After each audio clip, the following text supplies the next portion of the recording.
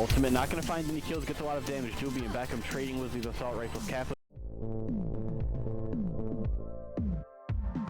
Ultimate not going to find any kills, gets a lot of damage. Juby and Beckham trading with these assault rifles. Kaplan trying to get onto that site but can't quite make it through. Does get one through the smoke. Blast going to trade it back. Kaplan with the third through the stun. The diffuser still going down. Can he find them in time? He can! He's for Kaplan!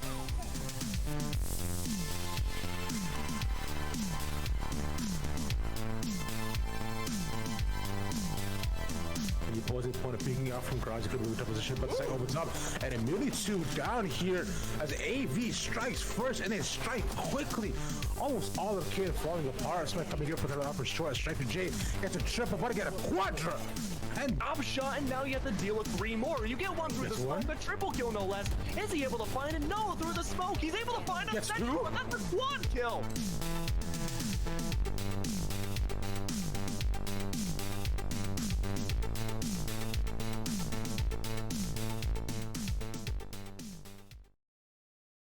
Welcome everyone. It's again Wednesday and it's our favorite day of the week because guess what? It is Pit of Valor number 74 here. And join with me again, Becky. How are you doing today? I'm doing great. How about yourself? I'm doing good. I mean, this is looking to be a pretty jam-packed Pit of Valor as it always is. So a quick reminder for everyone, next week's Pit of Valor registrations are already open. So if you didn't get a chance to get in this week, make sure you sign up as soon as possible because next Wednesday, once again, every Wednesday, 5:30 p.m., there's a free entry tournament, which is our Pit of Valor, and it's a $50 for the first place prize. So follow us on Twitter, get those notifications, join our Discord, and yeah, you get all the up-to-date information on that. Oh yeah, and on top of that, if you're for some reason worried, well, how do I make sure I get into this free tournament that will only allow 64 teams? Today we had something like 130 total teams registered. A bunch of people were like, why am I on the wait list? We can only have so many people, so if you want to make sure that you're in it, go ahead and join the GLG Country Club. You can do the Instalock membership. It's $10 a month, and it makes sure that you're entered into these free tournaments to make sure that you're a part of it. And it'll also help fund the GLG gaming facility that's coming to New York in the next month. It's coming up so soon. The next month is in like 5 days. I don't even know where January went. It feels like this month just started. It's absolutely insane. That's just how time's been going lately, you know? I mean, with everything that's going on, this whole pandemic, I mean, honestly, I feel the same way, Becky. I feel like we just kind of went through New Year's and just celebrated Christmas. But once you blink, a blink of an eye, it's the end of January already, and man, what is it, to 26th today? That's that's just been speeding by, and I mean, hey, on top of that, here's the best part. We get to go to the map of Haven, so there's Dignitas. We have different definitions of best, because I don't like this map. It's your favorite map. I recall you saying that last week, I think. You know, maybe I said it very facetiously. maybe, but we do have Dignitas going against Team Opulence. So Haven is going to be the map of choice. There's going to be 3 sites on this one. So what are you expecting to see, and what are your predictions? I want to kind of bring up some predictions here because I mean, we haven't done that too often yet, right? So looking at these two teams, what are you expecting and who are you thinking is going to come on top? It's kind of hard to say. I have a little bit of a personal bias towards wanting Dignitas to come out on top. I'm going to let you all infer into that whatever you will.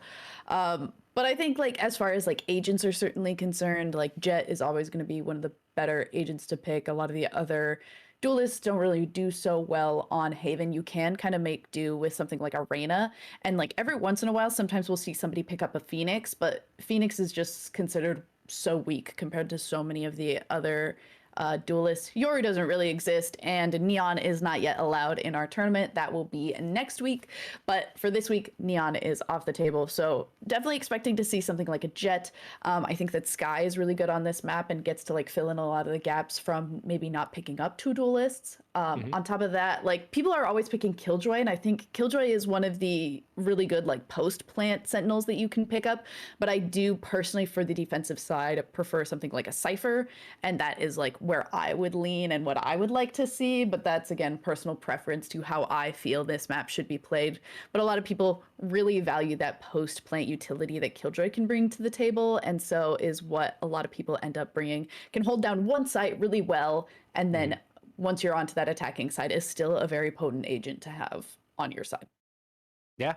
Okay. So, I mean, would it be as interesting if I were to say, hey, I would like Dignitas to win? Probably not, because then we'd kind of be on the same side and there's no real friendly competition going on. So you gotta play a devil's advocate here. I have to, right? So although I've seen Dignitas play in multiple other tournaments and, you know, their coordination has surprised me drastically, I'm going to have to just stick with Team Opulence here just for the sake of devil's advocate, like we were mentioning. But if you guys are ready in chat, you guys are able to actually vote yourselves. We're going to start a poll in the chat for you guys to have an opportunity to use those channel points, because guess what?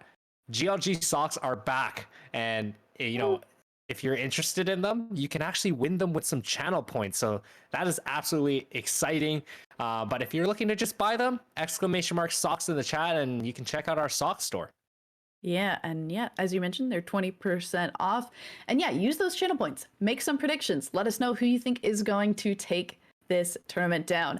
All right, something I didn't really talk about is that controller slot, which Viper is not really good on this map, and nobody is really playing on Brimstone or Omen. So of course we're seeing something like that Astra locked in. We are starting to see a lot more Chamber put into this now. Chamber getting that kind of free operator into the kit is a big part of some of these long angles that Haven has to offer. As I said that nobody plays Brimstone, we do see Schlav go ahead and put up that Brimstone there, so that'll be an interesting thing to see, and certainly an agent that I would like to be watching in this game. Emilite has played a lot of KO, and especially KO on this map in particular, so I'm excited to see if anything has changed with her KO play between now and the last time I watched her play KO on this map. So here's my thing, right? Like I had to pick Team Opulence, right? Yeah. But then all of a sudden on this agent select screen, actually no, that was a little bit of a glitch there, because I thought on the agent Brimstone and Breach really do look the same. Exactly, and that's where I was sitting there being like, I don't know if a double controller is the play here. You don't really need that many smokes. So I'm happy that it ended up being Breach, because that wasn't gonna look good for my pick there. Yeah, I definitely agree with you. So also happy to see it be a Breach instead here, and excited to see what it means for the rest of this. I do believe that we also have the names at the top switched around. I believe we have Dignitas in red on the right side and Team Opulence in yellow on the left side. And right now, Team Opulence not in a good start. All left down to Legend, but he's not going to clear close last spawn. And Emily playing passive and just making sure the play is right. And they didn't need to lose anyone else. And early 1-0 start for Dignitas. Very nice start indeed. Something else that I mentioned, and I'm actually kind of surprised to see, is Dignitas has picked up this Raze as their duelist of choice, and doesn't really have, I mean, we have the flashes from the KO, but those flashes are a lot more difficult to use than a lot of other agent flashes in the game. So it'll be actually very interesting to see how that works together. And I think a lot of the time that I've applauded Dignitas for playstyles in the past, it's been a lot of those using their agent's utility together and making the most out of pushing together and taking certain fights as a team and getting those character synergies to work together to the best of their abilities. Yeah, and I do like that Raze pick. I also like the Jet, but Raze is the next best duelist in my opinion on this map, because it just creates so much space with that double satchel into sight. But this Nano Storm is gonna tag up Emily and make her kind of reevaluate taking this site. But that nade is gonna get Taiga right off the bat. But look at all this util being able to help them delay the site. And right now Dignitas still taking up the numbers, and I believe the scores are still swapped on the wrong side here. Dignitas all left down to Kane versus 4 of Dignitas's members. Oh, and Kane gonna get another, but finally gets taken out by Rain. Very nicely done once more by Dignitas, who've taken that first win and pushed into this second one. Having gonna be some more interesting gun buys. We might see Stephanie buy up something like a Spectre here, but Rain gonna go ahead and pick up a Vandal as well. So the only big gun alongside a whole mess of Bulldogs here for the side of Dignitas. Right now you can see Dignitas just playing a passive, knowing that they're on a bonus round and that Team Opulence have full guns, so they don't want to get overly aggressive and allow Team Opulence to really get any opening picks to help defend the site better, because this map, like we mentioned, Becky, it has 3 sites, so once an attack member goes down, it makes it so much easier for the defensive side to hold it, because the defensive side to begin with is already spread quite thin. Yep, very true. A nice shock dart there from XP3, taking out L Tom Lee there. Saw exactly where some damage was put onto that chamber and decided to finish it up. I always kind of respect the Sovas that go for just like the shock darts where it's like not really a lineup, but they're like, I've played enough Sova, I know what the physics of this are gonna look like, and I'm just gonna go for it. And watching it pay off is always so beautiful as XP3 gets another kill, almost picks up that third one, but Rain the one to finish off Salon there. And you can just see the way Dignitas is executing on these sites. Like I mentioned before, Becky, when I've seen them in other tournaments, just how coordinated they are and the way they enter the sites, they already know who's going to be watching what and who's going to be clearing what. And again, Legend finding himself in a 1 versus 4 situation, not looking very good. And keep this in mind, this is Opulence's buy round, so right now, Dignitas, they're feeling good. They've gotten their bonus round and they've achieved it, and now most of them have upgraded their guns as well. Yeah, it's interesting to see like 3 out of the 5 members of Dignitas both rounds. Well, the first round with the Bulldogs and then carried over into that third round. The Bulldog is kind of an interesting gun. You find the people who like to use that gun think that it's great and it's worth the extra 500 credits. And then some people are just like, nah, I'd rather just have the potential for the run and gun with the Spectre, which they say they nerfed, but I've still seen it happen a few too many times to truly believe it. And now we're seeing XP3 still just gonna continue to hold on and use that Bulldog. Made some good use of it last round along with the rest of Sova's utility, and we'll see if that's gonna be able to do as much, but maybe saving those credits is a good thing as Kane with the Hunter's Fury takes out XP3 to start this one off. And another fun fact, I mean, I'm sure everyone knows that we took last week off, and part of the reason is obviously because we were waiting for the nerf on the Ares, and I mean, they've actually brought it down even worse than before they touched it. So yeah, I'm sure those who, you know, decided to invest in some Ares skins during those times are kind of disappointed, but I think it's for the best. Yeah, I kind of just wish they wouldn't have touched it in the first place. I thought it was fine to begin with, and now they've just done a bunch of random things to it, and I don't know really where I'm landing on it, but Opulence trying to see if they can get onto this site, go for this defuse, trying to jump down, but one by one, Opulence falls to Dignitas, trying to get onto that site. Rain, Stephanie, and I believe Emily all picking up one apiece at the end there, and now a good time to kind of take a moment.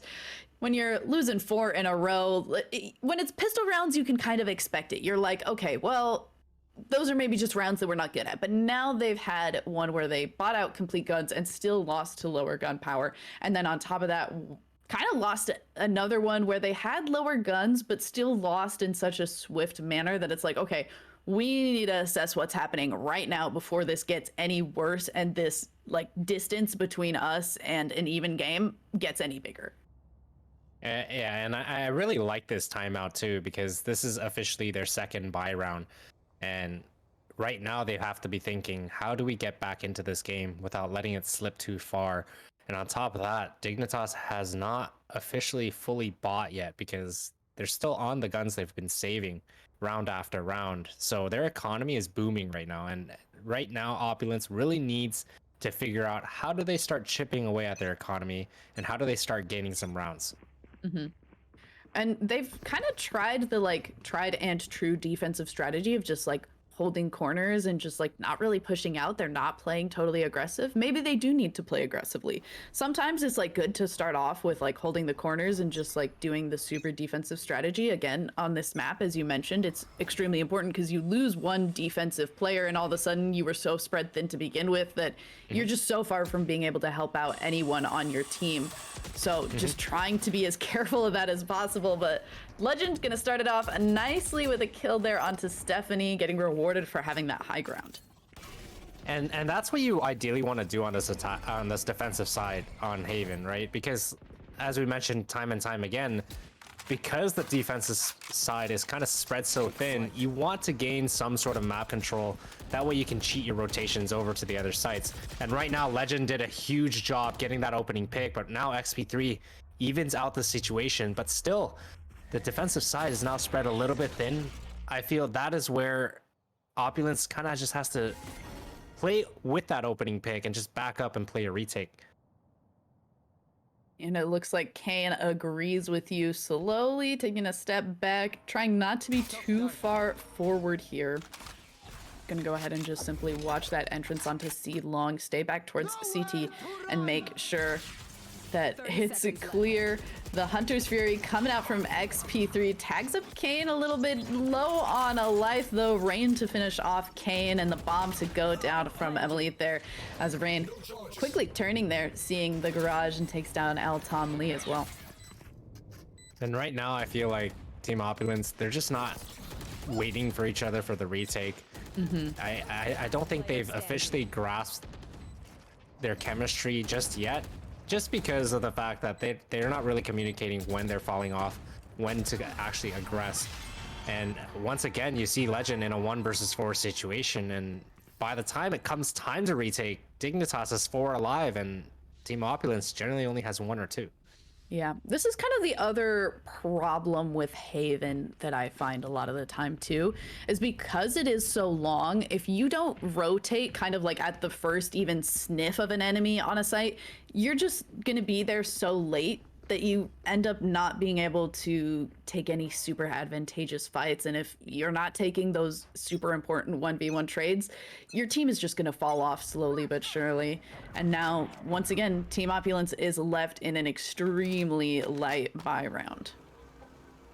Not much of hope here. I guess their overall idea is to try to deal as much damage, get as many guns down as possible, in hopes to actually upgrade. But you see the knives out on Legend, doesn't matter. Stephanie, she gets that opening pick right away, starts to satchel into that B site, and will they expect her there? She does get stunned, but still does a lot of damage to Taiga, but Taiga able to take her out. And right now trying to hold B site, and Emily comes in and cleans up the job. And once again, 1 versus 4 situation, as Kane unable to deal any more damage, as XP3 just gonna take him out.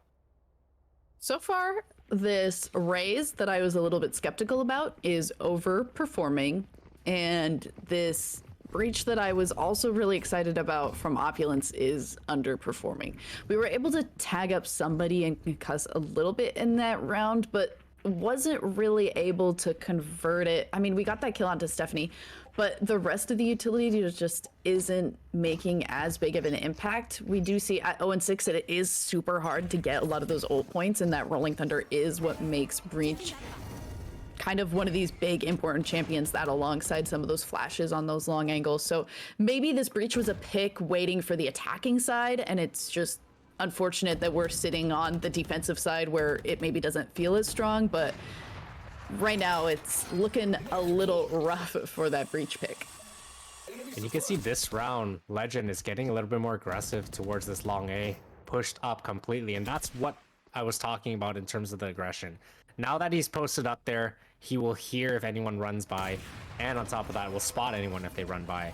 So the rotations are able to cheat a little bit closer to that B and A site, but now Thea gets Kane Ooh. And oh All no, right.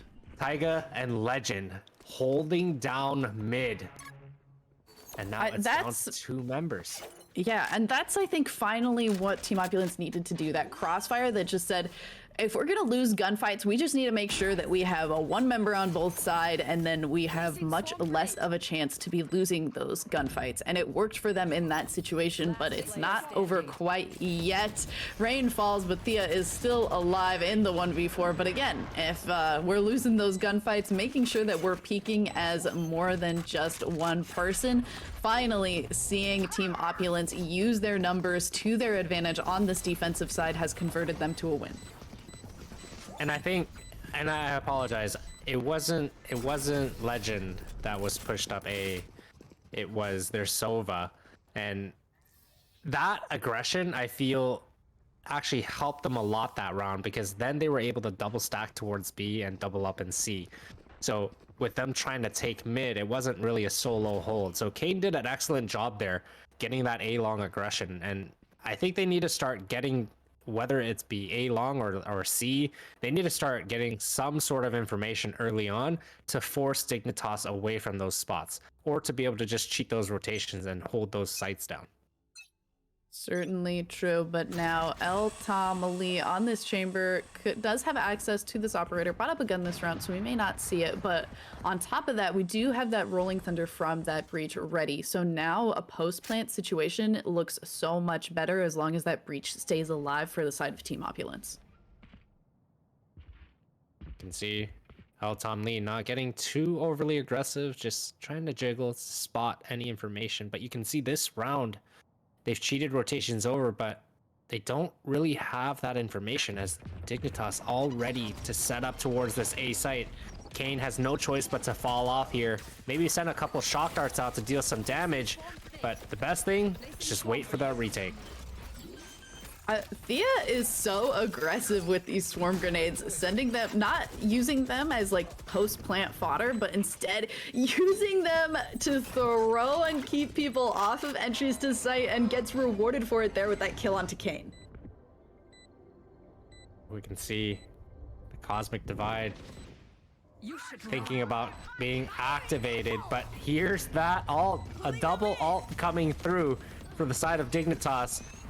And now you have the lockdown as well, so Taiga gonna be caught in this if they stay alive, but Rain and Stephanie able to clear things up, and Dignitas now have their 7th round. Yeah, that was... it's weird that the lockdown was actually kind of the perfect anti-usage. So Taiga used the Cosmic Divide on top of Schlob using the Rolling Thunder, and that should be like just one of the strongest combinations to just make sure that everyone is like off of the site, concussed, can't come back on it, and we can at least get the bomb to like half and then fight as you come back through the Cosmic Divide.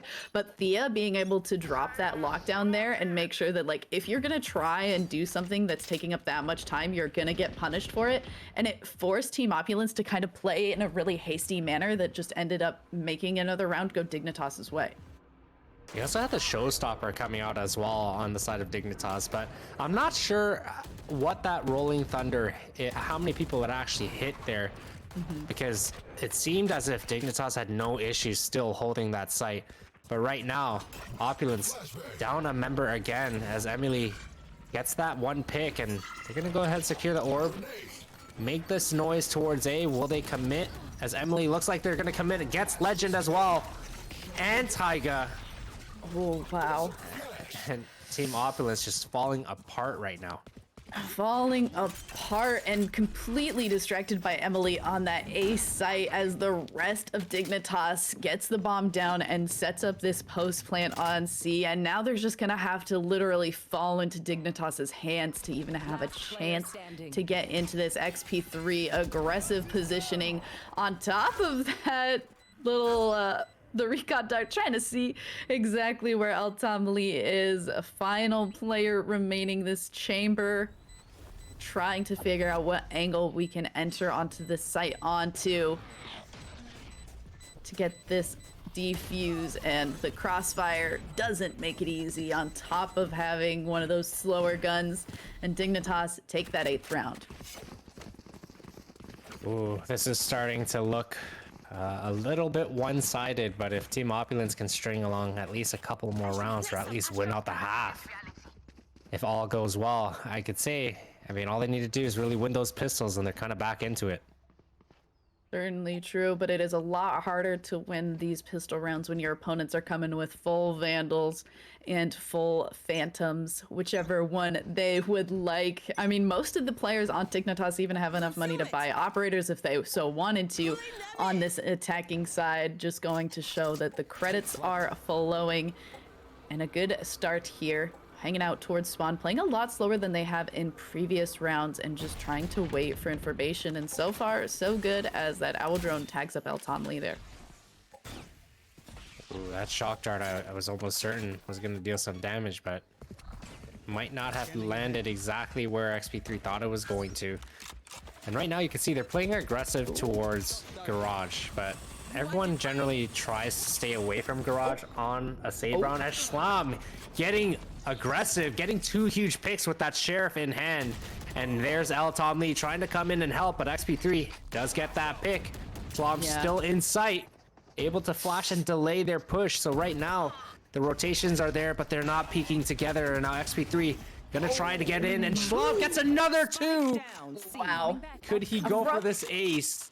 Oh my gosh, the only player remaining, 3 remain for Opulence. Sees Schlam not gonna allow that ace to happen. 1v2 situation now, not looking back onto that site, and Legend finishes that up. A thrifty round for Team Opulence against all odds.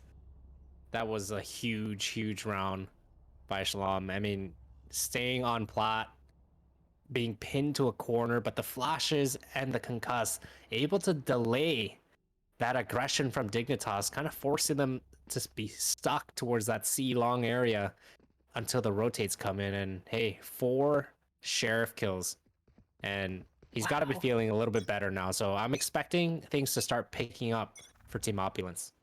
Yeah, that was a nice set to pick up. Kind of just went 1-2, played with around some utility. People knew where Schlam was hanging out too, so that should have been an easy thing, but being able to just utilize that breach utility, the best of its ability, showed off nicely there. So Schlam kind of showing, maybe you shouldn't talk so much smack about my breach here.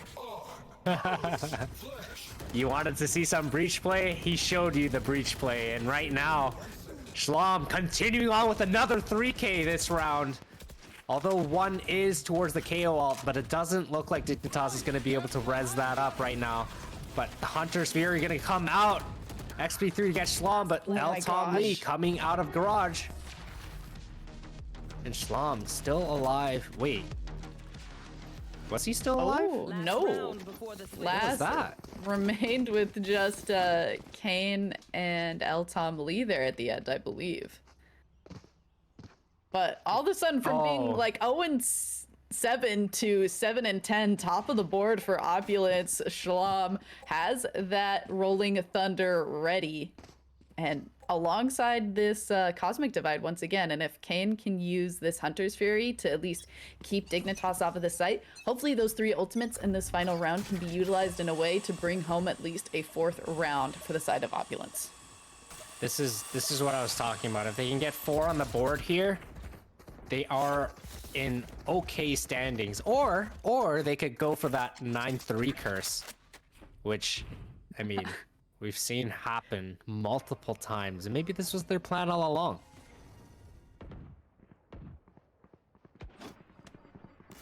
Slow and steady. Kane trying to see about using that Owl Drone, instead decides to go for that Hunter's Fury, trying to get some damage, doesn't end up tagging up anyone on Dignitas, going for a Shock Dart alongside this Rolling Thunder. The Shock Dart does miss. Thea shooting out that Recon Dart, trying to get damage as quickly as possible. Taiga getting some nice shots there, but potentially gonna miss someone on the opposite side of this Cosmic Divide. XP3 waiting to come in and gets sniped there by Taiga. Kane and Taiga bring Team Opulence to 4-8 at the half. And that's what we wanted to see, right, Becky? We wanted to see some sort of resiliency coming from Team Opulence, and I mean, they've won 4 rounds now, so Not necessarily 4 straight, but they did win 3 straight, back to back to back. So I'm expecting some sort of confidence boost and momentum shift towards their side now. If they win this pistol, I feel like they're in a pretty good state still. Yeah, it certainly is something that is a little worrisome, though, because we watch Dignitas have such an impactful pistol round into just a held win streak there. So it'll be interesting to see if them being on an attacking side, and particularly having a certain plan for their attacking side, allows it to kind of turn into their favor. And I'm especially looking at that breach on this attacking side to see how that utility is able to differently impact their gameplay. But look at Dignitas. Look how aggressive they got towards this long C. And now they're going to be able to cheat their rotations away. But there is a lot of presence heavy towards this mid and garage area. So the rotations aren't going to be that fast. But Thea able to get that bomb down. And the turret finishes the job onto Eltom Lee.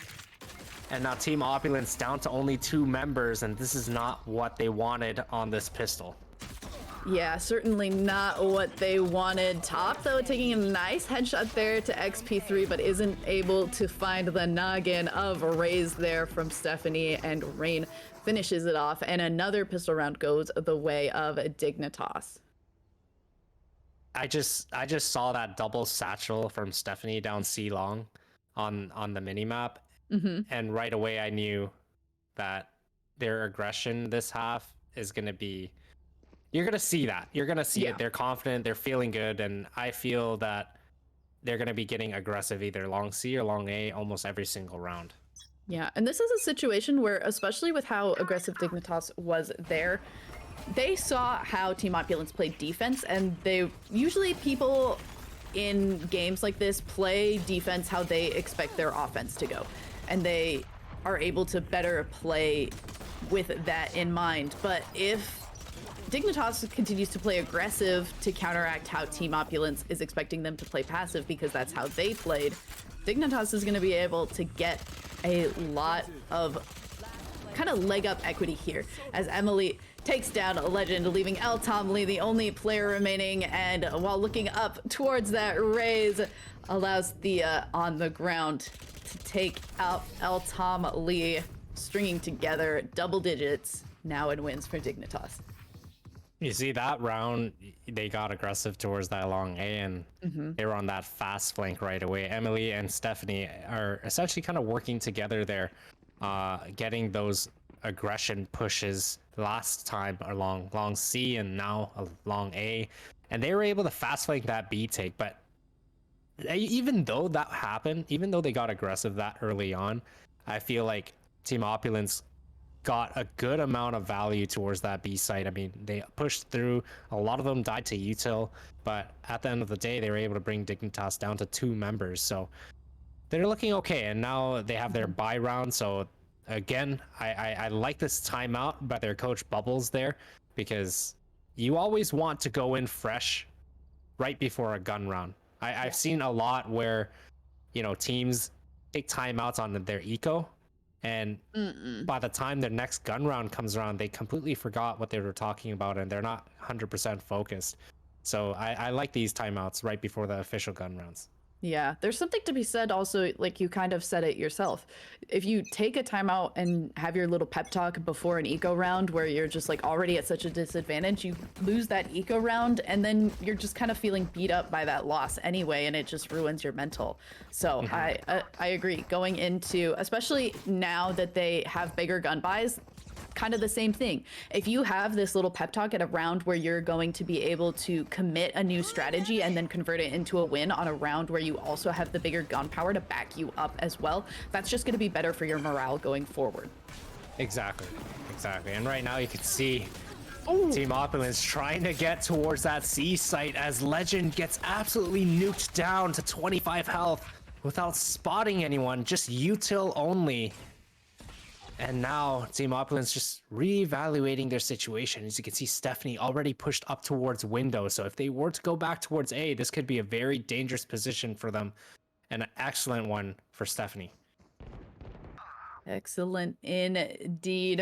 XP3 going down first for Dignitas, and that is the green light for Team Opulence. 2 players low, 2 players down, and now Eltom Lee still looking low, but the rest of Team Opulence healthy as Stephanie, the only player remaining, and shots coming through does get Eltom Lee there, and a little bit of damage onto Kane as well. That recon dart is gonna make Stephanie known, but with a lot of health and the bomb not even down, this is actually looking pretty okay for Stephanie here. It's looking good, but now the rotations are going towards this A site. They are going to plant it for both long and heaven, and even short, so it's a pretty open plant. It's going to confuse Stephanie as she's going to have to clear multiple angles. But the biggest one here would be if she clears heaven, and if she doesn't, this might be very, very difficult for her. But the good news is they're both very hurt. Both very hurt, so hopefully that is something that Stephanie can use to her advantage. Has not checked heaven yet, and is going to get concussed up there by Shlom, and then finished off there by Kane. As you mentioned, should have been the heaven check, but that does equate to a 5th round taken into Team Opulence's favor.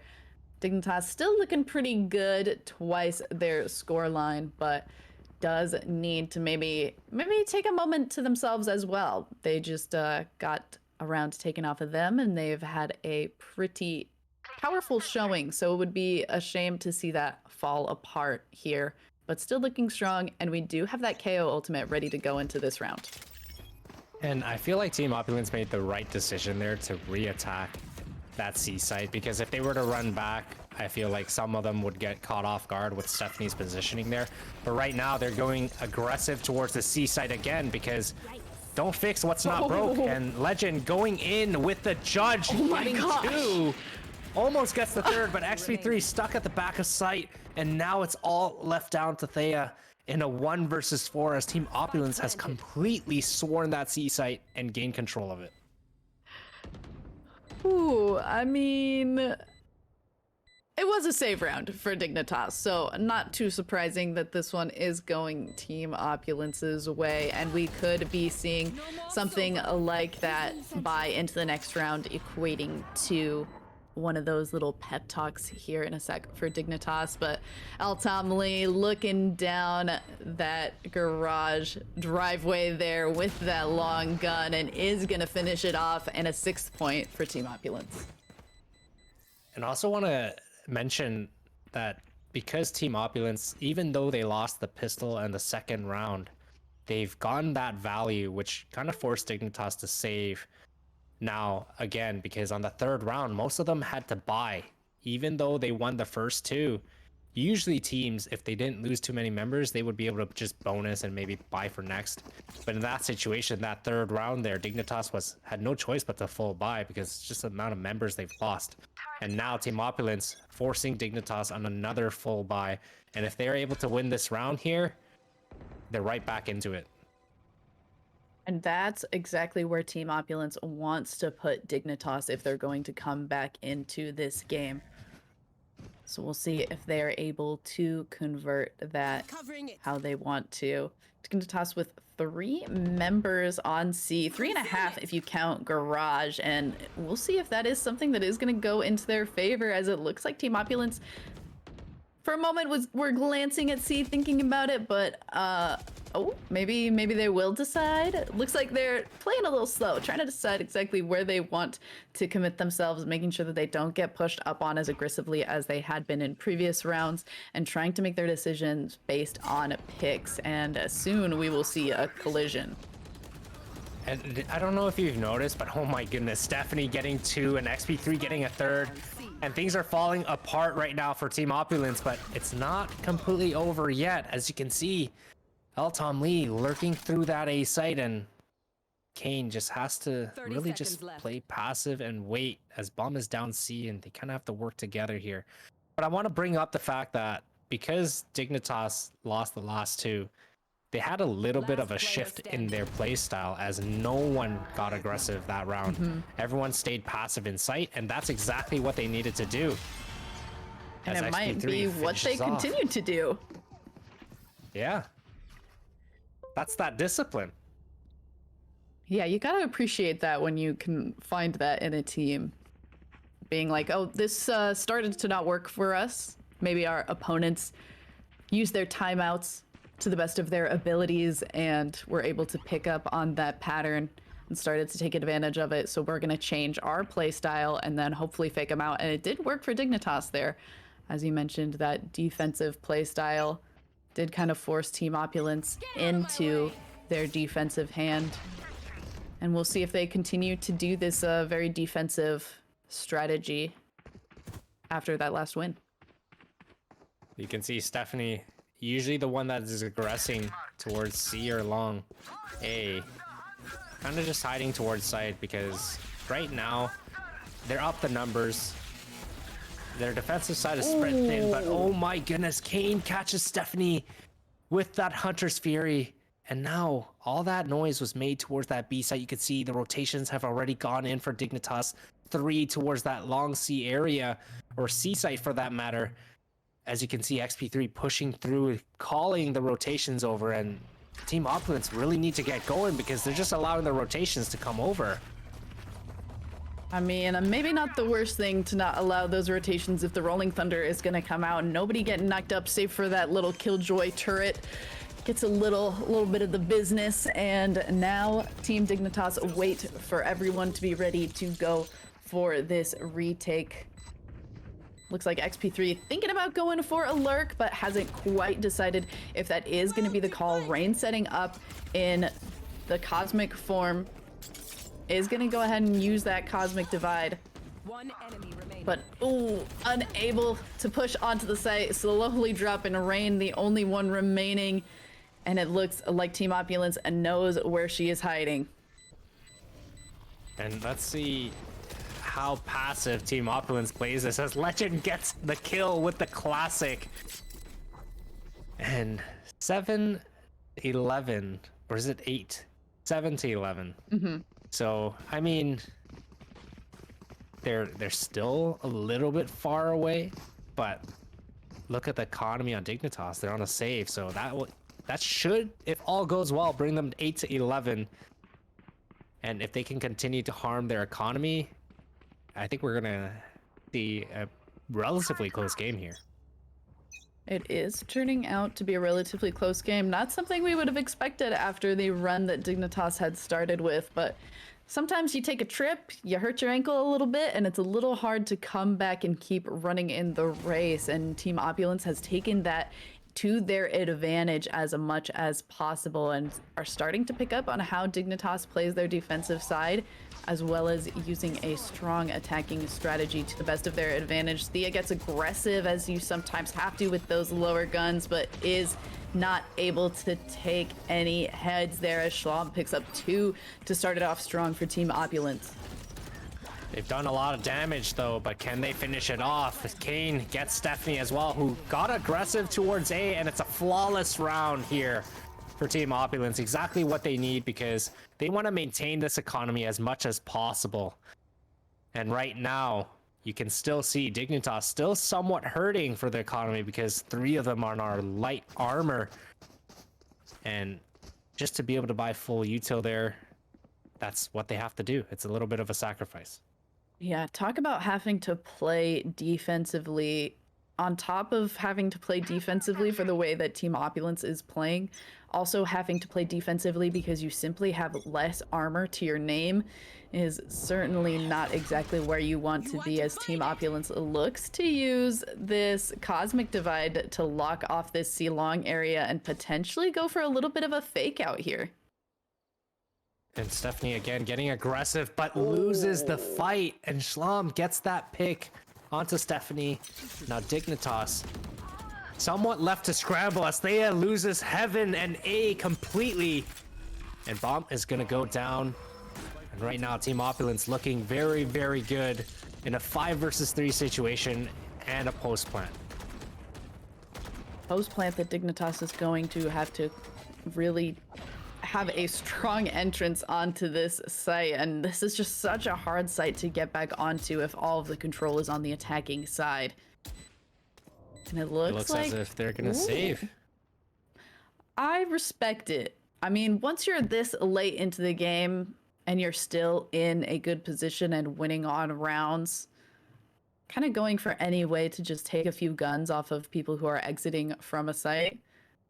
I think that this is as strong a play as they can make. Probably thinking the same thing. It's too hard to get onto this site without losing all of our members. We don't really want to go into another round where we're all saving. So let's just commit what we can to this little save. Try to pick it up on the next one. I think that's the right decision. I think overall what they called for is we can't give them 10. And that's why they chose to save this round. But I mean, their economy is hurting. They're calling that timeout to discuss what they need to start doing and changing. And to be honest, I think Stephanie is making some pretty big plays or ideas in terms of getting that aggression. She didn't come out on top in those situations so far, but right now I'm just wondering, is that going to change, right? Because now Team Opulence has built this momentum. They have won 3 straight yet again and back-to-back flawless rounds. So their economy is doing very good. So they have no issues just playing a little bit more aggressive and knowing that Dignitas is going to be on a broke buy here. Yeah, it's hard to kind of figure out where exactly Dignitas needs to change their defensive strategy because it already feels like they've ran through 2 different defensive strategies and neither of them have worked. And then in the last few rounds, it feels like they've kind of scrambled between a mixture of those 2 different ones. And Stephanie has gotten caught out trying to be aggressive and then they try to play back and then they end up having to save. So hopefully this little bit of a timeout allows them to collect their thoughts, all get on the same wavelength and get that one more win that they need to get themselves to match point. I'm super excited to see how Dignitas is going to choose to play this round with most of them on a broke buy or light buy for that matter. But the dart's going to come in. It's going to reveal 1. Did it reveal Rain there? I don't think so. It did reveal Rain. I guess it did, because that shock dart is going to bring Rain down to 35 health. And look at that aggression again. Finally, Stephanie able to get 1 with that aggressive push. Now that showstopper activated, but get taken out by Legend. And that showstopper does not hit anyone. All the same, at least being in a 4v4 situation and being even on the board has got, well, just as I say that, Taiga takes down XP3, and now Dignitas is having that exact problem that we mentioned where all of their defensive members are so far away from each other. Thea is able to pick up that kill onto Taiga with that information, and hopefully now they can regroup and wait for this retake in this 3v3 situation. Make that 3v2 as they are getting another before getting taken out by El Tom Lee. But El Tom Lee is popping off and she cleans up the round with 3 huge frags. And they have secured their double-digit round, and Dignitas is broke. So this is their opportunity to actually tie things up. Wow, absolutely beautiful shots from El Tama Lee there, taking it home for Team Opulence. And hopefully, you know, continuing to keep that morale strong. And I think it's also worth saying just the spread of kills and how close every single member on both of these teams is just going to show that every person on this team is holding an equal amount of weight. And the big difference that we're seeing in who's winning these rounds is now that Team Opulence kind of has that even weight distribution, they're really kind of holding their all and coming back in this game now that they've been able to kind of keep up and be even. And I guess Dignitas does have some sort of money because I guess it might be the loss bonus that kicked in there. But they are still on light armor for the most part, and Team Opulence, I mean, they're bathing in money right now. They don't have any care in the world for any gun that they lose because I think a couple of them are already maxed at this point.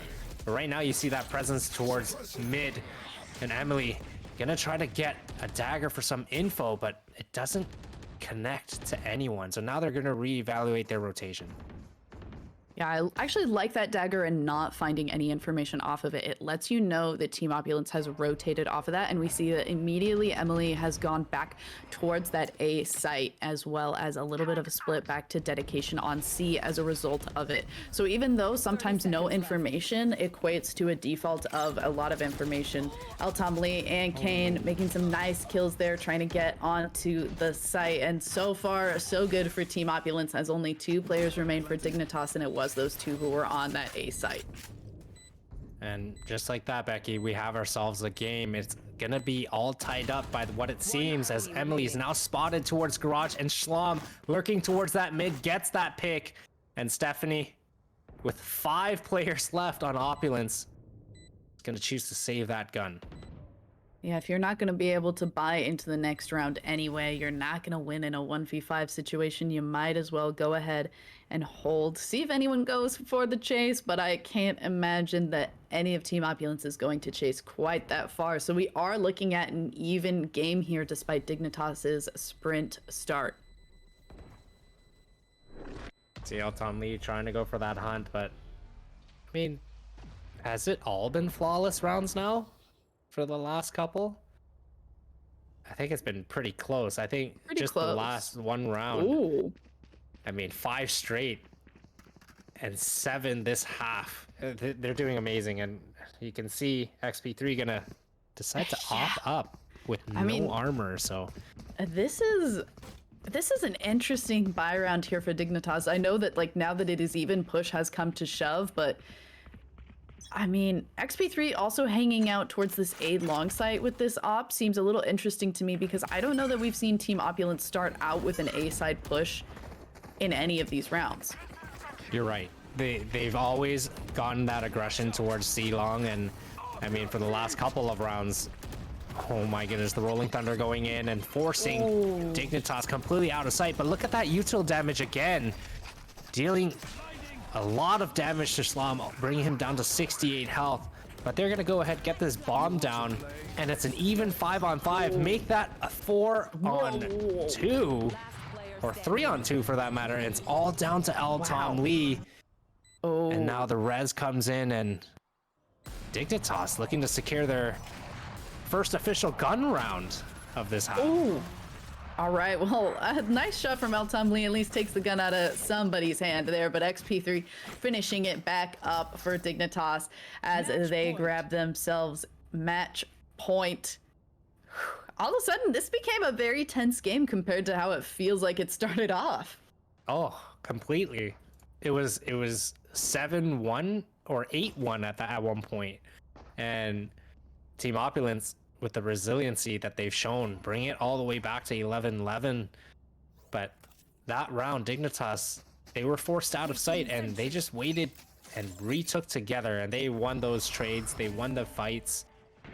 And right now, Team Opulence backs against the wall. No more mistakes for the rest of this game, because Dignitas is on that match point, and you want to even it up here. Speaking of wanting to win it, it looks like attacking side Jet picking up an op. Sometimes, I mean, if anyone is going to pick up an op on an attacking side, at least it being a Jet, I think makes it a little bit better. But I'm always a little bit hesitant to pick up an operator on an attacking side, because you usually just want to be able to check as many corners as possible, and having such a kind of clunky gun as the operator feels a little bit worse for wear. But hopefully, if Legend is able to play with the rest of his team and have them check their corners, as well as maybe just getting one shot in one of these default areas, it'll end up working out nicely. XP3's recon dart back up and is going to use it to get a little information about that sewer area. He did hear a footstep towards sewer, so will they assume it's going to be an A hit? Yes, because look at where Thea is. She's already fully pushed through grass. And Legend gets an opening pick onto Emily. And oh no, XP3 misses the shot, but Taiga instantly notices he's there. And Dignitas left on a 3 versus 5 retake. And things are looking like overtime as Kane gets Thea as well. And now the Cosmic Divide's gonna come out. And Dignitas gonna have to push through this. Oh, Stephanie trying to make some shots through this smoke before it goes down and gets taken down by the Sheriff in heaven. Rain's gonna have to swing out, but that Spectre is just not enough damage to finish anyone off. And a flawless round from Team Opulus brings us into overtime. Becky, the first game of the day, Oh my goodness. overtime. Players When really a like to match just... Whew. seemed so one-sided at one point, and it's all tied up at 12-12. This is exciting. This is the first match of the day, and man, we already have a match like this. Oh, yeah, that's a good sign for the rest of our day. Excited to see where this goes. And both of our teams are going to have to bring the heat to come into this overtime blazing. Let's see what happens here as Team Opulence going to start off on the defensive side for this overtime. And Legend, last time he played this spot, he did get one free opening pick. But will he be paying attention to that spot this time? Oh, Legend knows, and Stephanie knows that Legend likes to play there as well. So both of them exchange some damage. But Team Opulence, a little bit more hurt.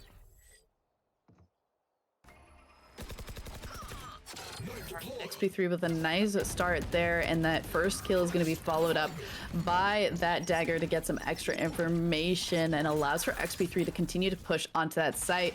Thea also being able to pick off a straggler there as Legend tries to go for a little bit of a lurk around Dignitas, and so far so good as 5 members of Dignitas all stay alive for as long as possible. Ultimately tries to put a hole in the defenses but isn't able to bring it down, and Dignitas take the first point of this overtime, and Team Opulence take this little bit of a moment to say, hold up.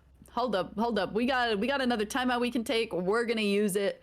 We gotta make sure that we also get to 13 points, you know? We gotta make sure that we keep this back and forth going for a little while. I love to see these timeouts, Becky. You know why? Because there was once a time where we've never seen timeouts, and you just never see timeouts happen. They're always there, but no one calls them. And that's one thing I was always asking, because I came from CS myself, and people always take timeouts in CS, whether it be a tactical or technical. There's always a timeout taken to just discuss what's going on.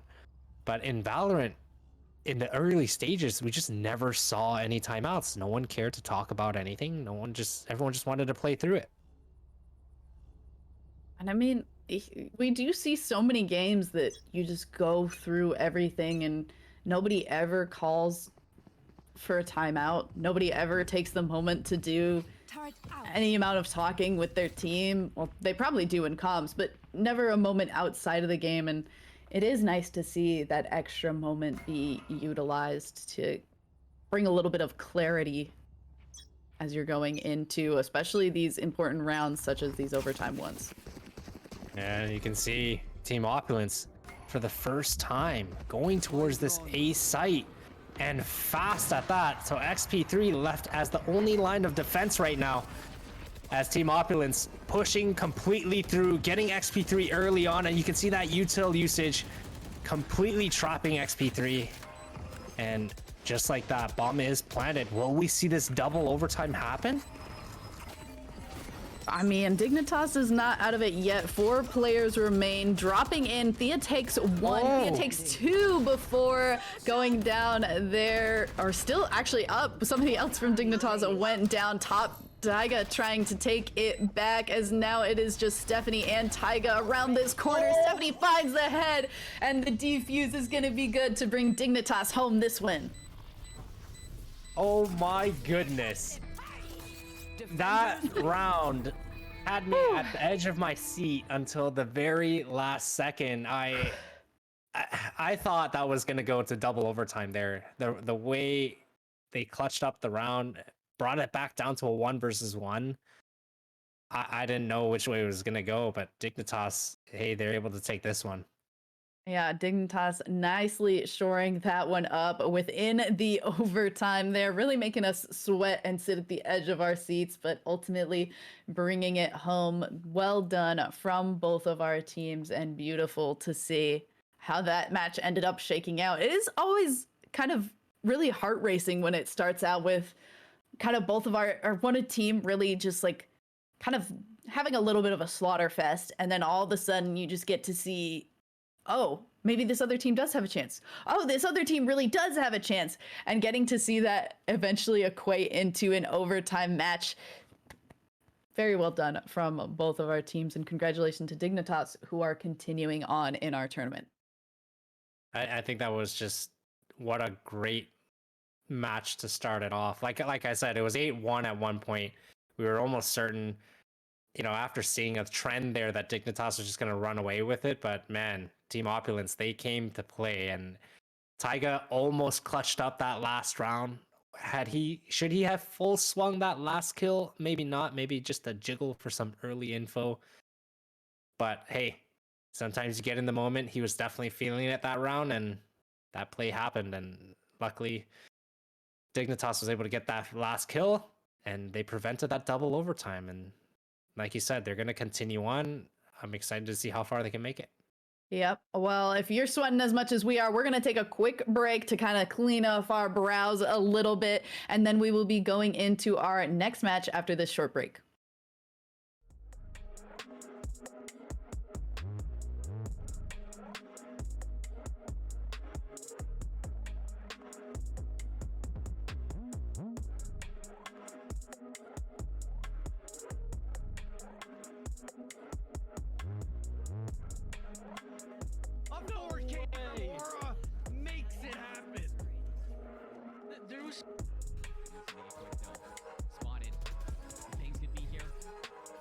Shoulders, they're gonna play hand in hand. Frosty just rotating with Zeke right now. It's a dance. It's ringing on the Rosie, and ZK's been leading the whole time. They were doing a bit of a tango there. Oh my goodness.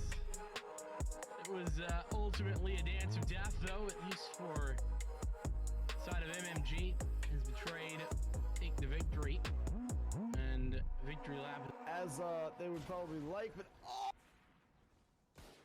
God, never mind as a double galactic comes out from one up shot, beautifully played, as it is already a 4 versus 1 off the side of NMG. My planet Up to Hurricane Aurora makes it happen.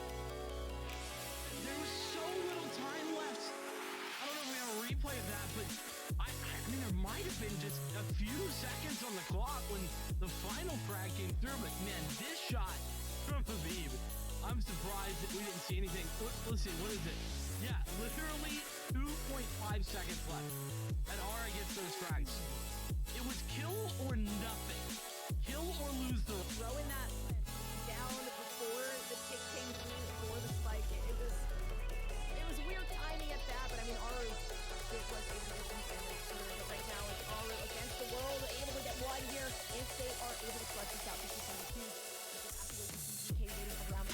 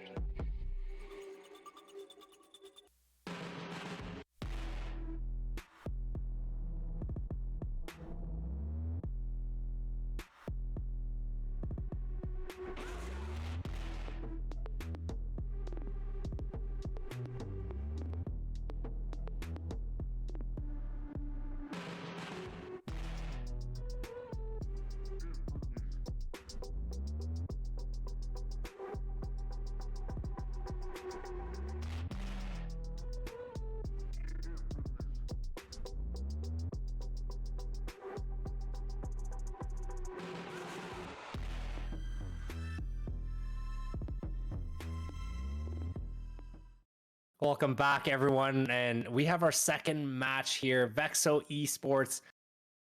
I don't even want to mention the other name, Becky. I'll leave. Okay, that I got one you. to The Booty Bandits? Yeah, I don't. I can't say that. That name doesn't kind of surprise me every time I hear it. We But can just call them hey, BB. yeah, we could call them BB and Vexo, whichever. But I mean, for those that are just joining us, we just had a fantastic match, and it went into overtime. Dignitas did end up winning, and the second match, it's gonna go to Icebox. So it's one of my, I wouldn't say favorite maps, but it's one of the ones that I like quite a bit. And you know what else I like, Becky? The fact that GLG is actually opening a new gaming lounge this year. I don't know if you heard, but in Rochester, New York, it's going to be on the 22nd floor of Innovation Square. So it's like cloud gaming on a whole new level, right? And Yeah. on top of that, I can see your dog's getting extremely excited. He's excited about the gaming facility second- as well. He's like, tell me more Yeah. about it. What do I got to do? Put me on a plane. We're going. Exactly. I mean, if you guys are interested, !GLG LAN in chat, and you guys can check out some new photos and some renderings of the floor plans and everything like that, and how the progress is going. It's actually fantastic. We're super excited about that as Becky launches I'm into going a into different the realm. abyss. Hold up. All right. Let me see if I can get this fixed. I don't know what's happening all of a sudden. But it's going to be a good time. I think, you won't be gaming in your mom's basement anymore. You could take cloud gaming, like I said, into a whole different avenue. Imagine tweeting out from the sky, right? Just imagine that, tweeting out from the sky, right? Playing some Valorant and then taking a picture or a selfie and then seeing that you're on the 22nd floor of a building. That's pretty cool. All for the selfie. We all do all the things for the selfies. Hi, bud. We do a lot of things for the gram. We're going to do more things for the Pit of Valor. If you're interested in joining Pit of Valor, we hold a Pit of Valor every week. My dog is also very interested in telling you all about the Pit of Valor.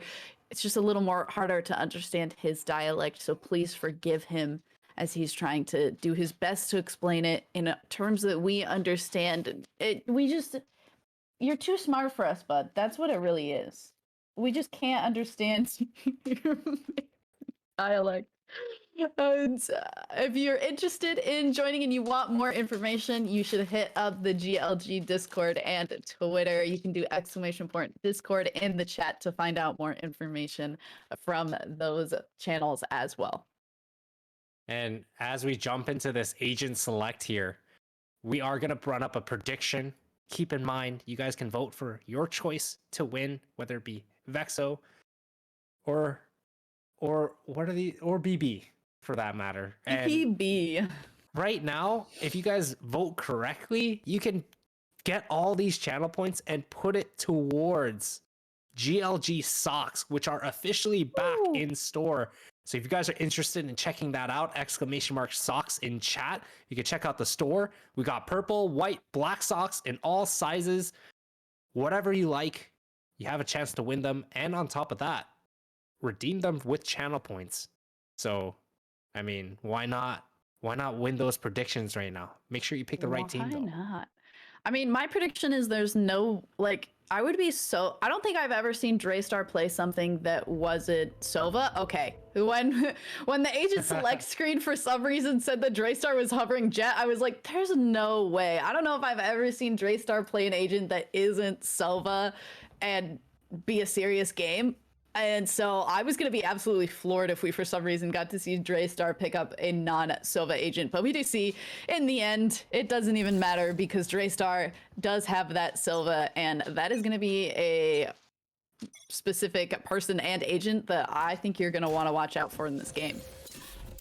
Yeah, you can see this time around Vexo going to start off on that defensive side as Booty Bandits on that attack. You see the Sage on both ends, which is something you always want to see on this map, as you can see how much of a nuisance it creates as this aggressive wall on the side of Vexo is going to force Booty Bandits to really just give up mid.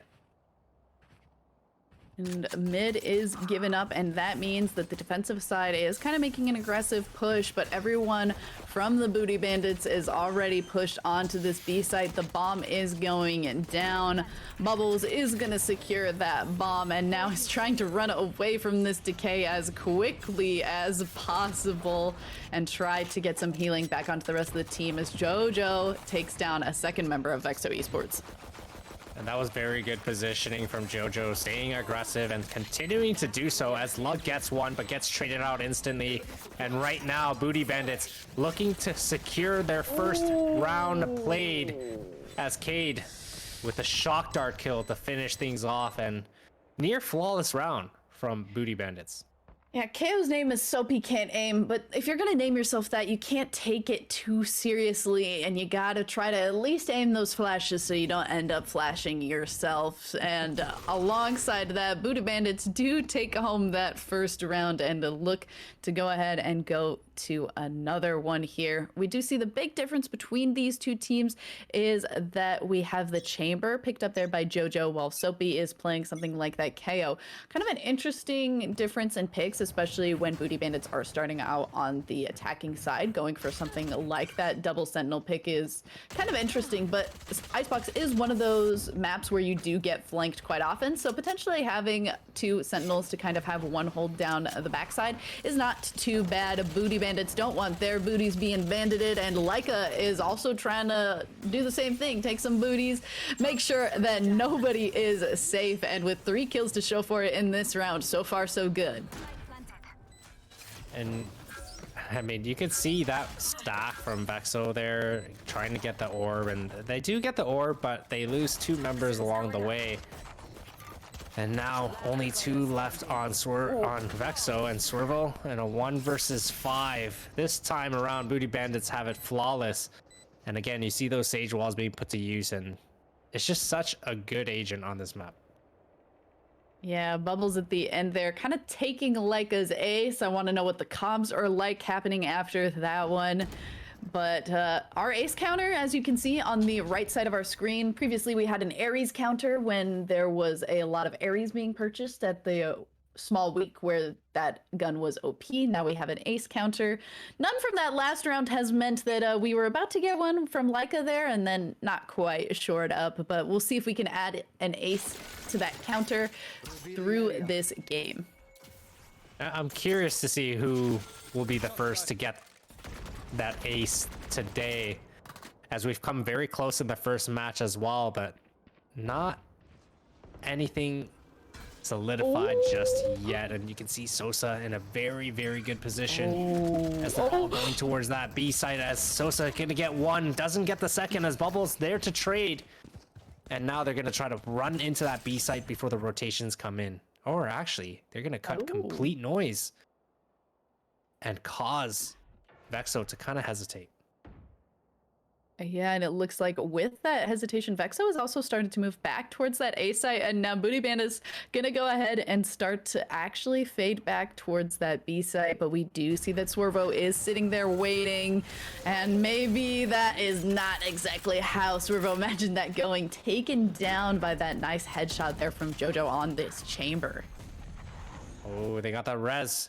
They got the res. They're trying to find Leica, and they do. And Booty Bandits with 5 alive.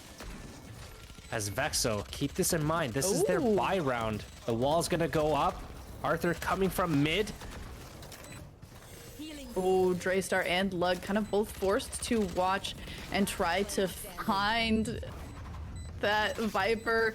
Is gonna equate to Lug picking up JoJo, but only 1 kill to show for it. Booty Bandits now with 3 points, and Vexo looking a little bit worse for wear on these buys once again after that 3rd loss. And Leica starting off 8-1, and that's including that res coming from Bubbles there. As you don't really see people having res on the 3rd round, but hey, that's fast. They worked it out, and the math added up. Yeah, it's really great when you have something like the Sage holding the bomb. You're able to get those ult points from placing the bomb, as well as a Sage that's able to pick up some of those kills. So maybe stealing that ace, that Sage was just like, I'm gonna make up for stealing your ace in the round before, so I'll res you for this one. Maybe that's the case, and you can see Soapy playing towards this maze area. Gonna get 3 revealed towards this A site, but Booty Bandits have done a good job canceling noise and just playing in radio silence and re-hitting a site. So will that work again? As right now they're making presence known towards that A site. They know that Vexo is on majority of an eco with maybe a Marshall in hand, but Jojo starting off gets that 1 pick, and they're gonna go ahead and plant towards this nest and back off site. This is an interesting wall and plant from Bubbles here. Does deny pretty much every entry onto where they could try and get that bomb, but slowly being able to get up. Swervo is trying to get onto the site, but it is going to be a flawless round and a 4-0 for Booty Bandits, who are just having an aggressive showing on this attacking side. Yeah, they haven't really had any issues hitting any site so far. They've won 2 rounds back to back, relatively close to flawless, and then on top of that won the pistol and their bonus. So an early 4-0 start. Leica didn't really have to do much that round as well. It was all Bubbles and the rest of the team. So Vexo on another bye here, and they need to start stringing along some rounds or this can get out of hand. Indeed, Lug, wall up, immediately getting shot through in that mid side is going to grant a little bit of information, but is forced to push back from that Viper orb, at least for a little bit, as the attacking side of Booty Bandits is actually quite spread out and kind of waffling between which one of these sites they're going to decide to commit to, as Arthur gets taken down there by Sosa, who's finally been able to purchase up a powerful operator into this round, and hopefully that will be able to convert some nice long picks, as Swervo gets caught there by Cade with the shock dart. Draystar better watch out. Another shock dart coming in, almost lands right on Bubbles' foot, but doesn't land this time. Draystar looking to retake with his team, as Sosa gets a huge pick now onto Jojo, which I'm not sure if that's exactly what they wanted to happen, and Leica falling as well. So this is starting to look very likely for Team Vexo. And Soapy finishing things off, and Vexo Esports get their first round. So maybe that's that shift in momentum they were looking for. Gotta help to shift the momentum when Sosa getting so rewarded for picking up that operator. And it's hard when your only smokes is something like a Viper. You don't have a ton of ways, especially to commit the denial of vision to something like that long-range sniper. So Sosa getting extremely rewarded and really winning that round for Vexo Esports, being able to take out 2 of the members of Booty Bandits at such a long range and allowing this door to open for them to get on and defuse that spike. Hunter's Fury and Bladestorm are ready for Vexo Esports, and hopefully that will help them keep Booty Bandits off of the site.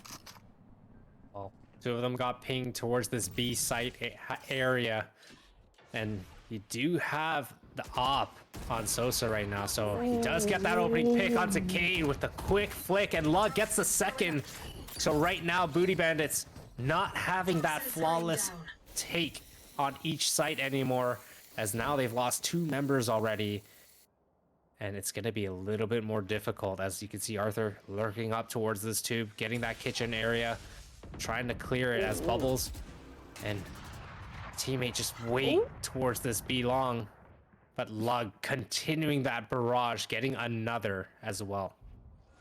And now we see just Bubbles and Jojo waiting and trying to decide when they can make this push onto the B site. Just 2 of them remain, trying to skirt along this bottom. That little peek does allow Jojo to pick up that kill, and now that Sage wall, hopefully going to allow for Bubbles to get this bomb down safe while JoJo does a defense, is able to make up 2 before Draystar finds that kill. And now it is Bubbles against the 3 remaining Vexo Esports characters, knows where Draystar is and is watching this angle, can hear that defuse, but is potentially just not able to go for it. Draystar goes for the peek and is rewarded, taking down Bubbles, and a second round is going to go the way of Vexo Esports.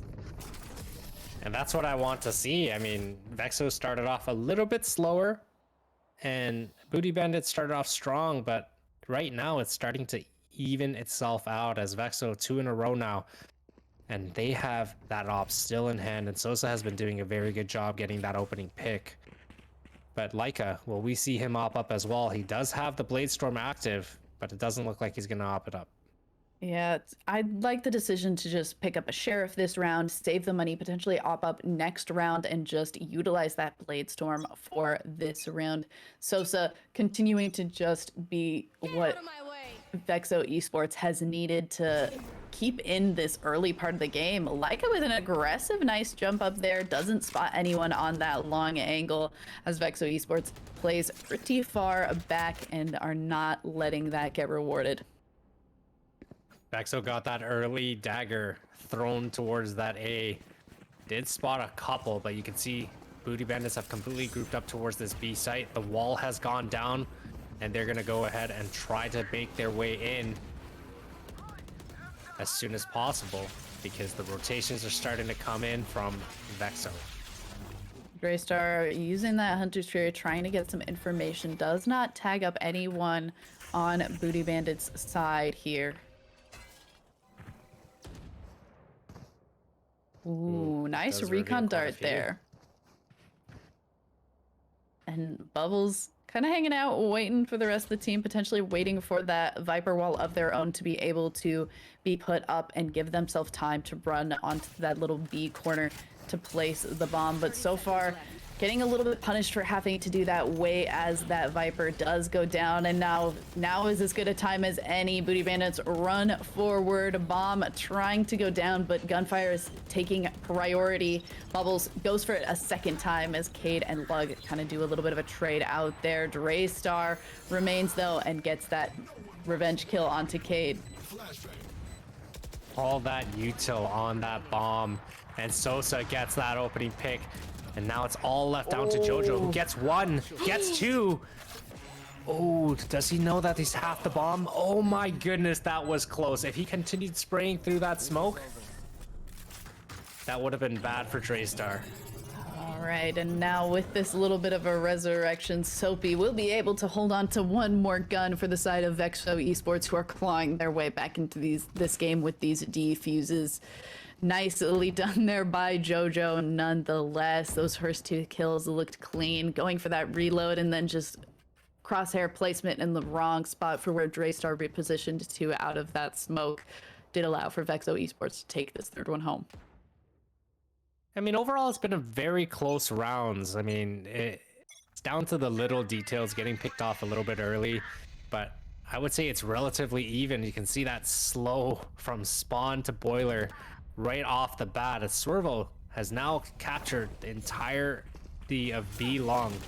So Draystar getting that opening pick onto Bubbles, who's pushing towards mid, continues on as Soapy trading him out as well.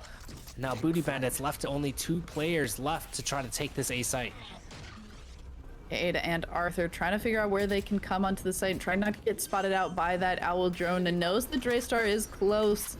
And the recon bolt will reveal where Arthur is and allow for Soapy to make a nice grenade shot. Looking in the wrong direction though does allow for Soapy to fall to Cade, but Draystar once again kind of going for those revenge kills, making sure got the teams back, and that 3K shores it up, evening up this match. Vexo Esports coming back on this defensive side. And one thing I want to note for Vexo is all their utility usage and their placement, whether they have lineups or the timing of their utility, it's been working out phenomenally for them. Just from that 1B round that Booty Bandits tried to take, where Lug was trying to plant, or actually no, Bubbles was trying to plant, and Lug was throwing a slow. You had a Molly come in from Viper. You had shock darts coming in. You also had the nade from KO. So there's just so much utility, and they're all so well placed to delay. And on top of that, help them with their retakes. And even last round, that KO nade came in at the perfect spot on default, forcing them to kind of reposition out of sight. And by the time they reposition, right into their crosshair. Yeah, and I think that like the utility usage that you're getting to see from these players is why you watch tournaments like this. A lot of the time, aim and things like that, crosshair placement, are things that you have to learn through just playing the game yourself, but something that you can really take into the games that you play on your own and actually learn from the players that you're watching here today are things like how they use their utility, where they use it, at what times, and that's something that you can apply to your own games as well. That's definitely true. And I mean, just the ability to place them at the right times, at the right place, that does so much for your team. And it's so hard to explain that, but the amount of timing that causes, you know, delay and things like that, and the ability to retake, let alone damage, 30 seconds that left. just puts your team in a very good position. I often see, you know, people flash and they don't really peak with it, and that's just a waste of utility at that point. But this team right now on Vexo, they're using their utility perfectly.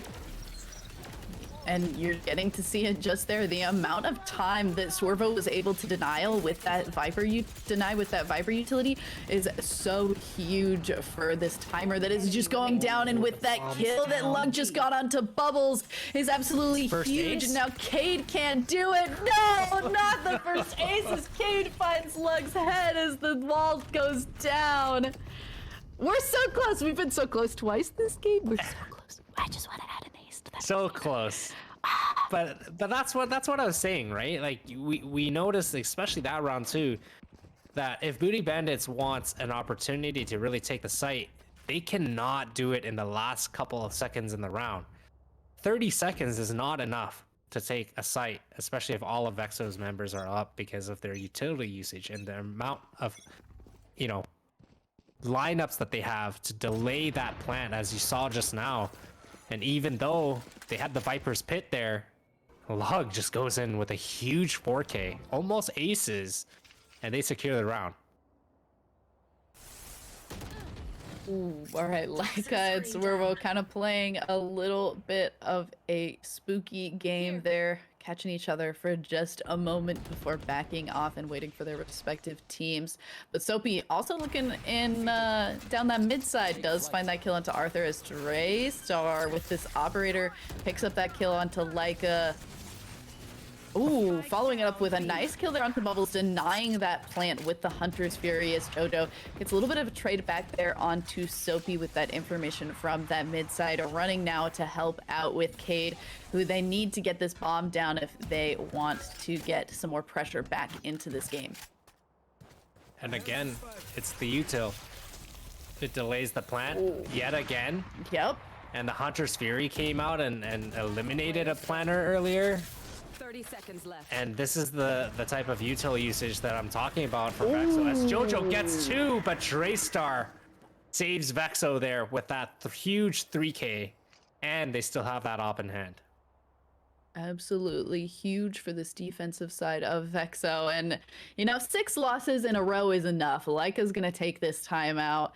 And I think this is another one of those things. We haven't seen them go A a whole lot. We only saw Booty Bandits attack A maybe once, and the rest of the times they've just now tried to get onto this B site. But with every single time that they've tried to get onto B, they're just slaughtered by the amount of utility that they've been able to just run into time and time again. So now they've got to be talking about, how do we avoid this utility? How do we bait out this utility? And how are we tracking what utility our opponents use to better play around what we're doing in this game? Because we need to make sure that a lot of this utility gets baited out or somehow used, or we take down those big utility characters like that Sova and like that Viper, so that we're able to get this plant down and really have it stick.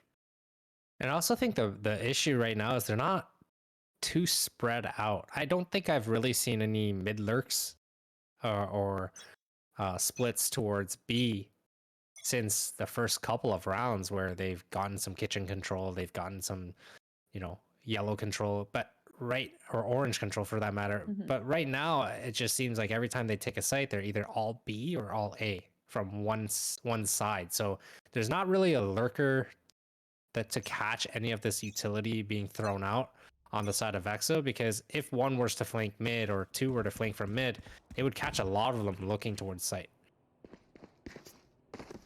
And we'll see. And now that they've had this little chat, they said, you know what? You're right. We have only tried A once. What if we tried A once again? Owl Drone, start us out. Try to get us some information. Do find Sosa there hanging out with that operator. And do force Sosa down a little bit as Cade then able to find that kill. That's an absolutely huge person to have it down, and a lot of pressure taken out as Jojo postures very aggressively and is rewarded with that kill onto Lug. And looking good right now for Booty Bandits. I think they've gotten site control, but now they've decided to completely fall off. And will this end up hurting them, as we know what type of util they can use towards this B site, and they still have that KO, they have that Viper, and they have their Sova. So all these projectiles that they can throw towards them, in which Draystar already at Snowman with that op in hand. Luckily, this Sage Wall should be able to deny quite a bit of that operator presence towards Snowman, as Arthur gets caught out a little bit for that lurk, pushes into kitchen, but Swervo catches out Arthur, and now Soapy and Swervo able to meet up together for this push and hopefully this retake of B. Things are looking a little bit better here for Booty Bandits, as now Draystar does get another Leica with that trade right away. Soapy getting one as well, but now things are starting to fall apart for Booty Bandits, and Draystar again. That op is just too much of a problem right now. And even at close range, he's able to take that kill and get this res as well for that econ. For the second time this game, Draystar's been able to go for a defuse and then go res Soapy to save yet another gun. It's like, it's just a little thing that it's just like, Draystar's like, hold on, KO, hold. So it's just like, I can res you, I promise. Just give me a sec. I gotta fix this, and then I can come fix you. So many wires happening between the bomb and KO. You give me a sec.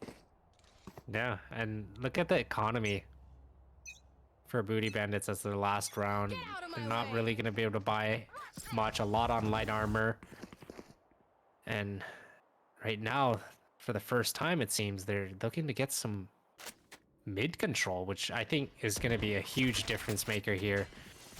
And it's going to start making their B players hesitate a lot more. Ooh, Leica with a high ground spot, but isn't able to find anyone as Soapy and Draystar start us off with 2 kills. Leica trying to trade back and leaps right into the barrel of Draystar's gun. 2 members remaining. Arthur and Cade gonna try and get onto this A site and get this bomb down.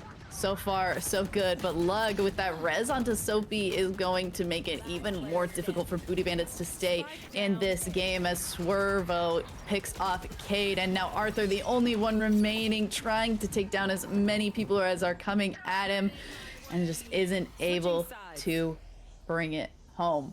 Switching sides. 8-4 half. I mean, that's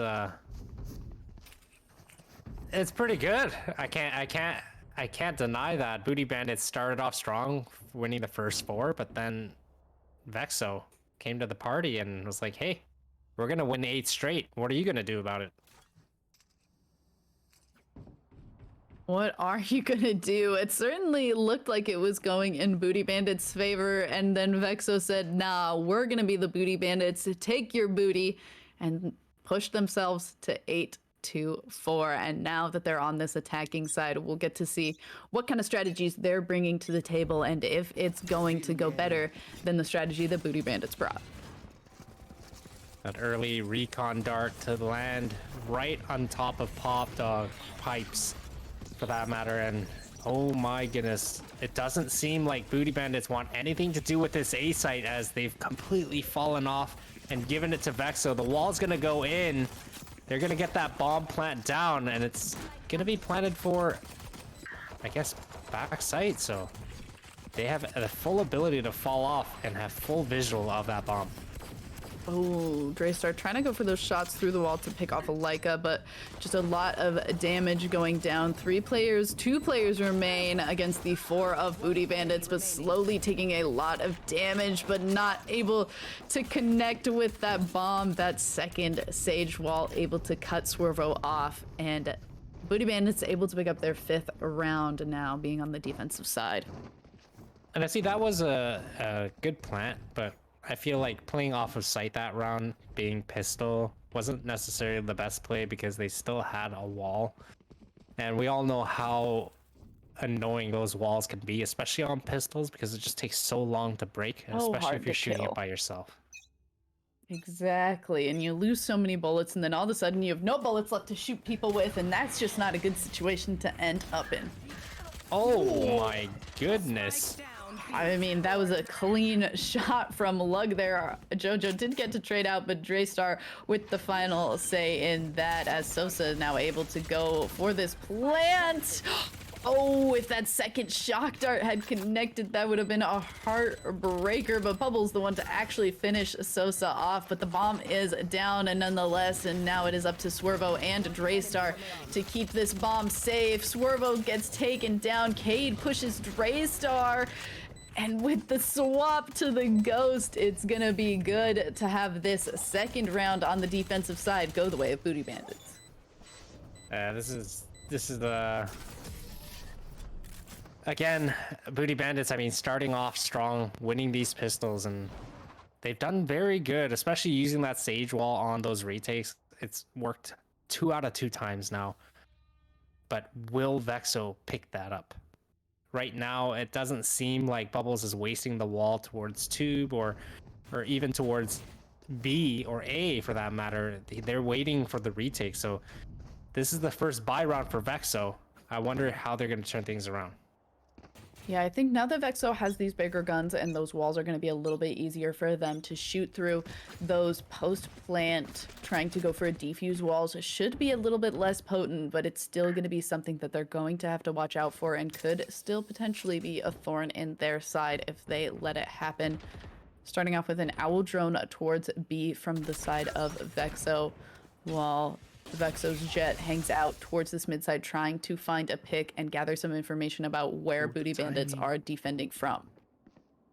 The timing with Arthur and Sosa just now, they almost peeked into each other, but I'm not even sure if Sosa was spotted in 2 by Arthur with that jump peek, but it doesn't seem to be the case. It looks like they just miss each other, and now it looks like they're about to meet up once again. Ooh. Sosa not able to connect the shots, though Arthur forces Sosa to back off with that snake bite, and caught out by that trademark does allow for a little bit of a slow and make it a little bit harder for Lug to get onto this site, but the bomb is down nonetheless, and now it is just a game of defense as Jojo starts us off with a kill onto Sosa. I was trying to fuse both their names there together for a sec. And you can see the util coming out towards the bomb, doesn't land on it, and they are on it officially. Oh my gosh. But Soapy coming in clutch, getting 2, and Lug Oh, down to a 1 versus 1. Draystar just spotted him. ooh. And I think this is a round that Draystar can win, and he does indeed. But excellent round still by Booty Bandits, as most of them were on a bonus round. And they're going to be able to buy up full and Vexo all down to 1 member, so their economy hurting a little bit. Hurting a little bit indeed. Looks like Swervo's going to have to pick up some lighter armor as well as Sosa if they want to buy full guns in this round. Vexo making a nice little adaptation to that defuse Sage wall that Booty Bandits has used for the previous rounds, and at least getting it to kind of go back into their favor. It did still allow for a lot of kills to go onto Booty Bandits' side, but at least getting the round back in your favor has got to feel at least okay. Oh, like being suppressed now, doesn't have that dash in hand anymore, so gonna reconsider that up as Cade gets Sosa on that entry. So right now Booty Bandits still with 5 members left, looking to retake this site, and Lug has been getting a Lug lot is of so impact kills. aggressive. And he's gonna continue, but Jojo catches him. So things are not looking too good for Vexo right now. Oh, But and there's just as you Draystar. say that, Draystar says, I don't know about that. I'm trying to keep us in it. Bubbles with the revenge, though. Leica also taking out Swervo slowly but surely. I mean, Draystar can try so hard, but at the end of the day, when it starts to go down, they all fall. And Booty Bandits bring themselves to 7 rounds. Hey, Becky, can the are you teammates go on our ace predicting- counter? Maybe? Should we have a Maybe? team ace counter? Team ace counter right under No the ace one's been counter? getting aces yet? Yeah, we thought we were so fun trying to put an ace counter, and we were like, we're gonna count so many of them, and they're just, we haven't. It's just been 4Ks all around, all day. I mean, I guess we're only in round 2, but even still. Am I predicting what? I'm sorry, I cut you off. I was just gonna say, are you predicting another overtime possibility here? Because the games have been very, very close, and even on the scoreboard, I mean, it doesn't really translate to such a close score, but I feel like it's very, very likely. I think it's likely, but I think I'm gonna go ahead and say that Vexo is gonna play this in a similar way to how they played their defensive side. They're gonna have a kind of weak start, but once they find their stride, they're just gonna be able to slowly just poke enough holes that the entire boat of Booty Bandits will sink. That's gonna be my prediction. I'm gonna stick with it. Okay. I think that's a very realistic prediction, and I mean, we've seen Vexo get their groove, and once it's on, it's on. So I don't have any doubt that that is a very big possibility here, especially with Sosa and that Boba charm on that Sheriff. I think that's just the one to go with, and The Boba buff. there's just no way you lose with that gun, right? There's no way. Definitely not against an op. No way. No way. I don't believe it. For those at home, that was sarcasm. Soapy trying to make 30 a little seconds bit of information gathering towards this side as Jojo finally gets the better of Sosa there, and it's followed up by Cade picking up that kill onto Lug. Not too surprised at how this round is going, though, as we're seeing a lot of Sheriffs / Classics, the pickups for Vexo Esports. So kind of running into this one, guns blazing, but when those guns that are blazing are nothing but pistols, it's a little bit harder to keep up with the side of Booty Bandits, who are now at their 8th point and slowly closing this gap that Vexo Esports have made. And if Vexo's gonna start turning it around, like I said, they've got to start picking it up right now. And the big thing here is the fact that they've gotten so close so many of the times, but just not enough. And I feel like Booty Bandits, they kind of captured how Vexo was playing last half, and they're doing a very similar approach where a lot of their utility is just used to delay the takes and to prevent the plants. But so far, I mean, Leica getting picked off right away by this Hunter's Fury, and Arthur as well. So my gosh. Draystar with 2 huge opening picks for Vexo with that Hunter's Fury. But what they're doing right now, they're not going to commit towards that B site, as they know the rotations are going to leave A. But you still have Chamber, who has a TP towards this A site, but I don't think they're going to use it, as they're all stacked towards this A already. Oh no, and this is a And it moment should be where a if free you're site. Sosa, or if you're any one of the members on the side of Booty Bandits, you're like, oh, that was the Viper Wall going down A. That's where they're going. So nice Bubbles ultimate there, rezzing for the side of Booty Bandits, trying to even up this a little bit. Arthur is back in the game, and Bubbles evens it up for certain as well with a kill onto Soapy. Hey, this is still very, very winnable. What was once a 3 versus 5 is now a 4-on-4. Make that 4-on-5 again, as the res does come in from Lug, but make it 4-on-4, because Jojo is there and has something to say about it. Cade as well, but Swervo getting 1, and now there's their util. There's that util we were talking about from Vexo, and it's going to prevent the defuse, as right now no one is on it yet. Cade just baiting the picks, but there's just simply not enough time. Oh, Arthur is holding the defuse, but it wasn't enough time anyway. Everyone dies within that round. Vexo Esports reached double digits, but what a round. It's down to the utility for both these teams. I feel like no one is truly out aiming anyone. Everyone is around the same on the scoreboard, but at the end of the day, it's their utility usage on both ends. Both teams just very, very aware, and their coordination is extreme to the point where they're able to delay every plant Out of my way. situation and defuse situation for so long, as all their agents have those abilities for the most part. And that's kind of one of the beautiful things that you get to see on Icebox as well, that isn't something you have as available on a lot of other sites. As Leica starts off that operator, the pickup does mean that we are able to get those long range picks. Viper's Pit comes down. Draystar getting this bomb down as well as Bubbles and Cade, making it look really rough for Vexo Esports. Draystar and Swervo are in the pit. Make it just Swervo in a 1v4 situation and being taken down by the random sprays from outside from Cade. And that's what I mean. I mean, just the way that they're retaking the sites together, it's been just a phenomenal job and amazing teamwork in getting back that site control. And on top of that, that util, that dart coming in from Cade, able to reveal Swervo in his ult, and the rest is history. The rest is history, but if Vexo Esports have anything to say about it, which if they have something to say about it, now is the time.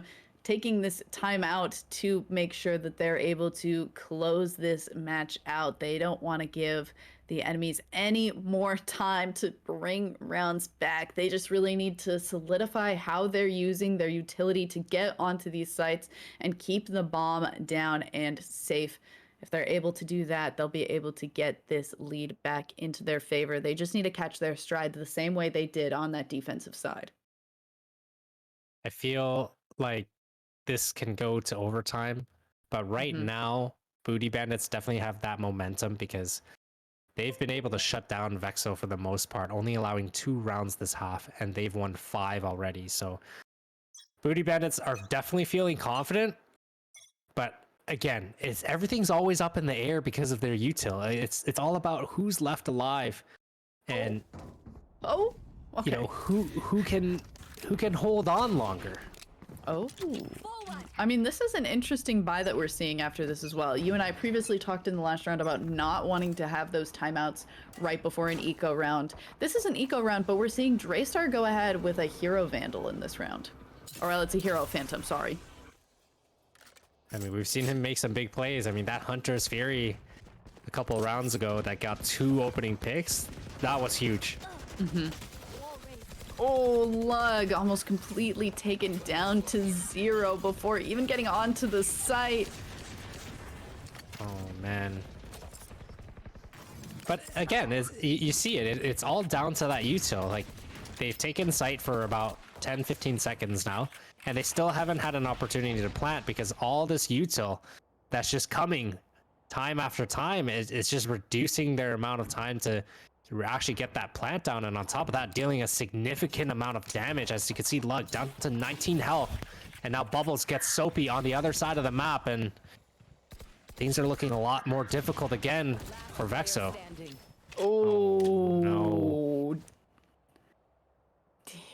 Cade with a nice double headshot there. Lug, the only player remaining, does have the heal available, but with it just a Sheriff, it's looking like a rough time for Lug there as Bubbles finishes it up, and we're looking at an even game between Vexo Esports and the Booty Bandits. And here we go. I mean, Vexo. It's like your prediction's gonna be right. I'm liking it. I'm liking it. 2 out of 2 games. Potential overtime for both. You know, it's a great start to this week's Pit of Valor, and on top of that, I mean, Look at the side of Vexo right now. 3 forced on light armor. Not having enough funds to buy full, and Booty Bandits, like I said, they have that op in hand now on Leica. So he's definitely going to take advantage of this.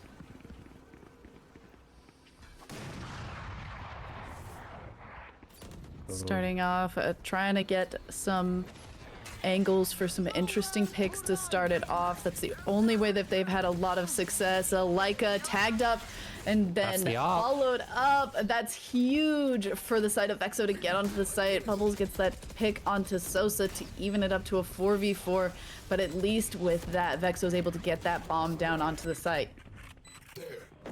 Oh, this ult coming out from Soapy is going to be absolutely huge, not allowing Booty Bandits to have any util while they retake this site, at least for the time being. But Cade able to get Swervel, brings it down to a 3v3, and Bubbles comes in with Cade. Oh, and that was a near flawless retake.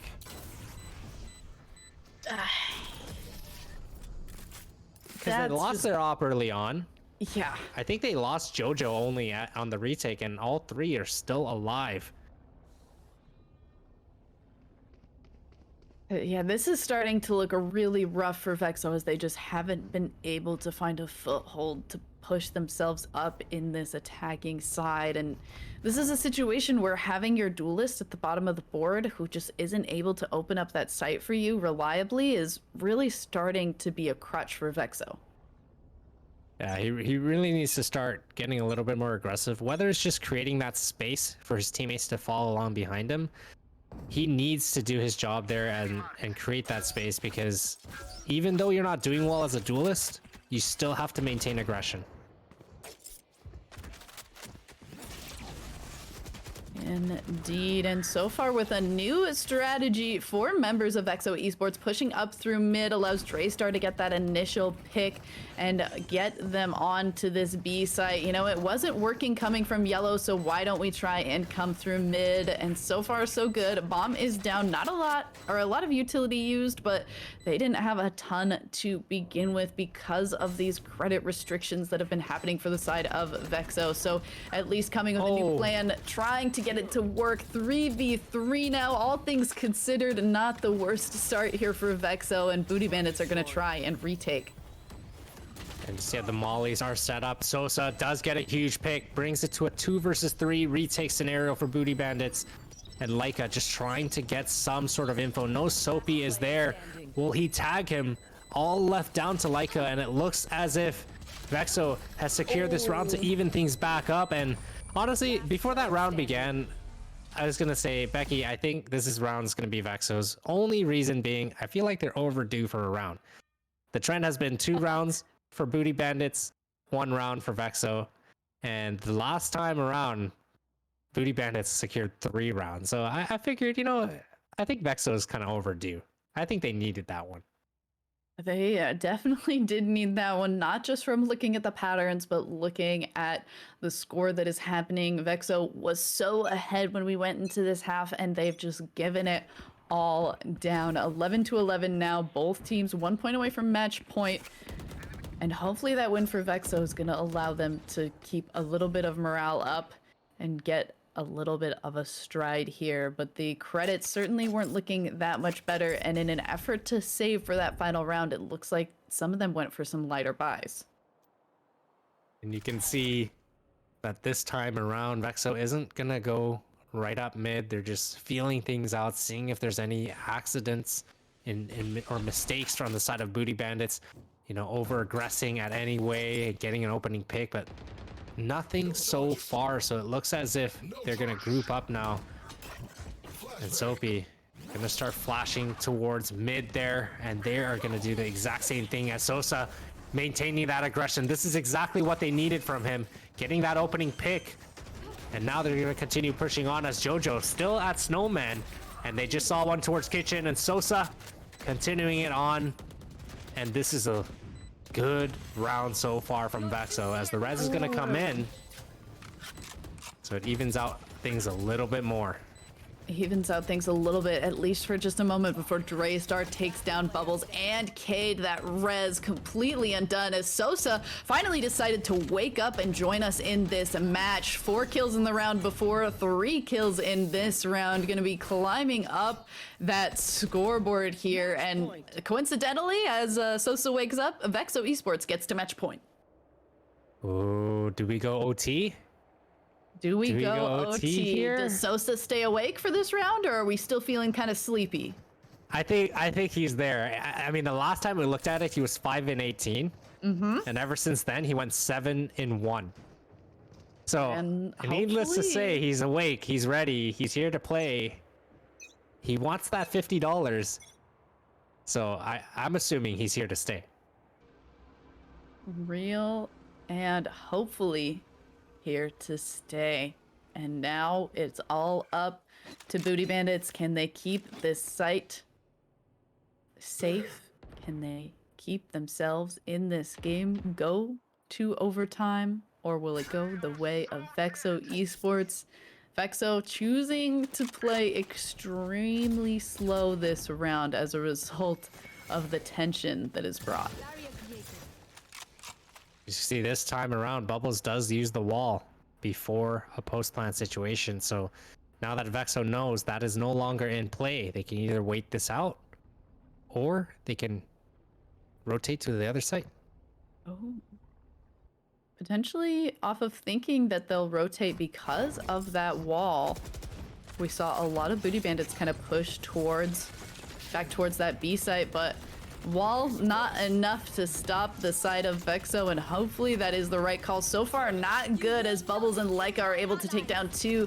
Lug immediately with that res onto Sosa, but Bubbles immediately with that kill right back as Cade takes out Soapy for that defense. It's Lug trying to get on to plan. It was just ending up so sloppy for the side of Vexo, and with that final kill from Jojo, we will be going into our second overtime of the day.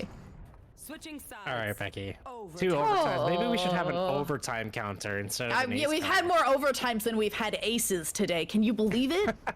I mean, 2 for 2.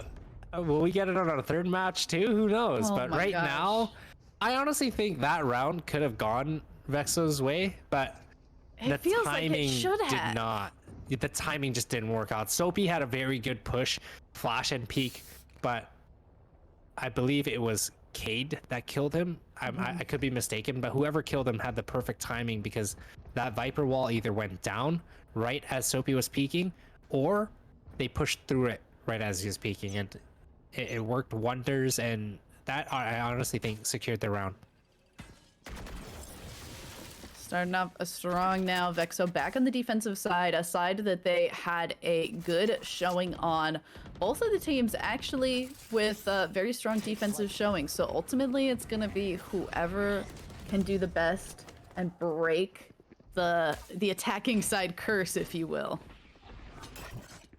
I hope so. I hope so. And I mean, Jojo getting full blind as he was trying to take this site. Vexo, we've known and seen multiple times what they can do on this defensive side, but do they still have it in them, as now their utility is kind of burned for the most part, especially on Soapy. And now they're gonna try to cut all noise, work towards potentially going towards B, or they're gonna re-hit here, as they're not 100% sure if Vexo has gotten aggressive towards that B site. Yeah, this is kind of a weird start to this rotation, as the one person with the bomb is the one person still hanging out towards this A site. So potentially they're going to try and maybe do a little bit of fake with this noise. All right, and then is going to go ahead and come back towards this A site. But unfortunately for the side of Booty Bandits, that presence of Sage with the bomb still detected. So a little bit of that information equity taken back as this... Oh, I like Cade. this wall that is happening that Bubbles has now used twice. Oh, Enemy remaining. I think Cade just won them that round, getting aggressive, getting a huge 3K. And now it's all down to Sosa in a 1 versus 3. Has full health, but has an op in hand. So this could either go very well, or he could easily get overwhelmed here as he has no idea where any of Where them are. anyone is. Knows where one is. Can get the second. with the This is shorty! absolutely winnable. Oh my gosh. Oh. That's why he that was a plants there. He practices that fantastic every day. try from Sosa, but just, you know, still feeling a little sleepy maybe. Those first two were clean, but sometimes you get that little bit of a wind as you wake up. You're like, I'm here, I'm ready to take the day, and you hit that like noontime, you have some lunch, and then you're like, oh, all of a sudden I feel like I could take a nap again.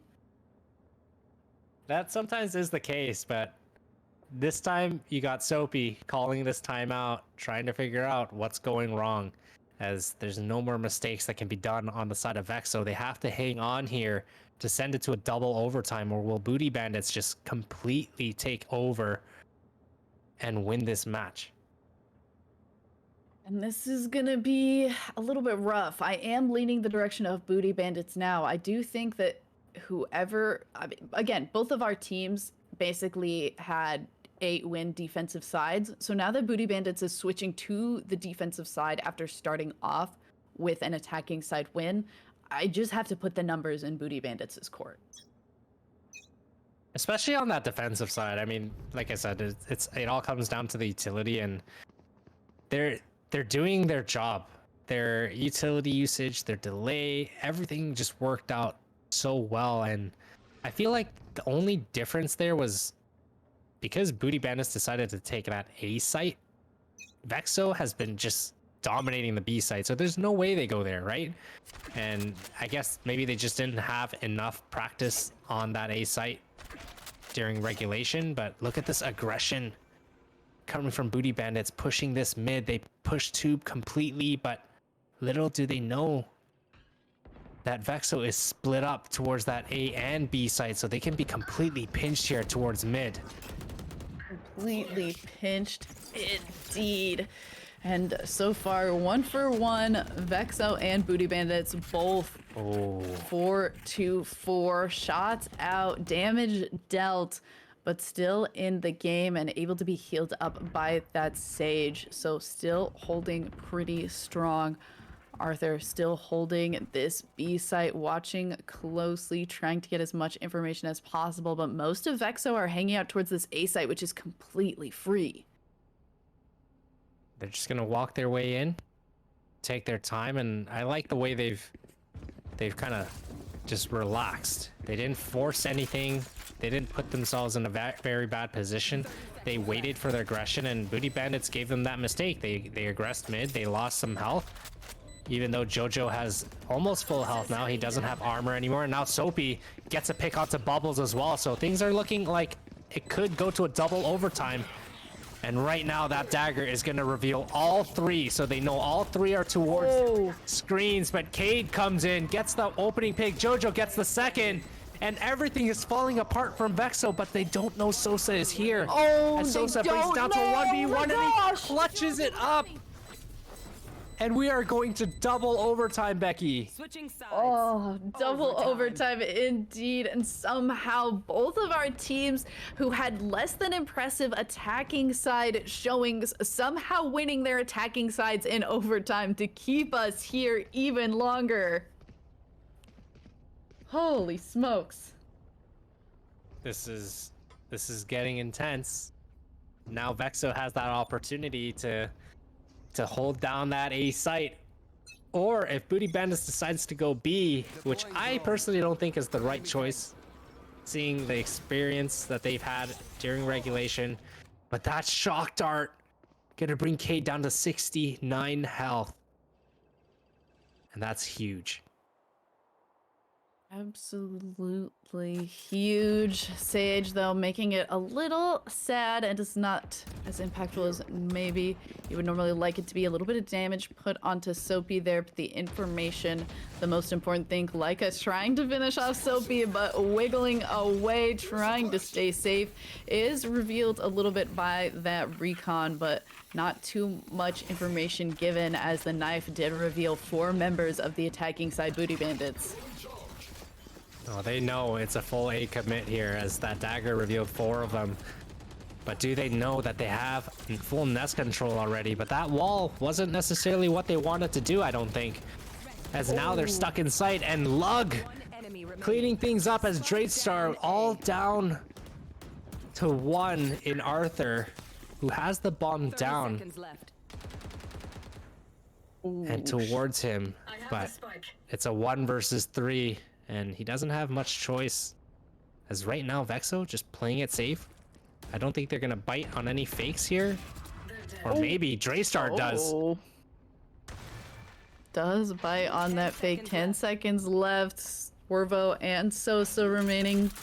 Trying to wait and see what happens. The bomb is going down. The shots are going to be good. And Patience wins that second overtime first round for Vexo Switching sides. Esports, who now, Match point. again, had a good showing on that attack. It did take them a little while to warm up, but should be looking good on this attacking side. They did lose that previous one, but they just got to get one more. And they have the numbers technically on the attacking side that should say that they're advantaged here. That's exactly what they wanted to do this overtime. They wanted to get that aggression. They won the last attacking side. So let's see if they can do it again and close out this match, or perhaps, is it possible? There's no way, right? Triple overtime? There's certainly a way. It's certainly There is. possible. There definitely is, but I don't know. I think Vexo should be able to close this one out, but I mean, I've been proven wrong multiple times, so I'm expecting the same thing. Draystar starting off with that owl drone, as well as Cade trying to get as much information as possible. Oh. Sosa peeks to follow it up and catches Arthur looking the wrong direction. A beautiful starting pick. Not a lot of utility burned so far, just that owl drone that we know of. And now, with the amount of time killed, that second recon dart is ready to go for Draystar. I'm not sure what happened there with Arthur. It looked like he was just caught sleeping completely, and luckily Leica able to even out the situation, but now here comes that commit towards that B site. Wall's gonna go down, 30 seconds left. but there is a hole in it now, but they're gonna get that bomb down. No one really there to contest aside from Jojo. But now that the team is here, the retake is gonna begin. It is in fact going to begin. They have one coming from mid and 3 back by Snowman. That wall only has 1 out of 4 sides of it left, and the rotation around the bomb has started and allowed Draystar to get that kill onto Bubbles. Slug with the peek Jojo. takes out Leica, but Jojo is just holding it down and goes for this aggressive push onto Sosa, but Sosa getting the better of that situation as Cade gets that revenge to Sosa, and now it is just Swervo. He's going for the defuse. Swervo sticks the turn, takes down Cade, and takes it home for Vexo. I almost thought he was gonna be able to stick that defuse because I thought so too. I was Molly like, can missed. we? I was like, oh my god, you gotta peek this, and he jump peeked. So like, I don't know how close he was to defusing that, but that was almost triple overtime.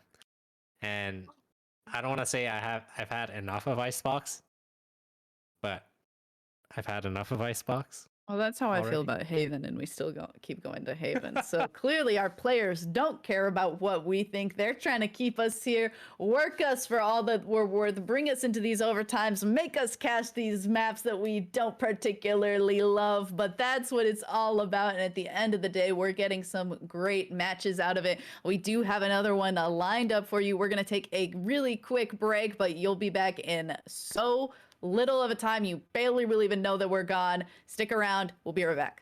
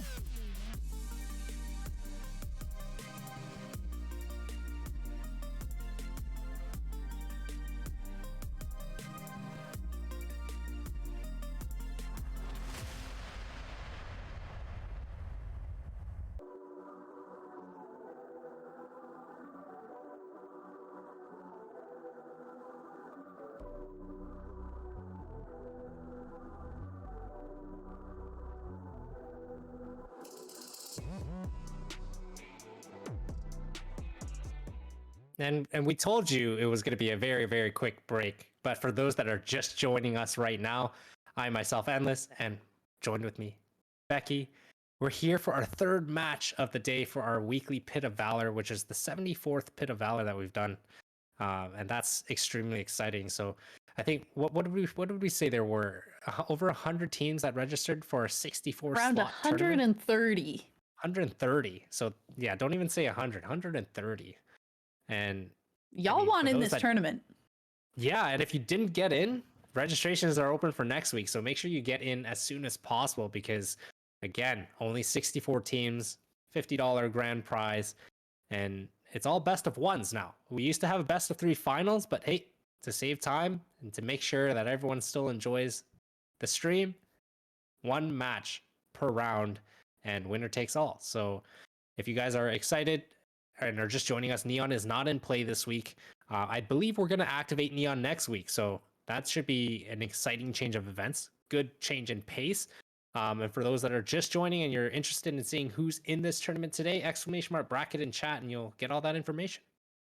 Yeah, and if you want more information about joining yourself, you can do Discord. You'll be connected with our Discord. You can check out our Twitter, and those are the best ways to get updates on our tournaments. We have multiple tournaments across multiple games as well. We're also trying to run a Halo tournament, so if you're interested in Halo, check out that from us as well. And if you're one of those teams that didn't make it into this week's tournament and you want to make sure that you're making it into those 64, you can do so with a GLG Country Club membership. It allows you to insta-lock your place into this tournament for only $10 a month. You split that between the team. It's about $2 a person, and it makes sure that you're able to commit to playing in this tournament every single week with that small little price. Make sure that you're in this with that GLG Country Club membership. Again, you basically blinked and we're back, and then you said, oh, this is round 3, but it feels like we're in like round 5. Both of our first matches that we've cast today have went into overtime, and we're changing our ace counter to an overtime counter because we've had no aces in any of the games that we've watched, but we have had, I believe a total of 3 or 4 rounds of overtime that we've had to watch. Gotten the pleasure of watching ones that put you on the edge of your seat, really keep you guessing. Both of our matches also started with one team seeming like it was going to be extremely dominant, and then kind of flipping over on its head and coming to a complete overtime situation. So do you want to make a prediction for this one? Do you think, let's take a look at our teams here. We have Nameless Esports versus Stasis Academy. I know a little bit about Nameless Esports. There's some names that we've seen here on the Pit of Valor before, so I'm going to be leaning in that direction. I like the people who are repeat teams come back, show us some love. We like to show some love right back at them. Yeah, I've definitely heard of some of the players on Nameless. Stasis, I haven't really seen too much of them play. I think I've seen bits and pieces on certain players, but I mean, if you're gonna be picking Nameless, I have to play devil's advocate, right? We have to make it interesting. We can't always agree on every single match. But I mean, we didn't technically agree on any team yet today, so that's true. It is possible. And as a result of us being back and forth, we've gone into overtime both times. Exactly. So do we want to see another overtime and add to that counter? Yes. So I'm going to go with Stasis on my end. They are their academy team. I don't know who's on their pro team yet, but I'm expecting good things. They could be up and coming players and they could make a huge dent. I mean, they've made it to the 3rd round. So now it's up to you guys in chat. I mean, who wants to vote? And on top of that, when you guys vote, sideways? You vote in the chat, which is on whichever side of me. Spend those channel points. Make sure you're putting in your 2 cents as to who you think is taking home this 3rd round of our Pit of Valor.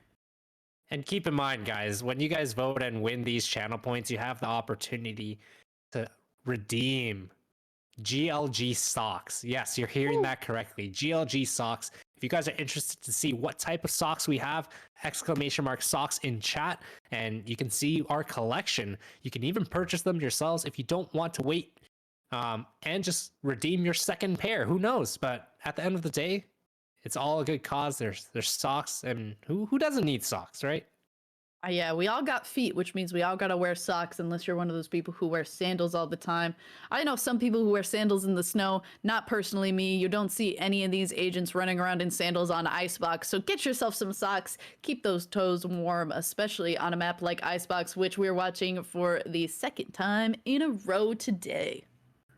I mean, Becky, when I said I had enough of Icebox, that's exactly what happens every single time. But the truth is, I wanted Icebox again. That's why I mentioned that. It's the caster's Oh. curse. There's a little bit of reverse psychology there. And hey, we got it again. So I'm excited. And, if it goes to overtime again, maybe it'll go to triple overtime this time. All right, if these lock-ins for these agents are correct, this is something that we're a little new with. We're trying to make sure that this agent select screen works out. It's been a little bit incorrect a few times so far, but hopefully it is something that we can get to work a little more smoothly in the future. But if these are correct, I'm very interested to see both of these teams go for Jet and Reyna. It is something that we're seeing a lot more in a lot of higher play. The Sova's, of course, just a great pick. It will be very interesting if Upa is committing to going for this Astra instead of something like that Viper. I feel like it's been so long since I ever saw something like an Astra picked up over a Viper, especially on Icebox, and it looks like that is in fact the pick. So very interested to see how that plays into this. And keep in mind, no Sage. No Sage from Stasis, and they're going to go with a Chamber. So I'm expecting a different type of aggression.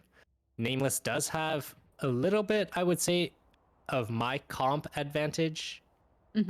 But what's throwing it apart is just the fact that they have an Astra instead of a Viper. Yeah, So both teams kind of like... both teams are straying from the typical norm a little bit. Nameless without a Viper and Stasis without a Sage. So it'll be interesting to see which one is going to be more impactful. But with Z's picking up that early kill on, I mean, both of the characters that we both just talked about are the first two to fall, but Twiz and Defo coming in strong and hot here. Stasis Academy up on numbers, but for now, Z's trying to get some kills back as Twiz picks up 3 kills and gets taken down there by Toshi, who's trying to even this up and keep Nameless Esports in this first pistol round. And I don't know if you saw that shock dart that was sent in from Stasis. Oh yeah. That landed at the foot of Reyna, and if Reyna didn't die to whoever they died to, that shock dart would have absolutely taken them to a different realm. Oh yeah. Crazy way to start this round off, and now Nameless Esports forced to play in a slow fashion here. See Toshi 30 seconds left. lurking back towards this A as he knows he's kind of trapped, and I like the discipline from Stasis right now. There's no need to peek. They're playing mid together. Let him come to you guys. And right now they're not over aggressing, over peeking. They're just gonna wait for the sound of the bomb plant, in which here they go, and they do know it's A. And here comes that retake. That was a nice little recon dart. Does immediately get shot down by Toshi, who's trying to reposition to a less known area, but Cell and Aru playing very timing. well together. Toshi's gonna be looking in the wrong place. Did see Cell's gun. Finds the double headshot. Absolutely insane. I'm having to stand They back away lined from up. my microphone to get that far away. Absolutely an insane start to this third round. Becky, they just completely lined up. The timing for one, I thought, okay, there's no way Stasis loses this, right? Like, they timinged him completely to Maze. He had no idea, but he spotted the Sheriff in the hand of Cell. And then that gave it all up, and both of them were looking in completely different directions. They weren't expecting him to be there. And at the end of the day, they just lined up. And Toshi able to clutch up that round to start things off. And picks up a Vandal to boot on top of that to go into the second one. We'll see this defensive Viper wall is keeping Toshi from any really aggressive pushes as Upa picks up Cell there to start. Plasma Zero getting that bomb down. Toshi trying to use that Vandal to the best of their advantage, getting a lot of damage there onto Snorkel Boy, but not finishing anyone off just yet. Oh, this flank coming in is pretty big from Stasis, but Nameless, they have What is that, an Ares in hand and a Bulldog? They just had a lot of bullets there. I mean, but that's kind of how you expect that round to go. Like, Toshi was able to shore up that first round for Nameless, and then it just gets to carry over. And that's a situation where Toshi, like, getting that first round win for the side of Nameless and then being able to like convert that into a bunch of credits for the rest of the team, even though Toshi was the only one to clutch out that round, is just so absolutely huge for the Nameless Esports team. You can see Stasis here on a full buy for the most part, having 2 on light armor. So this round has to be played to perfection, because if they lose this, they're going to be broke, and Nameless is going to get that opportunity to upgrade their guns. As, man, I haven't seen this Ares often, the Minima Ares. It doesn't even look like an Ares. I hate it. I hate the Minima line so much. It looks like you're trying to play Minecraft, and I should specify that when I like see the Minecraft made to look like Valorant, I think it's fun. I think it's entertaining because everything looks like that. But when one gun just like all of a sudden looks like it's like a whole 3 block pixels, I can't. My brain cannot handle it. As Twiz trying to just take down people as quickly as possible, but Toshi gets a little bit of a trade back to keep us at an even standpoint. Can see Twiz here is stuck in that corner. Does flash to get himself out of that spot. But is it a little bit too late? Let's look at Nameless Esports. They've already grouped up towards mid. Did get spotted in kitchen, so they're reevaluating things, going towards this long as Trash Aru is just watching that kitchen. It's hard. You get like enough information and know for sure that somebody's hanging out in one area, and you try so hard to continue to watch that area to get benefited for that knowledge, and sometimes you just get a little bit played and end up getting a headshot there by Toshi at the back. Still an even game though, 3-3, but the bomb is down for Nameless Esports. It's an even 3-on-3, but keep in mind this is Stasis's buy round. And Nameless, they're gonna go ahead, upgrade guns on their bonus, and Stasis has no choice but to save here. No choice but to save, and 8 kills for Toshi. Bladestorm already, and that means it's operator time. We'll see if that is going to equate to 1 quick kill, and the Blades come out into more aggressive plays for the side of Nameless Esports and this Jet that is tearing up this map. We saw that last time as well, right? The Jet on the attacking side went 7-1. This time Toshi 1-ups that and goes 8-0. So huge start for Nameless Esports right now, as they've gained the first 3 rounds in a very convincing fashion. Aside from the first, as Twiz this time around gets that opening pick, and Snorkel getting the second, maybe the third, gets the third as well. So now all down to 2 members. And Toshi, could he be experiencing his first death this game? As he's down to 15 health and finds himself in a 1 versus 4 situation, already ready to give up, throws that up off that map. Wow, this was a save round from Stasis Academy as well. Yes, it was. Goes ahead and picks up that Bulldog, at least some weapon to at least try to take one off of the side of Stasis, but it's not going to be enough. It looks like Twist was looking for that operator, but they're not going to find it. It was thrown into the depths of the ocean, sinking to the bottom to land with the Titanic. Hopefully not that far. Hopefully not that far. It's gonna land on top of the Titanic. It's gonna land on the door that they lay on before they start to sink. And that's where, or it might just reappear on this conveyor belt at some point. Or it's gonna reappear in Cell's inventory, but it might be a different gun. We don't know for sure.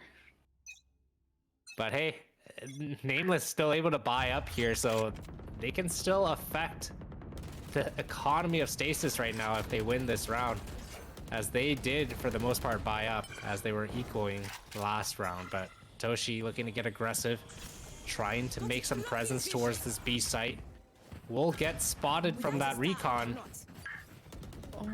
Okay, definitely they're getting a so first pick. far forward, and the peak for Twiz goes well. 2 people on top, though. High ground is good to get that kill onto Twiz. 3v3 situation, and now that Cosmic Divide is hopefully going to allow for, you know, you see the Viper Wall going this direction all the time, hoping that this Cosmic Divide is going to be good enough, the Sage Wall, to back it up. Imagine going and walking into...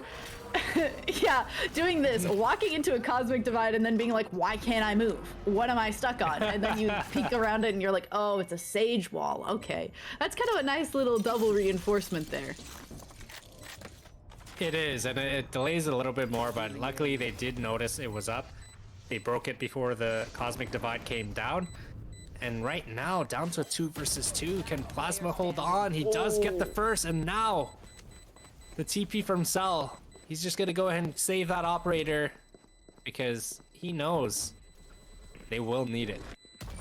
Will need it, and as time and time again, as we see from these agents that buy up these operators, the most impactful thing you can possibly do is get an early pick. Try to take someone down and get yourself to safety as early as possible. Getting those 1-0 trades are just so huge for your team, and that ability to keep you in it for as long as possible. And now we're just kind of seeing all sorts of people buy up operators. Z's on this Reyna gonna go ahead and buy an operator on this attacking side. Not normally an agent that I like to see with an operator. Certainly not an agent I like to see with an operator on the attacking side, but we'll see if Z's can put it to good use.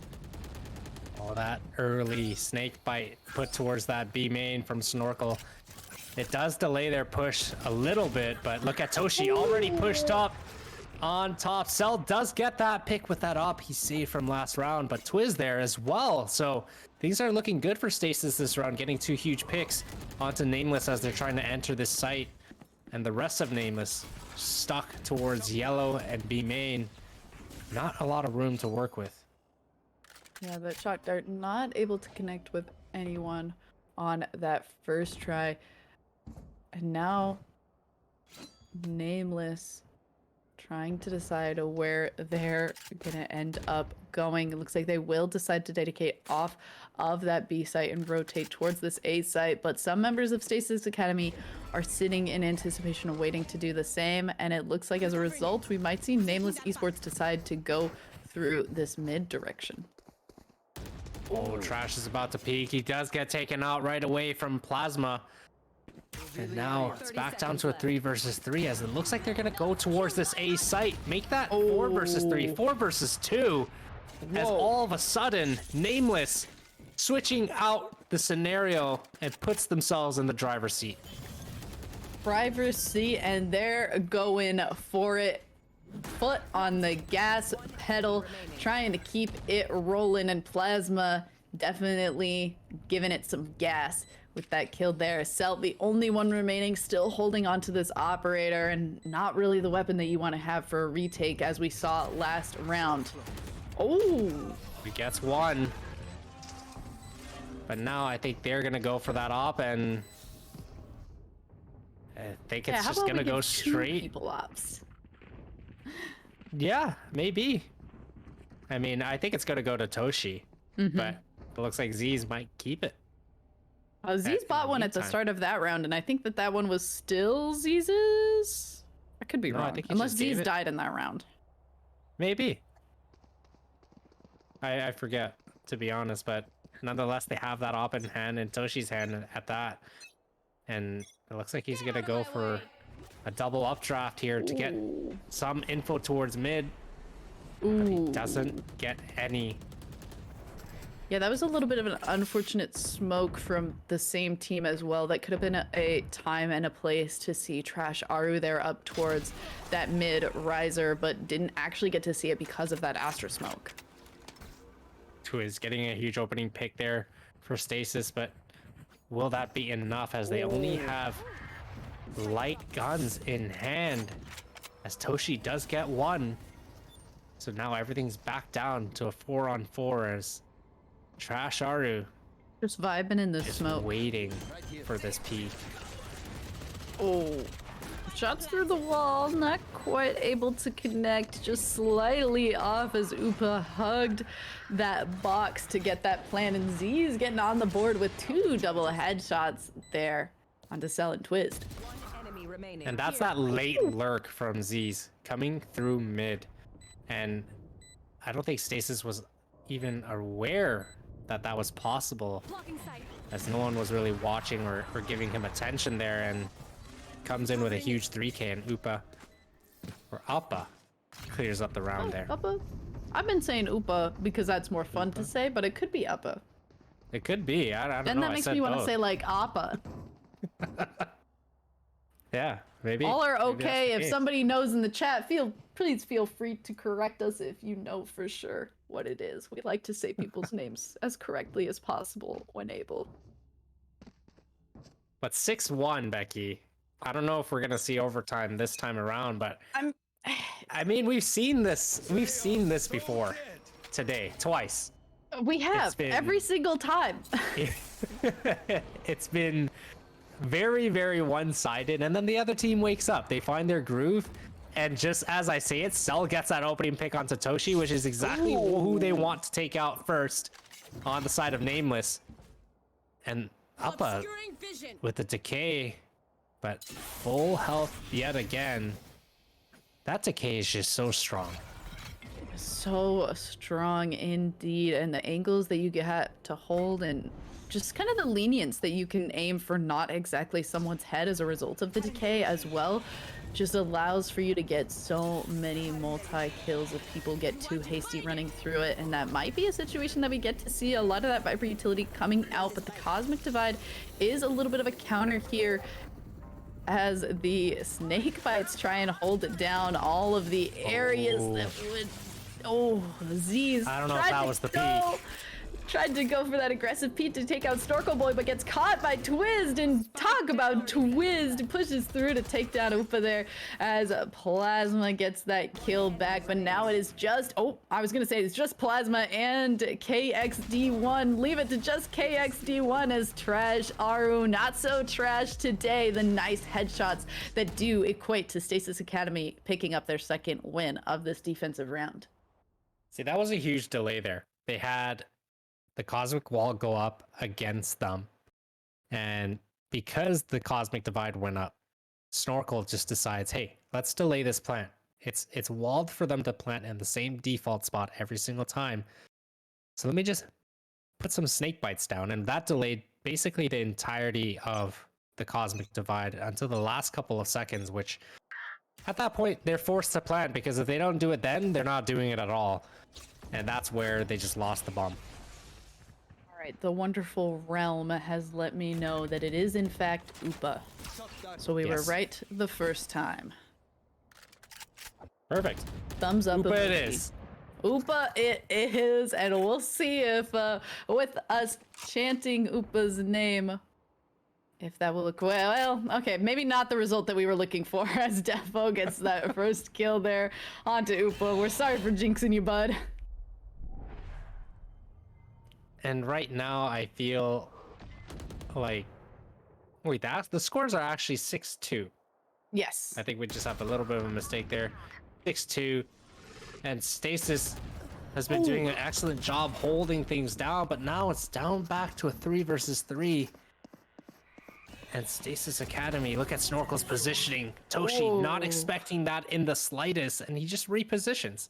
He doesn't have to over-aggress.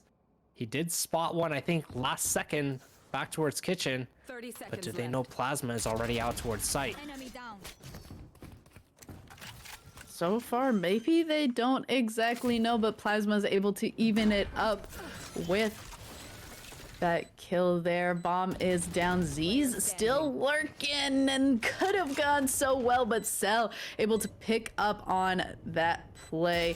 Hopefully some information is able to transfer over there to Plasma, who takes that kill onto Cell, and I think receives some shots from this jet, gets that information about Devo, is not ready for where Devo was still after that tap. Stasis Academy trying to keep themselves in as they pick up their third round, we believe. Yes, I believe it is 3-6 now. I do Yes, agree. it's 3-6. So, I mean, remember we were talking about how it was 6-1 and, you know, the game seems very one-sided, and then all of a sudden, Stasis woke up like every other game we've seen today. Again, the moment that you said something about it being 6-1 and you were like, are we going to go into overtime? I was like, oh, now that you've said it, we are. Now that you've said it, Stasis Academy is going to just all of a sudden turn it on, come back in this game. We're going to have a 4-8 half or something, and then we're going to go right into overtime. It's very likely. I mean, we've already seen it twice. I think overtime is very well in our future today. As right now, I mean, they've been playing it well. Snorkel Boy just looking to delay again with the snake bite towards sight. But oh my goodness. Oh. Toshi just walks into danger and just one taps him down, as he was not expecting that whatsoever. As maybe there was some sort of a miscommunication, because usually they have a teammate towards Snowman watching that cross, and Z's getting another pick now. So maybe Nameless Esports are trying to break this trend that we've been seeing all day today. Hopefully they are trying for their sake. They need to get some motion back into this game. That damage, though it be a little bit, onto Trash Aru is a nice start, as Toshi, looking in the right direction, is going to be able to find that headshot onto Aru. 2 Stasis Academy members remaining, and Toshi trying to peek around this wall. Starts to see that hip of Defo, but Defo finds the head of Toshi faster, and now is left to just Defo and Cell, as Cell watching towards that mid side, but nobody is hanging out there. Will they decide to simply save their Vandal and Operator this round and not go for this defuse? It seems to be the case. Seems like they're set up for that, and that's what they are looking to do. Everyone's going to exit towards their spawn as well, so they might not be fighting anyone, or maybe till the last second, but 7-3, Nameless. Can they carry on? And that's the thing, Becky. If they win the next 2, then it's going to be It's a 9-3 curse, and we're going to go to overtime. Right? But today we've seen the 8-4 curse, right? That's true. We've seen the 8-4 curse. Every single game has been 8-4 half, and then like it just goes to overtime randomly. So that being said, do they lose the next 2? I mean, maybe. I don't know. Every time it has gone to overtime, though, the team that initially had the oppressive start do eventually win. They just win in overtime. Yeah. So they're just really trying to play with our emotions over here. I think so. So I don't know. To break the trend, I think they have to lose the next 2 rounds. Oh. Oh, I mean, Defo that's gets Upa a start. instantly. Certainly a start, but Toshi and Plasma have something to say about it. Bring Upa back from the dead. The second coming is here, and Nameless Esports are 5 strong. Stasis Academy have the clock ticking down on their side now, trying to figure out how they can come into this battle, as Defo taking out Toshi is a good start. Snorkel Boy, Viper Pit coming out, gonna hopefully be a big part of them getting this defuse. Goes for the tap, not sticking with it, and it's ticking so fast. All of a sudden, Snorkel Boy has got to go for it, but is concussed now, and that's gonna make it so much more difficult. The shots coming through the wall, trying to get some damage, and it's actually, it's not gonna be good. Goodness. I need a freeze frame. I need a freeze frame of, it's okay, 0.06. That's how close Stasis Academy were to almost taking that one down. I actually thought for sure that Stasis Academy had that, and then all of a sudden the shock dart from downtown from KXD1 takes out Snorkel Boy, and Nameless Esports have that 8th round. But if we see Stasis Academy get to 4, I'm banking on us going to overtime again. Listen. Here's where I'm getting scared, Becky. Okay. It's either 8-4, which we've seen twice today, or it's the famous 9-3 curse. Either one, I'm not excited for, because it's hard. It's hard, right? Especially for your pick. I mean, on my end, oh my goodness, it looks like it's gonna be that 9-3. On my end, gosh. because my pick was towards Stasis, I was thinking, you know what? They need this. They need this 9-3 curse because then they can come back and I can win my prediction. Win the prediction, that might be the case, but Defo trying to hold it down for Stasis, gets taken out by Toshi, and as the only one remaining, that does mean we go to a 9-3. Will the 9-3 curse be active, or are we on the 8-4 curse of this Pit of Valor today? I mean, again, even if it was like an 8-4 or this 9-3, even if we do go to overtime, the numbers from our previous rounds would still say that Nameless Esports take home the victory. It just means that we have to sit here for a while. It does. And I also want to bring up a fun fact, okay? So it is a 9-3. Yep. But the fact that Snorkel Boy with 0.06 seconds could have defused that bomb, it should technically be an 8-4. 8-4? Right? It should, right? Realistically, I mean, they should have won that round, and it would have been an 8-4 given 0.06 seconds. 0.06. I thought that Stasis Academy had that. I thought that the defuse was good. Wow. Oh, that's a heartbreaker. I liked what Devo was going for. I like being like, all right, Sova's always use their owl drone here, try to go for it. But you know, sometimes you always gotta have somebody. It's like when you're playing Phoenix, it's when you're playing Sova, when you're playing Sky, you gotta have somebody watching your buddy. You gotta have a buddy to make sure that you don't get gunned down while you're using your util. And that worked out very well to start it off. Nameless Esports holding strong now on their defensive side. I feel like Nameless Esports is like, we don't want anything to do with this 9-3 curse. We're just going to win. So they came out dominant on their pistol round there. And I mean, there's not much that they could have done on the side of Stasis. They just got completely taken out. And I mean, backs against the wall now.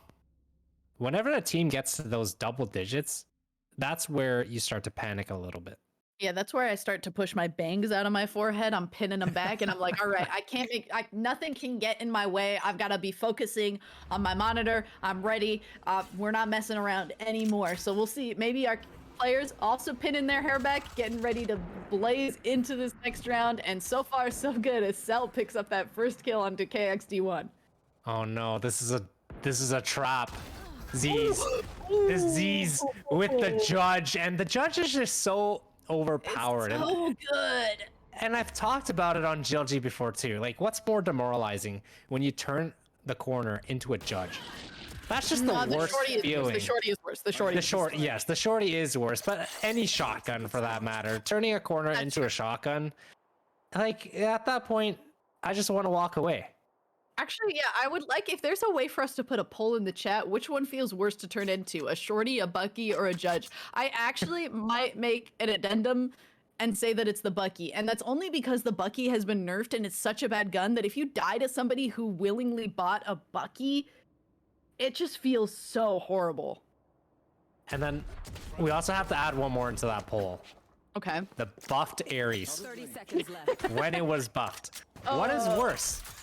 I've blacked that part out of my brain. That short span of time, it doesn't exist to me anymore. Ares is nerfed.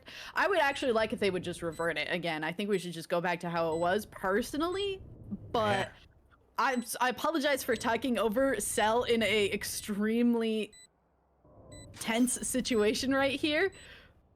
We can focus on the game for another second and then go back to this discussion. Opa taps on the bomb. Cell nicely finds that head, and hopefully Upa wasn't able to find that information. Toshi starts the defuse again. The cloudburst is good for the block, and Toshi finds Cell faster than Cell can find Toshi, and Nameless Esports increase their lead. 11-3. It's safe to say I don't think we're gonna get an OT match here. I mean, three out of Academy. we already had three. I believe in Stasis, but they're gonna have to change a lot in order to really turn this around. Because keep in mind, they just bought up to prevent that OT. So now they're in another awkward kind of buy. You see Cell there with full armor but no official gun. So he has the op in hand, he has that Sheriff, and he's able to take advantage of that, actually getting Toshi. So they really have to make this round count. Otherwise, they're going to be in a very difficult position to even come back 9 rounds to tie it up. Oh, all right. Shock Dart's not quite gonna hit anything, but Nameless Esports down a member. Stasis Academy trying to hold strong, walking slowly across this map, trying to go towards that B side. And it doesn't look like Nameless is playing too aggressive towards that B. They're all playing around Kitchen and Snowman. They relatively have all that, but look at Upa. He's already pushed up towards Tube, so he can have that fast mid or fast flank if he wanted to. Ooh, Cell with some nice teleport locations, has a high ground that people may not expect to be checking. Ooh, wow. Okay, nicely. Whoa, okay. The KXD1 kill was nice to start off with, but that Upa kill, absolutely insane from Cell here, and now able to suss out where Z's is. The 4 kill from Cell with this operator. My dog is also excited and doing a big bark in the background. I don't know if y'all can hear that.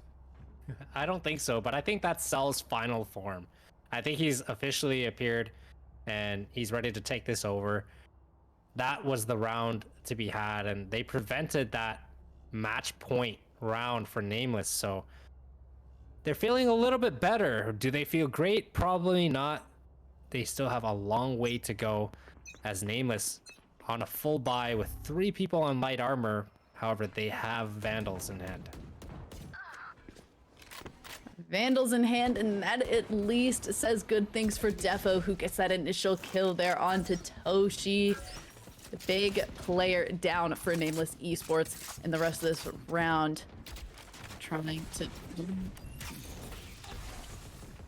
Oh, that shock dart did almost hit Defo as well, but Trash gets that pick. Trade right onto Z's, and right now Nameless down a member again, as Plasma has no choice but to just slow the site and fall off.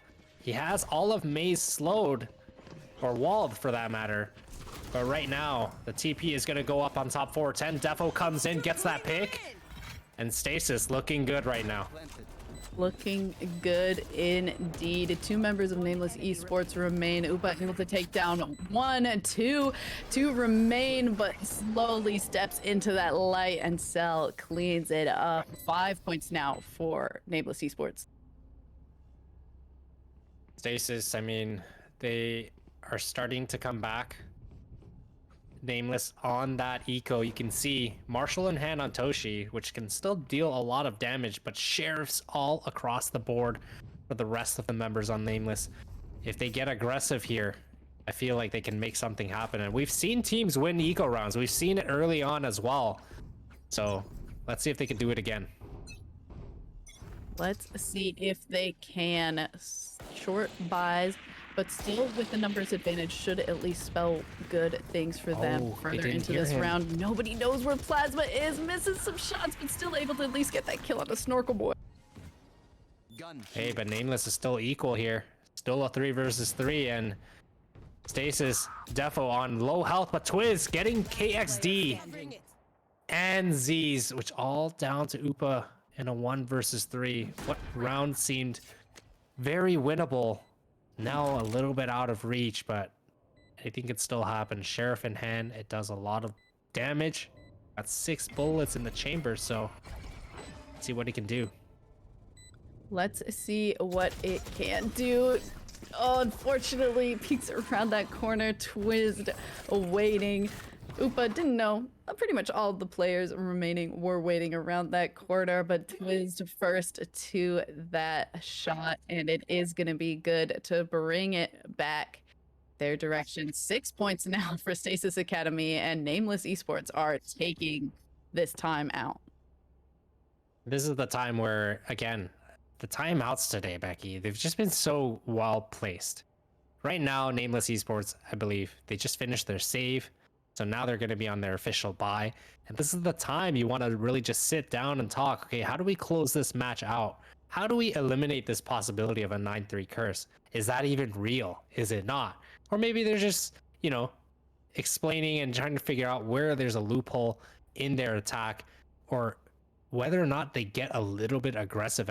As we've seen, I mean, Stasis, they got aggressive on their early pistol round towards A, and they almost won it, which there was a huge clutch that came in on the side of NE. But at the end of the day, you want to make sure that everything is in tip-top shape, because you want to make sure you close this out. You don't want anyone to get any type of momentum coming in here, because if Stasis gets momentum, that's an overtime game we're going to see.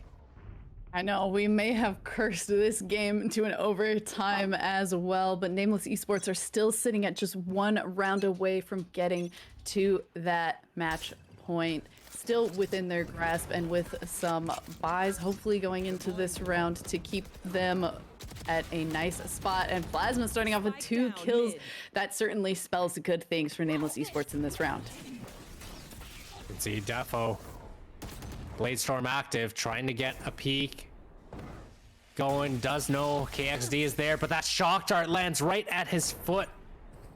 Puts him down to 76 health, and right now, Nameless Esports, they're doing what they can, just playing passive. They're not giving up another pick. They're just waiting for Stasis to really aggress, which now a footstep is made towards A main.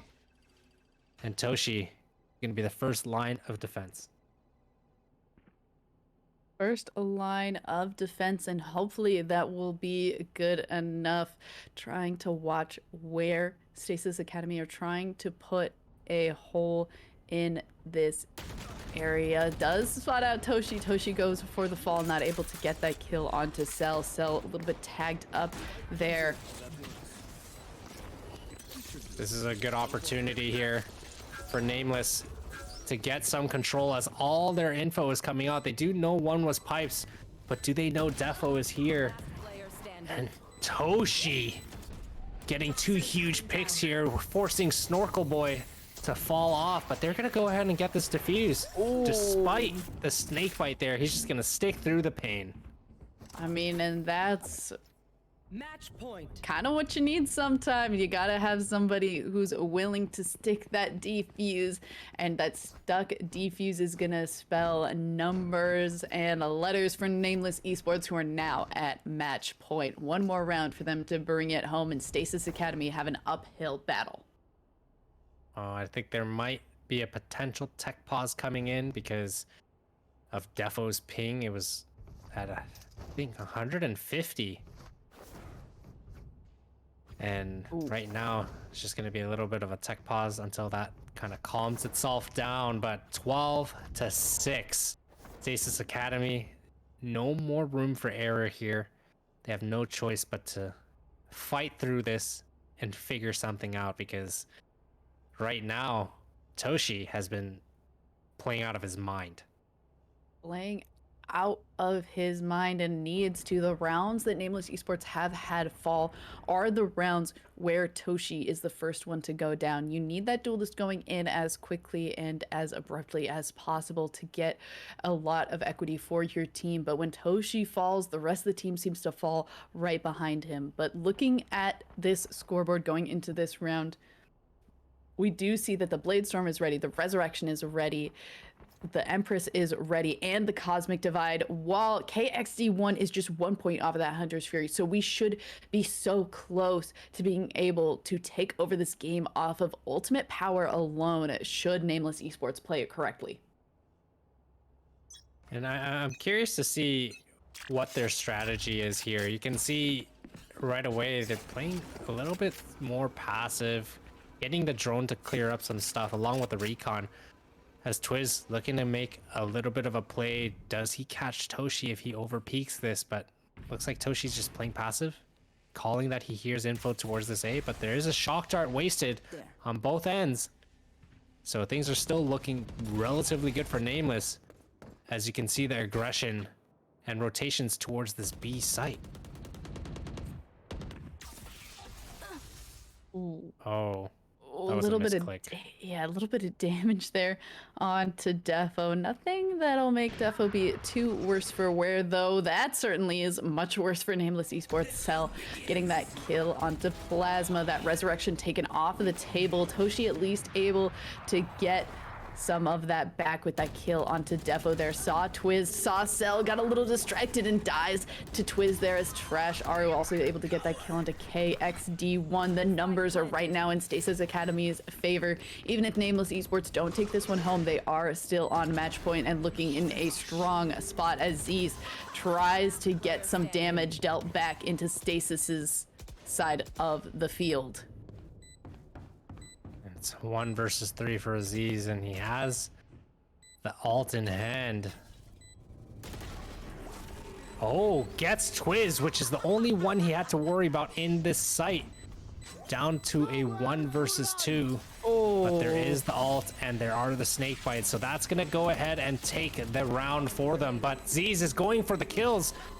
He's gonna try to get all their guns down. Oh. Will he be able to do it? No, Trasharu is able to stay alive with his gun in hand, but that's gotta hurt for Stasis. It really does hurt trying to stay in it, but not quite able to get that final kill onto Trash Aru, but at least being able to take down as many as possible has got to feel at least okay, all things considered. That Hunter's Fury not really making it super possible to go for that complete defuse, but having that off the table, certainly going to feel a little bit better. But now Stasis Academy and Snorkel Boy have this Viper's Pit ready, and that's going to be another difficult ultimate to deal with for Nameless Esports to close out this game.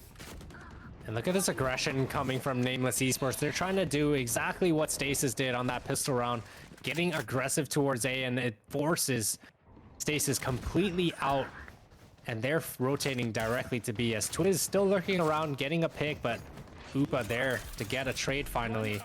But you still have Snorkel Boy to worry about. Oh, geez. In fact, yeah, you do, until Plasma's able to take it back. Defo gets the bomb down, but Plasma still, well, was still alive until just then. Cell finishing it off. Nameless Esports still have to hold on, try to keep themselves pushing forward. They're so close to that victory. Stasis Academy are holding on strong nonetheless. You can see right now it's the full buy. Toshi on light armor this time. Are they going to be able to hang on and close this out, or will Stasis build this comeback and send it to yet another overtime?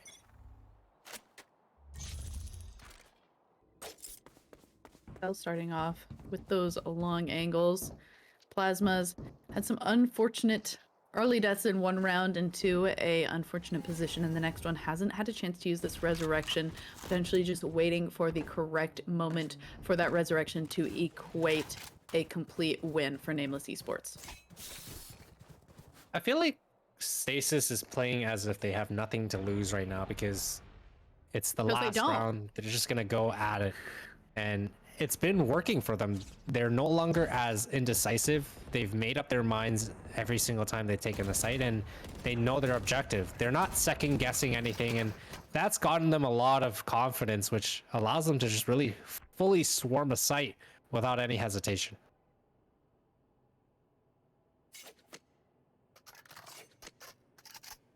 As you say that, some hesitation happening here. Took a little bit of damage onto this jet, and now it's making them a little bit shy. Twiz trying to get some information about this A site, but deciding to slowly creep back and rejoin the team.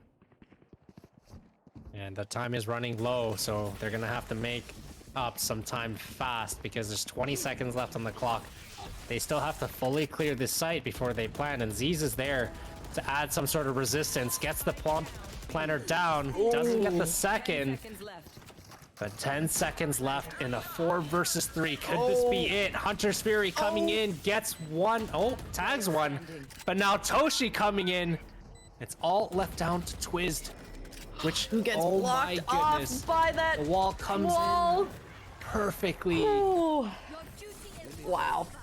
Your duty is not over, Z's, but the game is. Nameless Esports take it home. Our third round going their way. No overtime for us this time. Caster Curse not in effect. We said it a lot, but it's not a thing this round at least. 13-8 is all it takes for Nameless Esports to take Icebox and make it their home.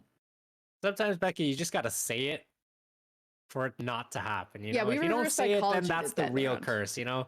Yeah. So that's why we mention it, guys, and because we mention it, it doesn't exist. So Nameless Esports, I mean, kudos to them. They completely shut out Stasis here. And I mean, Toshi just played a monster game, got a lot of crucial picks, and at the end of the day, they held on 13-8 and they continue to move on. And they do continue to move on. However, we will not continue to move on. We are going to a quick break, and then Strive and Mick will be the ones to take you through the rest of the evening and help you figure out who we are crowning as the champion of our 74th Pit of Valor. Anything you want to say before we hop off Endless? Honestly, no. I mean, keep up the predictions. I mean, there's an opportunity to win free socks. So when you get enough channel points, you can redeem free pair of socks. I would do it. I mean, I've been doing it, so I can't really say which color I'm gonna get, but I think the purple ones are looking really good right now, Becky. Oh, yeah, the purple ones are in fact nice. Keep up those predictions in chat as well. Get a chance to get some socks of your own.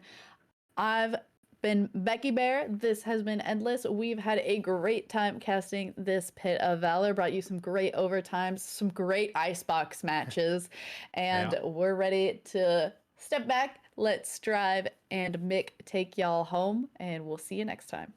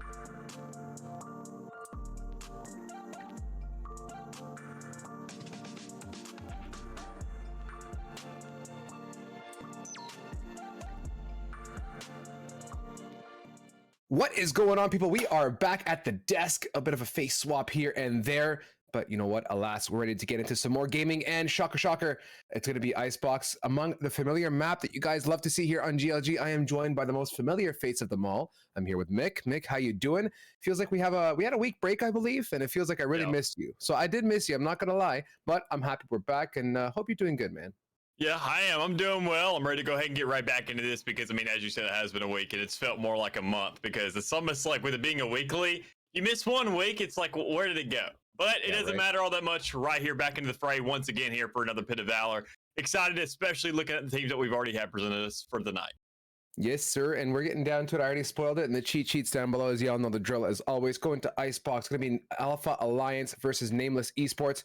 Alpha Alliance on the defensive side. This is a nameless pick, so keep that in the back of your mind as we get into it and we see how the beginnings of this match unfold. But Mick, competition tonight has been fierce, as you guys can kind of put one and one together. When it's 9 p.m. we've done 3 matches, you know it's been a spicy evening, to say the least. And we've really, you know, I'd say dragged out to the fullest what these rounds and these different maps have brought to us so far. Yeah, I mean, 2 overtimes already going into that third map. I mean, we saw Becky and Endless trying to go ahead and curse it into that. I mean, they tried to play it off a little bit, say, oh, you know, when we mentioned it, no, they wanted another overtime. Let's be honest here. But we may not go to that this time around because Nameless is really getting themselves some momentum to be working with. They're looking really, really good so far. And especially when they go right back to this map they just won out, I'm sure they're looking to close it out again.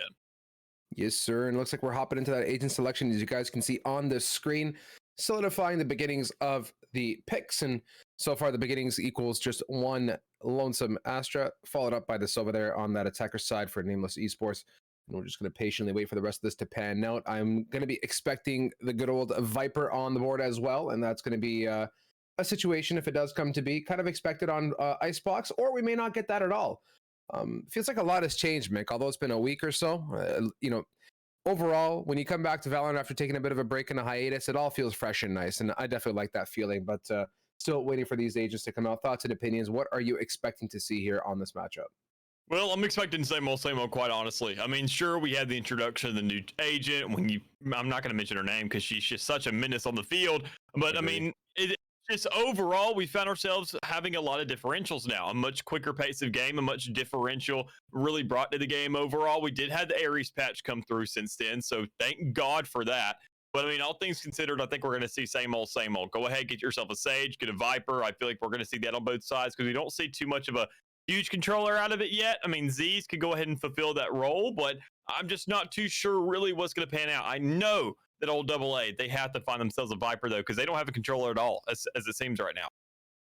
Not so much here, just waiting, really running this timer down on this agent select. I hope everyone's at the computer and not baking cookies in the kitchen, because that would be completely counterproductive. But as you guys know the drill, I think it's a good time to give you an update while we wait for the final 2 picks to come out. Of course, $50 is your first place prize. Pit of Valor runs week in, week out.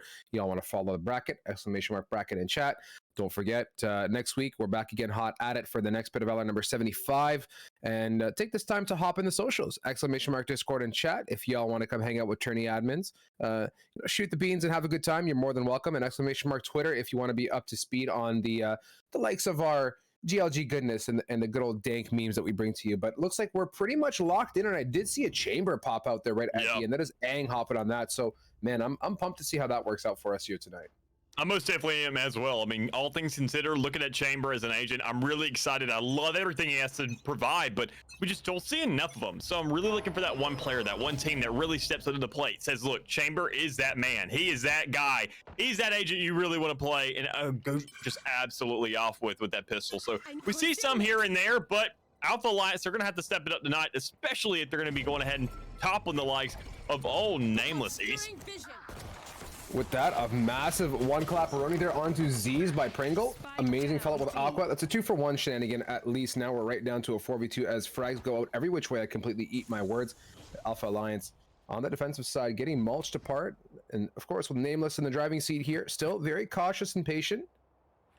We're just trying to figure out what is what on this board. Actually, I want to correct myself. I believe the attacker side is the one with 2 members and the defense is sitting at the 4. So don't mind the situation at the top there. Looks like they're just trying to maneuver on through, find some footing here as the defensive side is looking very, very strong.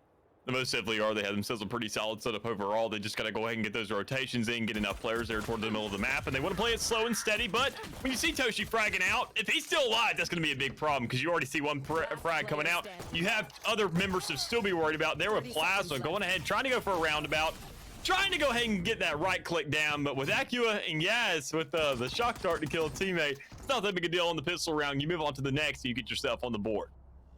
That indeed looking pretty good across the board here. So give us a moment. I think, unless I'm losing my marbles, Mick, and you can tell me to eat my words, but I think there's some funny business happening with the attack and defense at the top there. But as we get into it, great opening scenario there with the attacker side.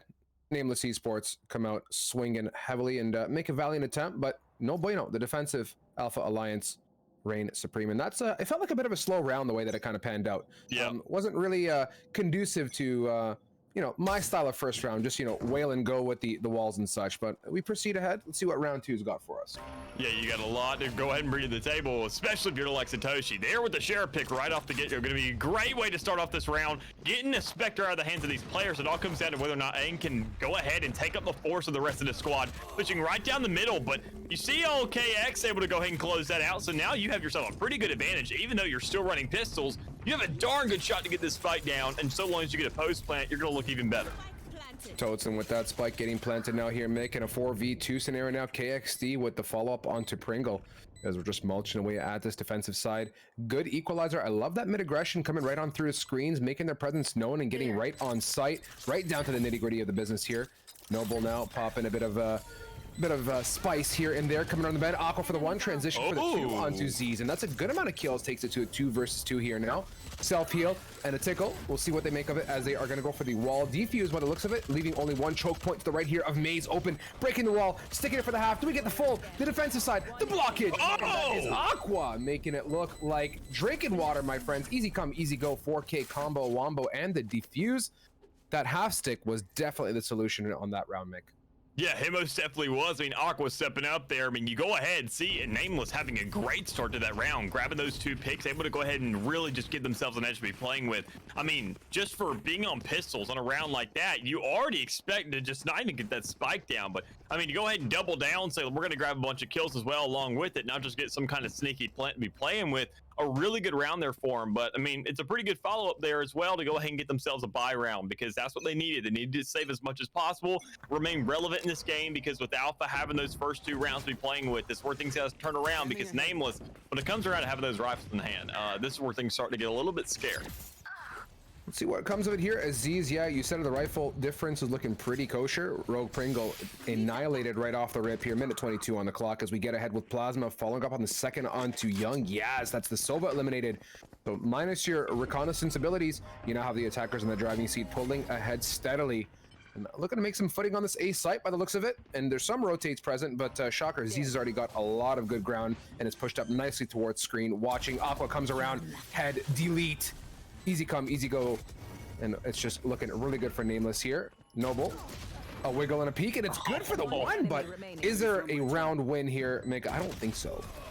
Yeah, I'm kind of with you there. I don't think so either. When Aang doesn't really have too many resources to be playing with, you're just playing off of Chambers util. You definitely have some potential there to go ahead and make some kind of crazy clutch. I mean, this is Valorant. You can always get something crazy to go on. But, I mean, when the odds are stacked against you, there's not really too much you can do, especially with that spike down, having a timer on the top of your head to also go ahead and get those frags beforehand. On top of that 7 seconds, there's just a little bit too much to be playing with. So, overall, just a lot to be playing with for the likes of Alpha now. But they still have themselves a lead. You still have a lot of rifles in hand now, and Rogue Pringle has an operator in hand as well. So some half armor to compensate, but not enough to really go ahead and shut them down just yet. It comes down to that first blood. Let's see what we got here. Hot on the agenda with the op on that A. Aqua yet again back to the usual post in kitchen. Is Toshi now trying to maneuver? That is a clean, God, minty tight little peek there. I mean, crisp and delicious. Is we're right on site, looking good. Toshi, berserk. Crosshair placement. I mean, bravo clearing out that site, and with that you hear the spike getting planted in the background, and now Toshi's still hunting for more. Nothing but aim practice for this guy. Yep. And on that note, I mean, 3-for-1 combo, that's a good deal for me, man. Yeah, I mean, for those duelists, you go ahead and say, look, just go ahead and at least get one. Clear out the side a little bit. You know they're going to be split up. You know the rotations are going to come through. Well, Toshi says, nah, I'm going to go ahead, double down, triple down at that. Go ahead and grab 3. Make your jobs a heck of a lot easier. But it all comes down to whether Rogue Pringles can go ahead and get through this site, get to that spike, and also win it out. Knowing all the utility that's around, making his job a heck of a lot harder when you see everybody on the edge. You see the post plant over there towards yellow, not enough to really deal with. When you see KX able to go ahead and close out that one. And there you go, Plasma closing it all out. Nameless having 3 players still alive. A lot of guns still in hand for this next round to be playing with as we tied up. Absolutely, man, and that's critical here. Economy is something that you gotta always keep in the back of your mind. Keep it at the forefront of that brain, of that nice squishy noodle. But what I love there, and Timeless for me, is that Astra. I mean, there's something about that utility in the kit. Once it goes down, you can't shoot it, you can't break it. It's there, it's in your face. It ain't a KJ Nano Swarm. It's a problem to deal with. And conserving stars as an Astra is just as much of an art as using them and placing them early on or helping your team aggress. So bravo with that round. Takes us right up to a 2-2 scoreline as we're looking for a lot of presence off the rip here, Mick. But do they know that there's a Viper below? Toshi, you might want to, you know, yeah, okay, I was going to say Z's makes the best of it. That's Noble out of the picture. No frags off of that, and they're going to go for it one more time. Empress active Ang with the Clapperoni flex. Oh. Plasma with the resonance. Z's following up with more. Fully Empress going nuts. What's Pringle going to do here? Can hear it.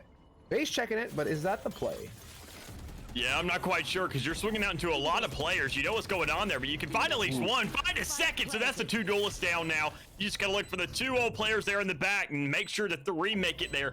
You got the Astra, you know the util's down, but that's going to go ahead and be eliminated as you make the push. Rogue Pringle finding a 3rd, a 4th, and a 5th. Able to grab an ace for this 5th round, making Alpha Alliance grab themselves an easy lead.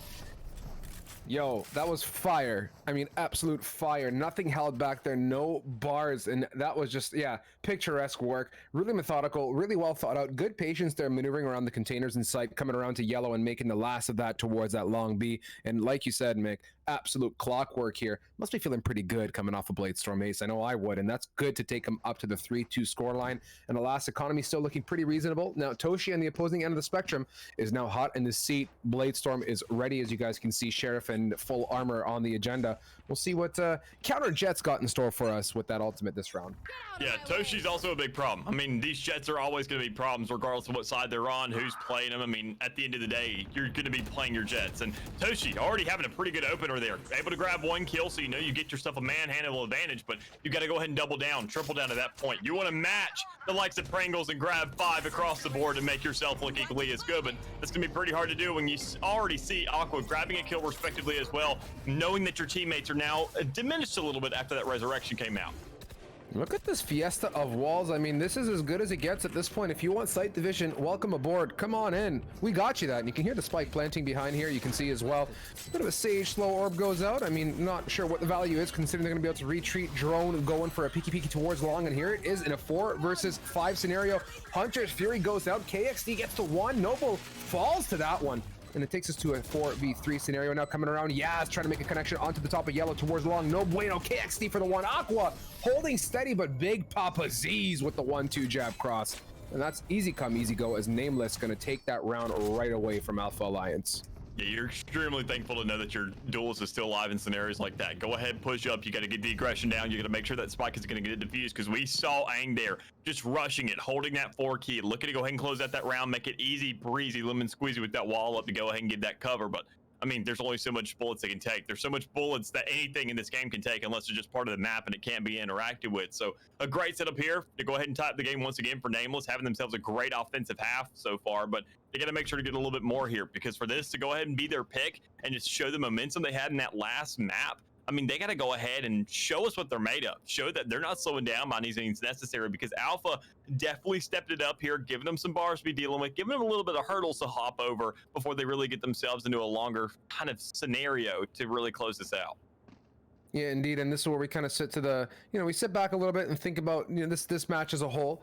3-3 your score line, a lot of good activity, and I'll say that B site has been definitely hot for us here. Seen tons of activity in that way, and I'll say there's one round, I think it was the ace actually with Pringle, and Z's kind of did a weird odd face check through the smoke in the middle of the container. And I want to go back to just talking about that. That type of awareness might actually bite you in the rear end if it's not played correctly. And I believe Z's was fully Empress, so that Reyna could have been, I guess, one of the differentiating factors had it been played out a bit differently. So, you know, taking it, you know, step by step. Mick, I don't want to necessarily go any which way at this point. What I can say though, thus far, great matchup, and you can see that there's definitely a lot of fight in both these teams. Yeah, there most definitely is, and you can already see that coming out. I mean, you see the out for both sides. I want to say the blood's going to be thrown on the field for this time around, because you got to go ahead, get the trades out. You got to see who gets those first peaks. You got to see who grabs those first bloods. Gets all of the advantage to be playing into their hands, but I mean, that's a big problem. It all comes down to, I want to say, defense has the edge here, and op is an essential on this defensive end, especially if you're lined up on B. But I mean, you got to go ahead and see where that bomb is going, and that's where it's headed. And then with the first frag going to the side of old Nameless, that's going to be a great start for him, a great way to follow through when Z grabs the second. I mean, massive opening right off the rip. Look at the aggression. Yeah, trying to rotate, but gets completely cut off there by Plasma. And we take it right back to a 4v2. Nameless, don't leave anything to chance at this point, and leave it actually down to one lonesome jet for Alpha Alliance to make something of this. That's a big investment in Pringle's hand. Not so rogue when you're being hunted by 3 members of Nameless, but we'll see how successful this jet can be on ideally keeping a crisp 4.5 G's in her back pocket. I mean, definitely going Rogue, though, being that last player standing. So, I mean, you would expect this to be Rogue's kind of, you know, home territory, saying, look, a 1v3, 1v4, 1v5, I can handle it all. I've already gotten an ace this game. Just go ahead and give me another opportunity to whip out those knives. But that's the big problem you don't have them to play with. You only have an op in hand. You got a massive single target weapon to be playing with, and you can't really go ahead and get massive multi-kills or something like that unless everybody funnels into your sight line, and we just don't see Nameless doing that. They're gonna go ahead and play it slow and steady, say, look, go ahead and take the safe route, just go ahead and sit in the back, let's go ahead and get ourselves around 3 players still alive, go ahead and carry over a lot of money into this next round. What you don't got to carry a lot of money over into is buying socks from JLG. I'm going to keep it 100 with you. It's a really crappy segue into the conversation. I'm going to do it. Listen, while you guys are here and chilling in this freeze time, !mark socks in chat. Only reason I want to say this is because my feet are actually cold. I'm up in Canada. It's minus 30 outside Celsius, and it's damn freezing. So keep your toots warm, much like I am with some GLG socks. I just had to say it, mostly because I just had to, you know, really get it out that my feet are cold. Anyways, back to the game. 3-4, Mick. And on that note, let's see here if Nameless can finally keep this tempo nice and strong, proceeding ahead into round number 8 here.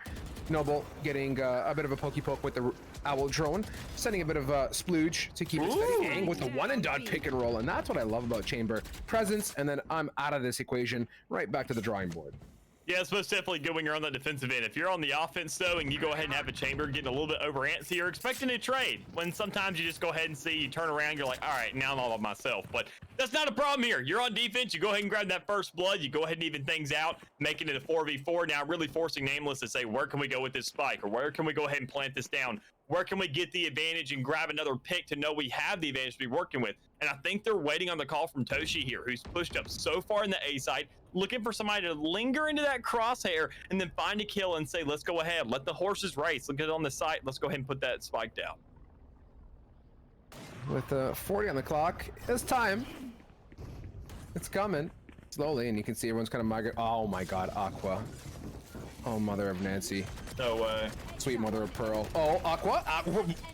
Hey, yo, that was one way to spray transition. I mean, it went one way, then it went the other way. It was like painting the Mona Lisa. You know, it was just great, stunning artwork. Love it. But hey, it's good for the 4-4 Aqua. I mean, dude, I'm just, dude.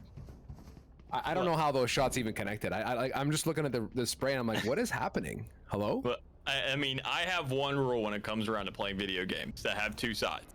I say check your corners and protect your borders.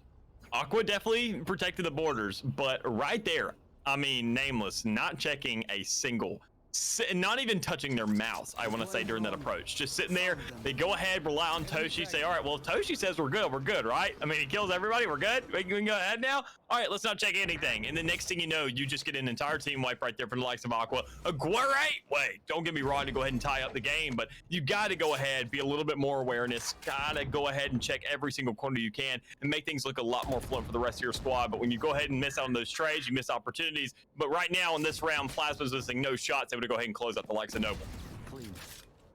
was gonna say Z has had a good opportunity, had heard Yaz, and chose not to swing. Instead, got the better of the shot to the back of the head. Well, to the front of the head, actually. Aang again on the board for the 1. A good, reliable horse Aang is, contributing to these rounds time in and time out. But we settle right back to a 3v3. Spike, kind of undecided, doing a bit of a limbo dance towards middle now, saying, you know what, I kind of like a Appa with the fadeaway running strafe dome to the face. Pringles probably like hands in the air like, excuse me, that just happened, but we're good. Back to site we go. Bit of an orb to spice up your life and hopefully get the plant here, as now we're 2v2. Rotates coming. Yeah, default ult is good for the 1, is good for the 2. And that's actually fantastic usage. Appa really committed to that plant though. Yeah, making it a 2v1, I mean, just that's the biggest goal to be working on. Go ahead and make Aqua get on that side. I mean, we've seen the way he's been slaying that all game. You're not concerned about that player either. You're just making sure to go ahead and get the trade where you can, put the pressure on. But whenever Aqua says, look, I'm Jay chilling, don't worry about it. I'm sat there, had kills time in, time out the entirety of this game so far. You've earned yourself this defuse. Go ahead and take it, get that ult point back, make this game be in our lead once again, and let's make this half look darn good. Oh my god, I mean, you want darn good. 4-4 is as good as he gets, my guy. And like I said, tonight has been an absolute back and forth fiesta when it comes to these matches, and the scoreline says nothing except that. In the meanwhile, though, we got a 3 out of 5 Christmas tree on the Nameless Esports side, and that's good. That Empress is a great start. The double wall fiasco, and that worked decently well for Nameless when they took B. Just, you know, it feels like a couple rounds ago, albeit it feels like 4-5 altogether. So we'll see how they use that here, Mick. Settling in, some stars getting placed off the rip from the attacker side, and Aqua's not even phased. And at this point, I love the overall flow of this match. It feels very dynamic and alive, you know? A lot of movement, a lot of great plays, and good synergy across the board. Yeah, a lot of back and forth, even not just over the entirety of the map, just back and forth in rounds as well. We see 2 frags, and we see 3 frags, and we see players get aces here in the next round. It's just exchanges everywhere, and it's just fundamental Valor. It's extremely entertaining to watch, but it also comes down to who can go ahead and close out this first half, really being up ahead, because that's the biggest problem. You got to find the kills, and Noble's going to go ahead and open up in a perfect fashion against the likes of one of those duelists to be working with. And you go ahead and see Rogue doubling down, saying, all right, Ob's now out, so it's a constant divide. It comes down to whether Noble's prepared for it. And he will go ahead and catching off C's. Complete blind fire, the smoke getting everything away from the likes of Viper. Somebody check for some cams in there, because now it's a flawless as Nameless just gets shut down with Alpha guaranteeing an even half. I'm crying. Z's in chat just goes, huh? Like, excuse me? Like, what just happened? I'd be so bamboozled too. Like, it's a Viper wall. You're just casually shift walking across, and all of a sudden, like, you get 3 dome to the face. Oh, that was great. Absolutely timeless. Noble actually did get the better of Toshi that round too. You guys remember, I think it was round 3 or 4 on one of the early gun rounds. Toshi came around and had a nice 3-piece to clear outside, and that same angle that Noble got dusted on end up reigning supreme. So that's a good way to, you know, assert some sort of dominance. 6-4 now your line, and hoping to see an 8-4 half ideally for Alpha Alliance. It'd be nice to secure the last 2 proceeding ahead. Recon Dart leads us in, and everyone's kind of protected. Sans Aang, who gets a 1 ping off, but they're gonna get that orb and fall back. Aqua in the usual cubby as well. Comfortable. See what comes of it here. Oh, and that's the big thing right there. That Blaze Storm already coming out. Toshi already finding a frag with it, knowing you get that reset to be playing with. You can see the aggression still coming out, but yes, with the free little double there to clear out that site with Rogue Pringle, making the last 2 players a Nameless. Not really too many resources in hand, but Up already finds 1 kill. You just got to find a little bit more, know that you're the last player left against 3 who just is absolutely hunting you down. You got a recon drone tagging you up. You got 3 players just rushing you as hard as they can. You hear Yeetil left and right, in the middle, under you, above you. It doesn't matter. You are scared for your life right now. Hey, you got that W key mashed. Your entire left foot on that keyboard, running for your dear life. At this point, actually, I lied. Shift key is on the agenda, and at this point, Uppa just hoping to survive. Not really taking much economy away from this round as well. Does hear a Rogue Pringle flying. Yo! Hello? 30 seconds left. Clapperoni? But Yaz is there off of that A drop down fade away there, and that was a nice little connection on that 1D. Love to see it. Yeah, most simply was, and I love the thought process there too. Go ahead, create some kind of a trick play, get yourself across the map, but make them think that. You go ahead and start moving towards B a little bit. Get yourself towards the middle of the map, make it a 50-50, make them start guessing. But you saw it right there. I mean, Alpha just playing it slow and steady, saying, look, we don't need to get over antsy. We don't need to let them cut us off. We just got to play it slow, wait for the spike to go down. Don't race it and sit there and say, let's go ahead and beat them to the spike site. That's going to be creating some problems. That's going to go ahead and create some lineups for the likes of Yupa. But instead, just playing it slow and steady, having that patience, and you know how patience is, it's a virtue. So you go ahead, use it as much as you can, and get yourself a lead, and a guaranteed lead now for at least this half.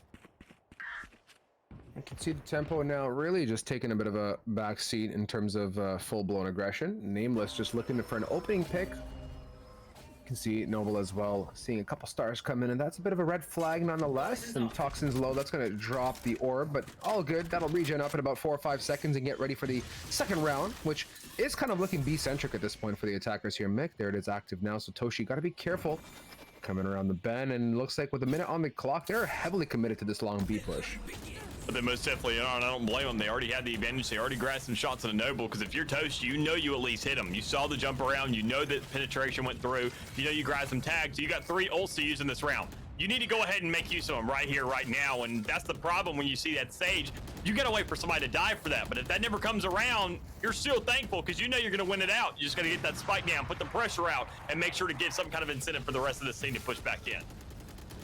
You can see now wall going down, but it's quickly slapped away. I love the presence from the defensive side. They don't let that wall solidify, which is a great way to deny the utility. Yaz up top, just spamming away, trying to get something out of nothing. Rez comes out. It's a bait Rez. Oh Papa actually falls to it from Noble. And look at this Hail Mary Hunter's Fury falling down from above, but Aang and Co. got it under lock and key, my friend. And that's good enough for me. I think it's good enough for you too, mate, because we're going to go ahead and swap it out per the announcer's call. And you're going to round this off with a really beautiful and clean 8-4.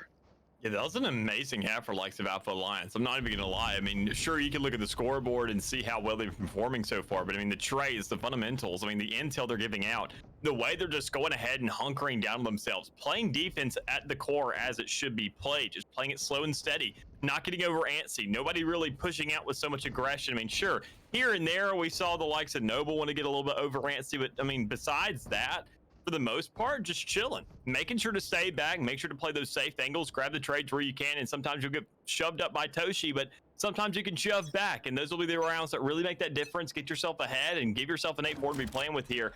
So it all comes down to how Nameless really wants to go ahead and settle down, go ahead and get themselves on the board, really play things out, but they don't have 2 Sentinels like the likes of Alpha did. So this really comes down to how aggressive the Alliance is going to be.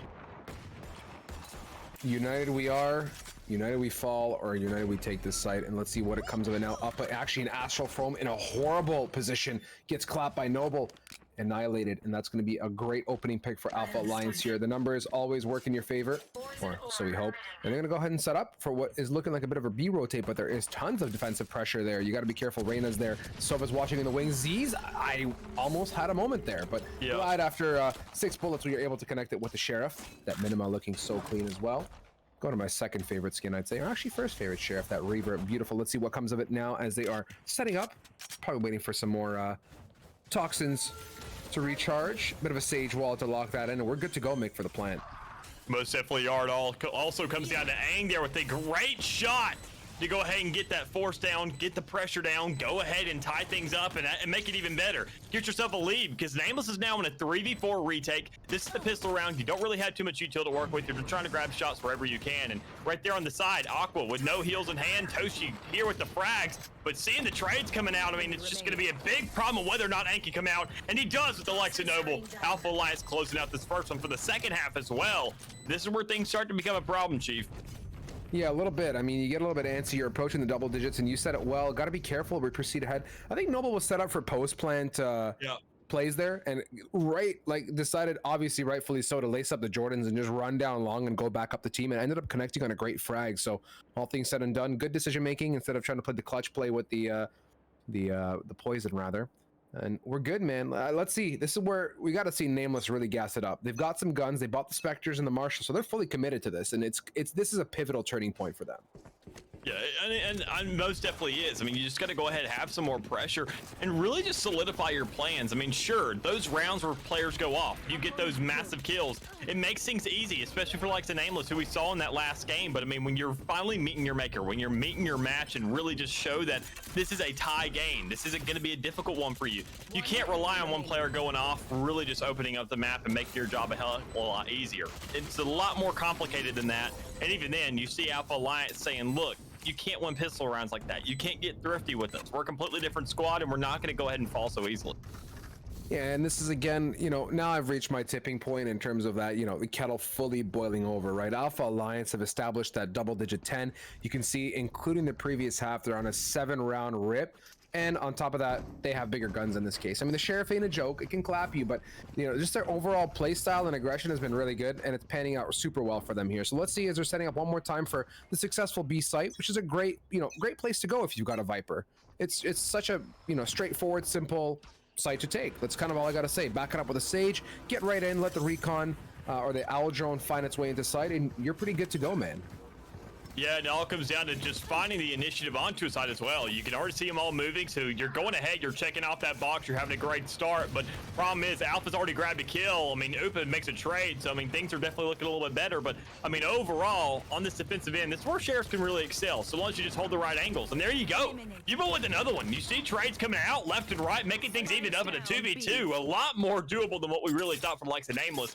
Problem is, I mean, you don't have that spike down. You don't have to find out a site. If you're the Alexa Alliance, you go ahead and get a little bit crazy, find yourself an alternate angle that it can be coming from, and there you go. Another one from the likes of Ol Ang there, and you see the spike possibly going to be making its way towards that A site to go ahead and create some contention there as Ang is just set up as well, looking for the kill, finds it, and Alpha Alliance finding their tent. At this point, man, the snowball is pretty much the size of Neptune. It is gigantic, and it is running down this hill at Mach 7, and Alpha Alliance are just 2 rounds away from bringing it all the way home. No reason to overinvest where, they've got money and they've got guns. 2 members keeping the Spectres, by the looks of it, not looking to upgrade, and rightfully so. Everyone else grabs their weaponry of choice, and we're off to the races for a critical gun round. I mean, this is going to be match point if it doesn't pan out, and Nameless Esports going to be right up against the wall. And at that point, man, to climb back 8 consecutive rounds, especially on Icebox on defensive side, it is not a fun time. So I'm rooting for the Nameless guys here. Yeah, I mean, on offense, that could definitely be doable. You go ahead, you have the aggression, you have the initiative, but right there, when you see it, I mean, KXT already having a great initial frag, shutting things down, making things look a lot more doable, but, I mean, you got to have a little bit more to be playing with, because it's a 4v4, you see the Torty Force coming out, so now you got an operator, essentially for free, and you're seeing the frags coming out to follow as well, so Nameless really just looking like they're choked out right here. They got to make some massive plays and pray that things are just kind of handed to them, because that's all you got to wait for on defense. You can't really do too much else unless you get aggressive.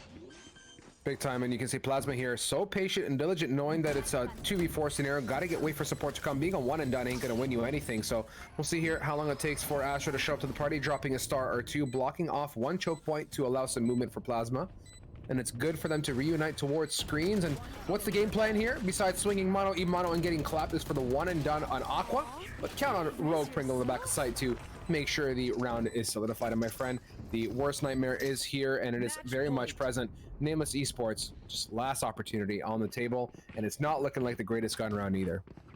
Yeah, I mean, like I said earlier, that's all it dwindles down to is these sides right now. I mean, Nameless not really having the aggression, not having the opportunity to really go ahead and frag out like they usually did. I mean, you go ahead when you're on the attacking side, you have all the initiative. You say, all right, we're going to be fighting this out on A side. We're going to be fighting this out on B side. We control the field.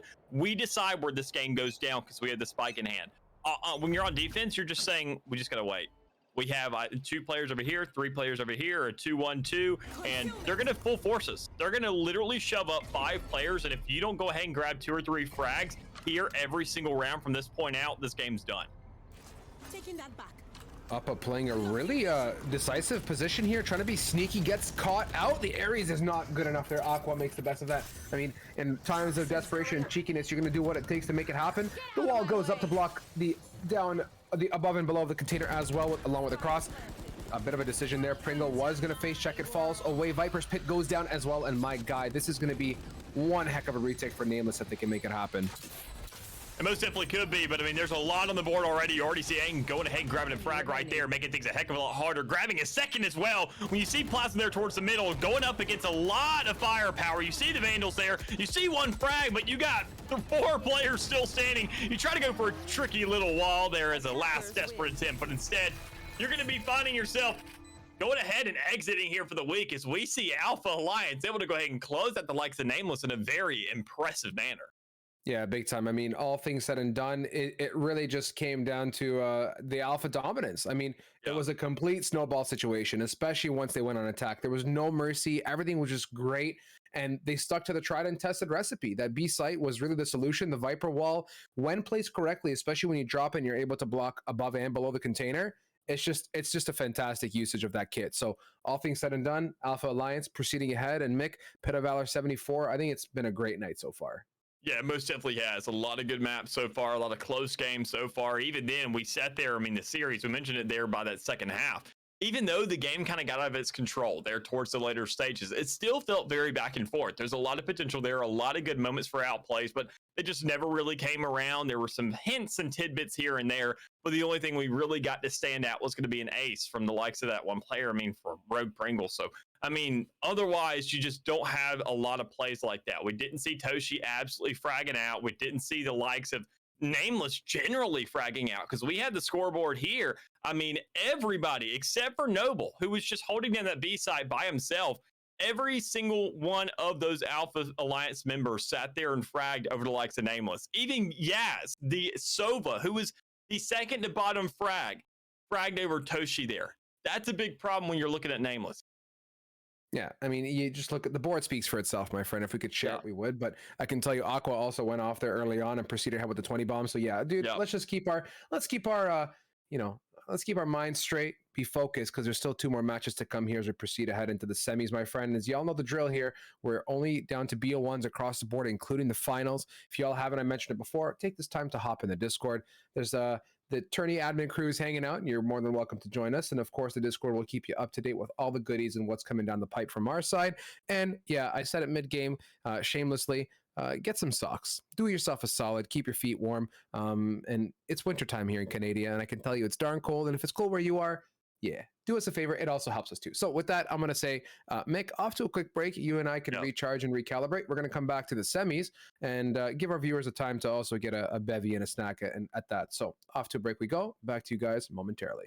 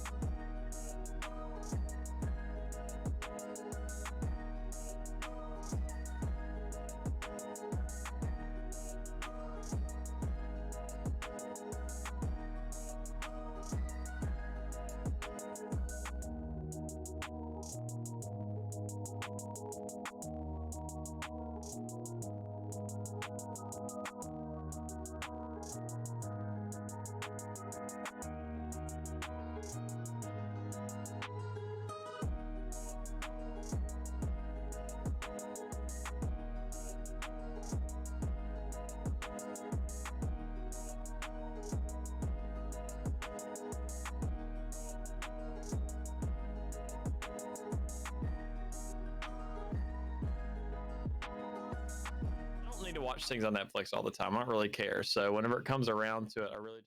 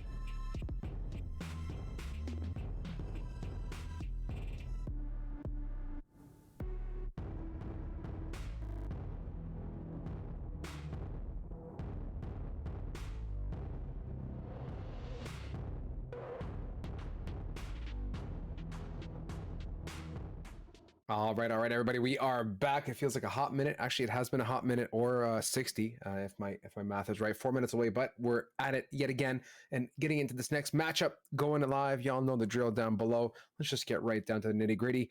Alpha Alliance, your winners from the previous matchup there, proceeding ahead against Vexo Esports. And alas, it is not the frigid land of Icebox, but the oh so warm and beautifully warm colored Ascent. So let's talk about it here, Mick. This is a Vexo pick with Alpha Alliance on the attack side. So we know they know how to flex on attack on Icebox, but do they got in the tank on Ascent? That is the question to answer tonight. Yeah, most definitely is. And it also comes down to whether or not we can also see some great defense, because obviously we know Ascent and we know a lot of teams love and just feel at home on this map because it feels so evenly spread out. You have a lot of control across the field. You can go ahead and get some easy rotations up the middle of the map. It just comes down to whether you go ahead, you can make that first move or not, because A and B, you have to funnel into them. If you don't utilize the middle of that map, you're running right through one corridor, and if you get a big enough spray down, especially on B with that Sova, you're going to get locked out pretty instantaneously. So I'm expecting some pretty good shots. I'm expecting a pretty good match. I'm expecting is to at least go the distance. Yeah, me too. I'm hoping for a great matchup. I mean, if the tempo was set anything in the previous one, things are going to be awesome. So let's get into that agent selection here, Mick, and see what's on the agenda here for us. Ascent, kind of your more traditional map. I have seen the single duelist be immensely successful on this map, and to no surprise, I'm kind of expecting that here tonight. We have worked our way deep into semis now after a long evening. We're locking it in. Love this guy coming up on Aqua, your Sage player from the previous map. Consider Sky as kind of like a baby duelist. That flash gives you a lot of utility and it works well along with the Astra. Just so far, this composition, I'm liking it. No complaints, but I mean, we're 2 out of 10 picks here, so. Yeah, and I think that, the single duelist comp that you're talking about, the reason we really are getting there is because of the shift and transition to these agents. I mean, you see a lot more initiators fulfilling the roles of these duelists a lot more now with the introduction of Sky. I mean, keep in mind, the initial initiators we had were the likes of Breach and Sova. We don't really see too much intel out of them. Instead, we go ahead and really just don't see too much damage. We see a lot more just kind of coverage of the map, getting an idea of where everybody is. And until you go ahead and break out the ultimate, you're not really doing too much in terms of dealing damage. But now you get Sky with that dog. You go ahead, still get the intel off that. You get a little bit more utility with that flash. There's just so much more that these initiators provide now that a double initiator is what we're seeing a lot now. Go ahead, get a Sky and a Sova. You know where everybody is. Tag them, bag them, frag them. It doesn't matter. You can fulfill every single one of those roles so long as you have enough of that. Yeah, absolutely, man. It looks like we're 6 out of 10 here, locking it in. Ang back again on that comfortable chamber pick from the previous matchup. Noble, your prior Viper player, is now assuming the role of that Astra, and looks like everything is more or less good to go for Vexo here. They got one more. Sosa is just hovering. I think the icing on the cake was the duelist, and yeah, there it is. The jet comes out for Sosa. So that rounds off the single duelist comp on that end, backed up by the good old-fashioned Sky.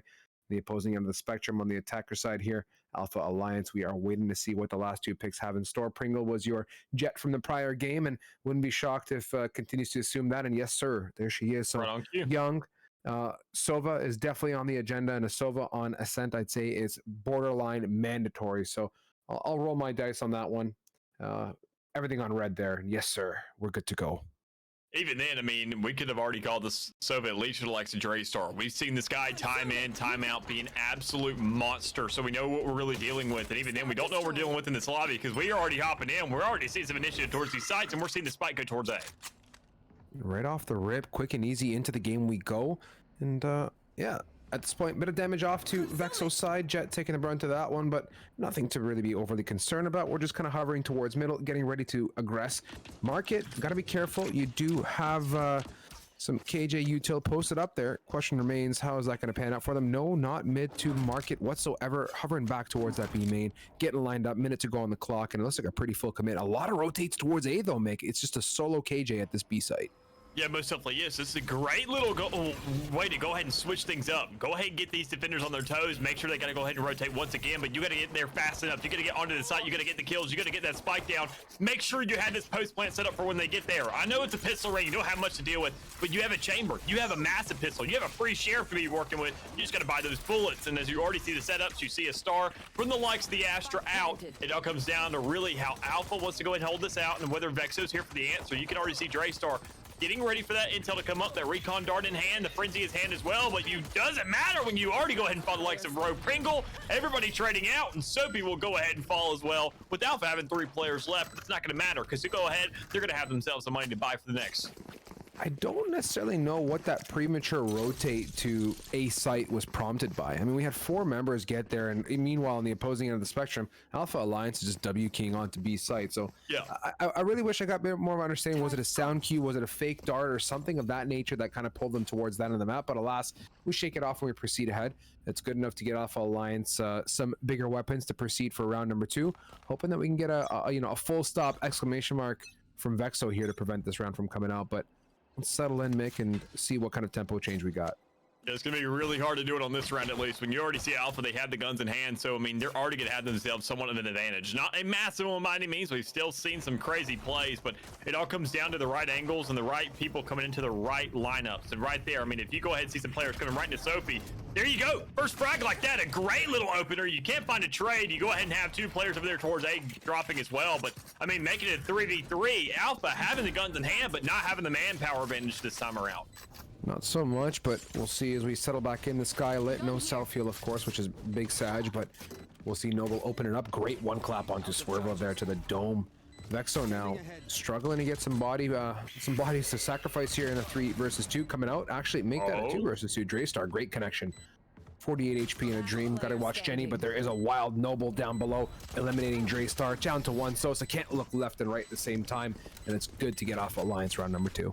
Yeah, and we kind of expected it to go in that direction, but not in such a manner that we saw. I mean, the 2v2, we didn't expect it to be that close. Sure, you want to go for 1-for-1, but I mean, when you have those Spectres in hand, you're expecting to go ahead and get 2, 3 kills, at least for 2 of these members, but we just didn't see that at all in that round. Instead, you go ahead, see the reset coming through. You see the likes of Vexo knowing that they're going to lose that round, not really being too beat up by it, saying, look, now we get rifles in hand. It's a completely different game now. We have these big guns to be dealing with. We have the potential for a one-shot headshot across the entire map, but instead, some switch ups to come through for the likes of Alpha, where they're saying, what can we do with our money here? How can we switch up these guns? And how can we make everybody as useful as possible?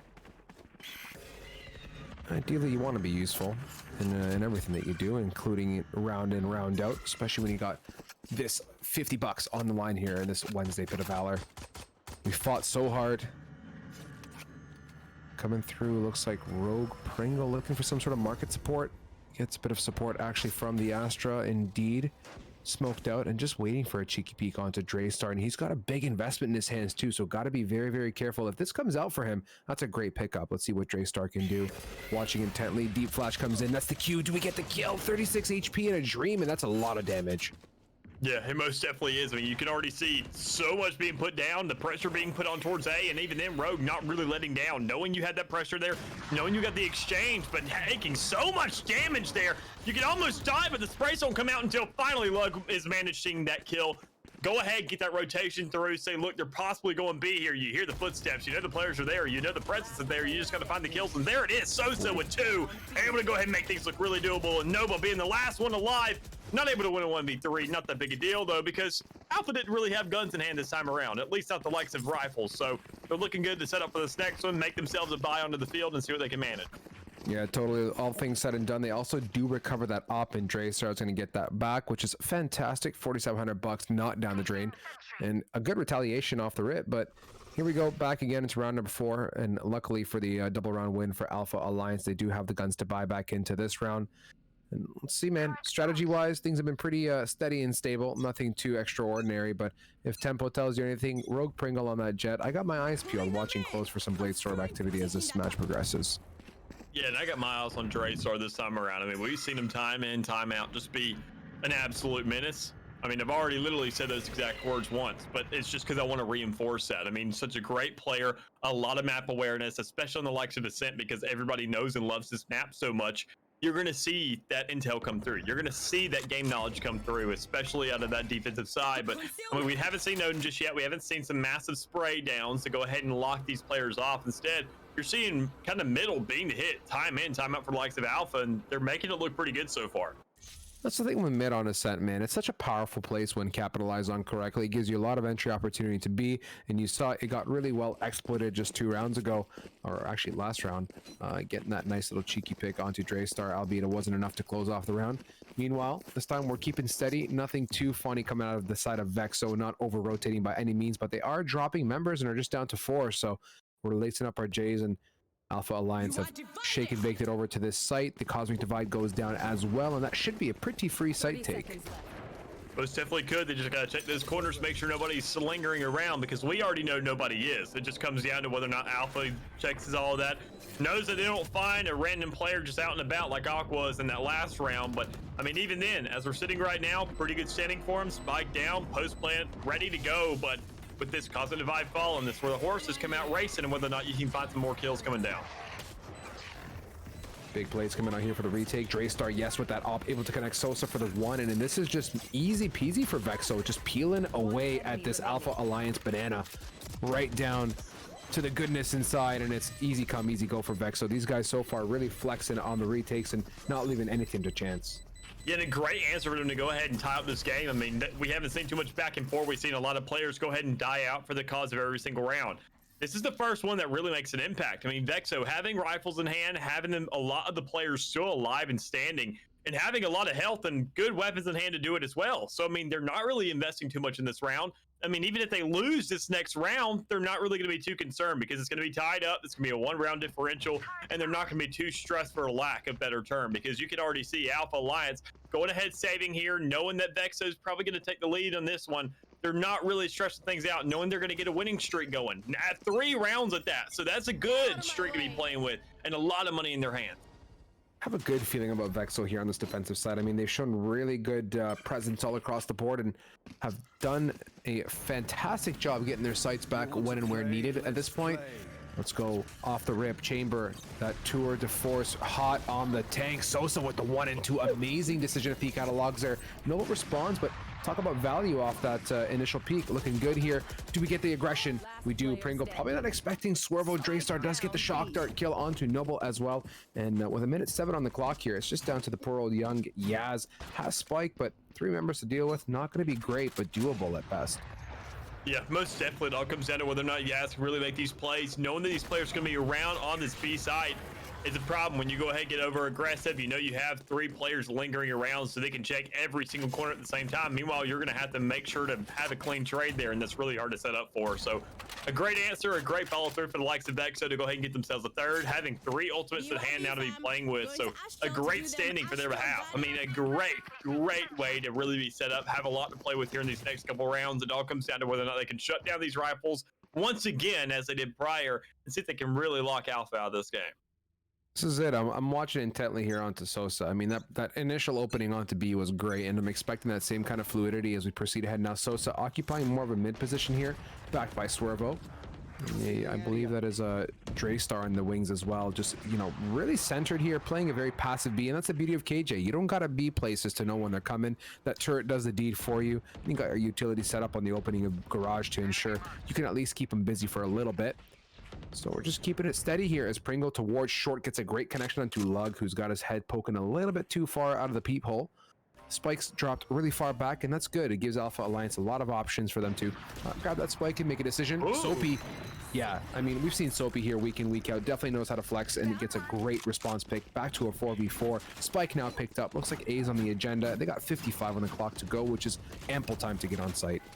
Yeah, most definitely is. I mean, Alpha, that just really got to step up here because, I mean, as we see, 47 seconds, you can't really get a rotate in at this point. You see the ultimates being invested, so you got to get these trades, you got to get these kills and get that door closed and get a spike down as well. But Draystar with 1 on that operator, a great way to open that up. Knowing Vexo still has 3 ultimates in hand, KJ can pop the baby cage right here. Get that lockdown coming out. But instead, we don't see that pressure. I mean, we know it's a 3v2. Instead, we see the Hunter's Fury come out. We see Sosa with a kill, making it into 3v1 now.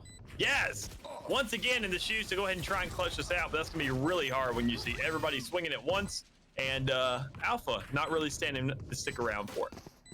No, dude, this is just looking so good for Vexo. I mean, their rotates have been just mint. They've made the right decisions in terms of getting aggressive, not peeking out a door that time, letting that smoke do its thing, and then just taking it slow and steady, and not being afraid to utilize a Hunter's Fury in a 3v2 scenario, knowing you have the upper hand in that case, right? So you walk ahead now, you still got 3 ults available. Now it's the divide that's on the board, and on the defensive side, that cosmic divide can offer you a lot of opportunity. If they plant B, getting that wall up towards long is a great way to get your footing.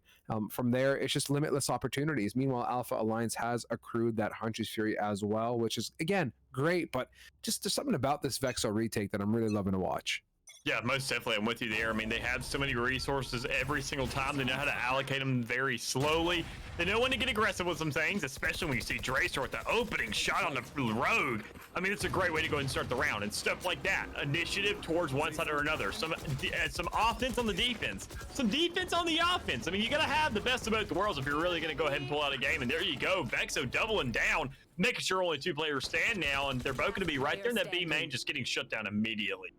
Yeah, these guys have like legitimately no fear about peeking. No, they Vexo will they just straight up look right in the domes of Alpha and just clap them. And again, you can see here Sosa holding an off angle, just having a great old dandy time. And Aqua's unfortunate about bit of a a pickle to say the least, is pin in a corner at B main.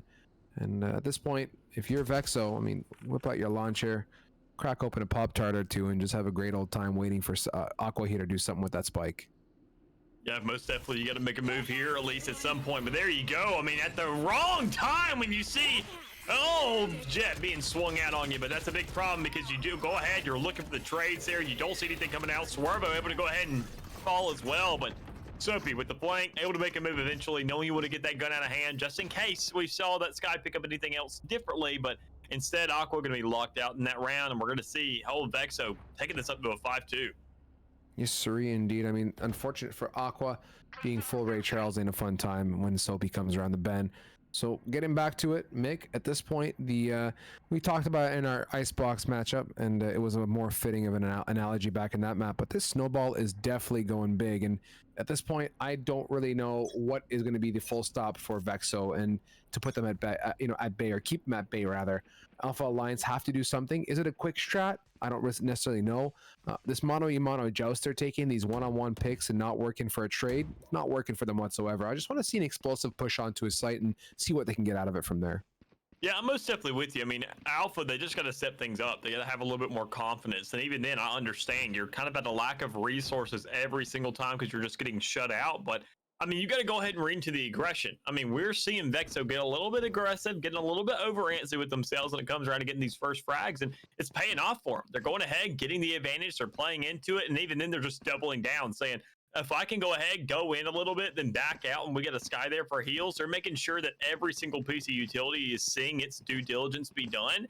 And I mean, it's just those small things here and there that's just adding up to such a massive differential in the score right now. And even then, we haven't had that many rounds go off yet. So, I mean, it's going to be 5-2 is not going to be the biggest differential in the world. 3 rounds is still most definitely doable. But for a first half scenario where you go ahead and guarantee yourself an even half at hitting 6, I mean, Vex has already won off that. And this is a round where Alpha's really going to step things up. And you can see a lot of their members are buying out. Aang, not really just yet, but you know the money's there. So he's probably going to opt for it. Draystar on this op is also a great sight to see. And yeah, on one hand, I kind of agree with you. It's small things, but it just feels like Vexo is just one big thing. I don't know how else to put my words into a sentence, but they just are so dominant right off the rip. And they have, like I said, when they have a great opening pick from a Sova at mid, and it's been all of 6 seconds, what do you do at that point, right? Noble's going to have to do so much for that team in terms of smokes and everything to give them situation and opportunity to pick up ground. And if Noble's not putting smokes down the right place, guess what? You're getting domed in the face because they're going to straight up peek you. And that's, I think, going to be troublesome to manage out here. And that's why I'm saying from my end of the story, Mick, I just want to see a W key push. Like, straight up, dump your utility onto one site, activate it, and just get right on in there. And do I kind of wish we had a Viper in this match? Low key, I do, just because that would have been a cool mix up. And it was quite successful, or has been successful time and time out on Icebox. Is a set made for it? No, but it would have been a cool shake and bake. But as we settle in, waiting for this tech issue to resolve itself, chat's definitely blowing up, that's for sure. Geez, Vexo gang is definitely alive and well. And I just want to see, like I said before, Alpha Alliance, something different. They got to come out of the gate swinging. Yeah, most definitely with you. And I think there's something to Alliance right now that they're kind of regretting. I mean, we mentioned those duelists. Honestly, I feel like Reyna would have been a better pick. We see a lot of Reynas here on Ascent. And honestly, going ahead, getting that blind out, going ahead, restraining some vision, making things a little bit easier for a push because Jet just really isn't what's cutting it so far. Maybe it's only because you see Sosa going off a little bit, but I mean, that could be a great stop. Go ahead and Blade Storm. You can't shoot it if you can't see it, but maybe then again, we already see the aggression coming in towards A, and we see Aang grabbing that first blood. That's a big peek out of Soapy. I love that pop flash decision there. And also Annihilate's counterpart, Sky, that is Aqua. Takes it to a 3v3, the best we've seen Alpha Alliance looking in a hot minute. Spike now getting planted. The question is here, is that lockdown going to come out for us here from that cage here on the retake? I'd say it's a definite use it or lose it scenario, and I wouldn't be shocked if they throw it down in a second here. Yeah, and there it is. I mean, sure, you got the Hunter Sphere to come out, and that's going to be the read. You go ahead, you got to figure out where that player is, but that's going to bait that out. You know exactly where Yaz is now, so you go ahead, connect the shots there. A great way to go ahead and set that up, but you now are in a 2v2. You sit there making a 1v2, and Draystar really doesn't have too many resources in hand, but he still gets a kill with the likes of the Frenzy. Knowing the operators in hand, you just got to get that peak. You got to win that fight. If you don't hit that shot, that makes your job a heck of a lot harder, and even then, I don't know if you can get this defuse down with how much pressure's put on, but oh, maybe as things are getting close, things are getting frisky. We see it counting down, but Draystar's most definitely going to happen. I was going to say for a second there, Aang on that chamber, I was like, wait a minute, he should put one-on-one together that was just a fake tap. I mean, time is not in his favor, and it was getting really close. Could have Aang been a bit more patient? Yeah, but also tricky. Draystar gets a great pick off of the rip, too, and just unfortunate timing. Aang had really no choice, and you said it really well in that previous round. That lockdown was not only a lockdown offering in the sense of, you know, pushing people out of sight, but it truly baited that Sova's positioning out completely. And it was basically a giant radar, a beacon going off, say, hey, guess what, man? I'm Yaz, I'm over here, I'm trying to get your ult, come for me. And they did definitely capitalize on that. Yeah, because you saw it right there. I mean, you saw the kill come out on that left side over towards Hell, or excuse me, the right side. You know that he was there in that corner. That's an easy kill. We saw that trade out come immediately, but we're talking about trades. We don't see one just yet. Instead, we see Alpha Alliance finally getting that man advantage. We see that initial kill coming out, and nothing really to go ahead and compensate for us. So this is the start that Alpha really needs to run away with. They do indeed, but if anything tells me Vexo's going to have a thing or two to say about it, no, definitely not. I mean, take a seat here, Sosa. Take the back seat with Yaz following up, and now a surgical dismantling of Vexo here. You know, scalpel straight up machetes here, shredding Alpha Alliance. And at this point, Swervo does have Draystar on his team to back him. A 2v5, but they're not really interested. Draystar's like, I got $4,700 in my hand. I'm not getting anywhere near these guys at A site. Goes right to B. Gonna have himself a dandy old time and bouncing around. Swervo, though, has a bit of a different opinion. Wants to maybe get an exit pick or two before getting annihilated. We'll see. Does hear it. It's a Yaz to eliminate. No value whatsoever. So Draystar walks away with that op in hand, and all is good in the hood. Yeah, most definitely. Great way to go ahead and net that round for the likes of all Alpha to get themselves on the board. We saw those first two frags go to their side. A great way to go ahead and get a lot of advantage in terms of manpower to be playing with. And even then, a flawless is exactly what you need. You have so much money saved now. Nobody has to buy coming up to this next round. Just a very dominant round for the likes of Alpha. And that's what they needed to go ahead and get themselves back in this game. They've seen a really rough time so far, but now they finally go ahead and say, look, the game isn't so hard. We just got to go ahead and be a little bit smarter about it. We got to find a first pick, play off it, and that's exactly what they did. That indeed, and we now see, I guess, like you said, you know, as well, Alpha Alliance a little bit of a glimmer. That star is starting to shine a little bit brighter, which is great in the long run of this matchup. 63, and we're, you know, teetering on that half coming out. Ascent historically for you and I, Mick, I think has been a very, I guess, 6-6 type of map in terms of scoring half. We see a lot more close matches on Ascent than we see on any other map, at least from my knowledge. And with Yaz leading the opening charge there with that owl drone, clearing up the close for Pringle, making sure no funny business right up in the faces of the attackers. Sosa holding steady on his choice of angle is backed and supported, and this is the beauty of Vexo. Like, look how they're doubled up right beside each other, ready to trade it out. And I mean, that's just worst case scenario. If you go ahead and get the kills there, you're not worried about it. You go ahead and find 2 kills there towards that A site. No one Luck's going to be holding things down. You had the constant divide out. there's so much panning into the favor of the side of Vexo right now. You can see the holds coming through. I mean, you got the spike going down, so that's going to be some great bonus money for the likes of the Alpha Alliance, but they're not really too worried about it. You know that they sat there, had a flawless round the last. They're not really pushed for money now. It all just comes down to whether they can win these rounds, and tying things up almost, seeing now a 2v3 for the likes of Alpha. This could definitely look doable, but with that Blade Storm coming out, things are going to get really, really hectic. Sosa is in the driving seat, gets a great connection, and Soapy out from above makes it look so simple. Was the Blade Storm necessary? Probably not, but it definitely adds 2 style points to their scoreboard, including that round number 7. Defenders looking great. 2 more to switch it up here, Mick. And this is Vexo. If any of these set the tempo for me on this defensive side, I'm looking forward to seeing what attack has got in store. Is Alpha Alliance just a defensive side of team, or is Vexo just that good? They're going to come out on attack and just full-blown swing.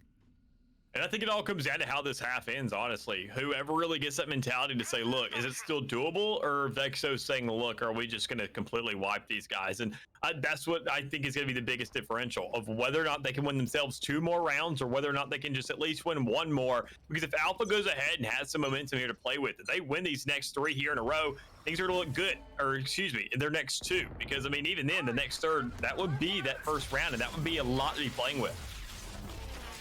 Hunter's Fury comes out. Draystar has the connection onto Noble, and that's a long ways away in a complete different area code to open up a great pick. Minute 24, and yeah, again, this op on a Sova is so good. And actually, this goes back to my, mindset of this game among many others. You got to work towards your advantages. If you're a strong opper, don't let that agent be what dictates what you can and cannot play. And for Sova's case, in this case for Draystar, picking up that op has been working fantastically so far.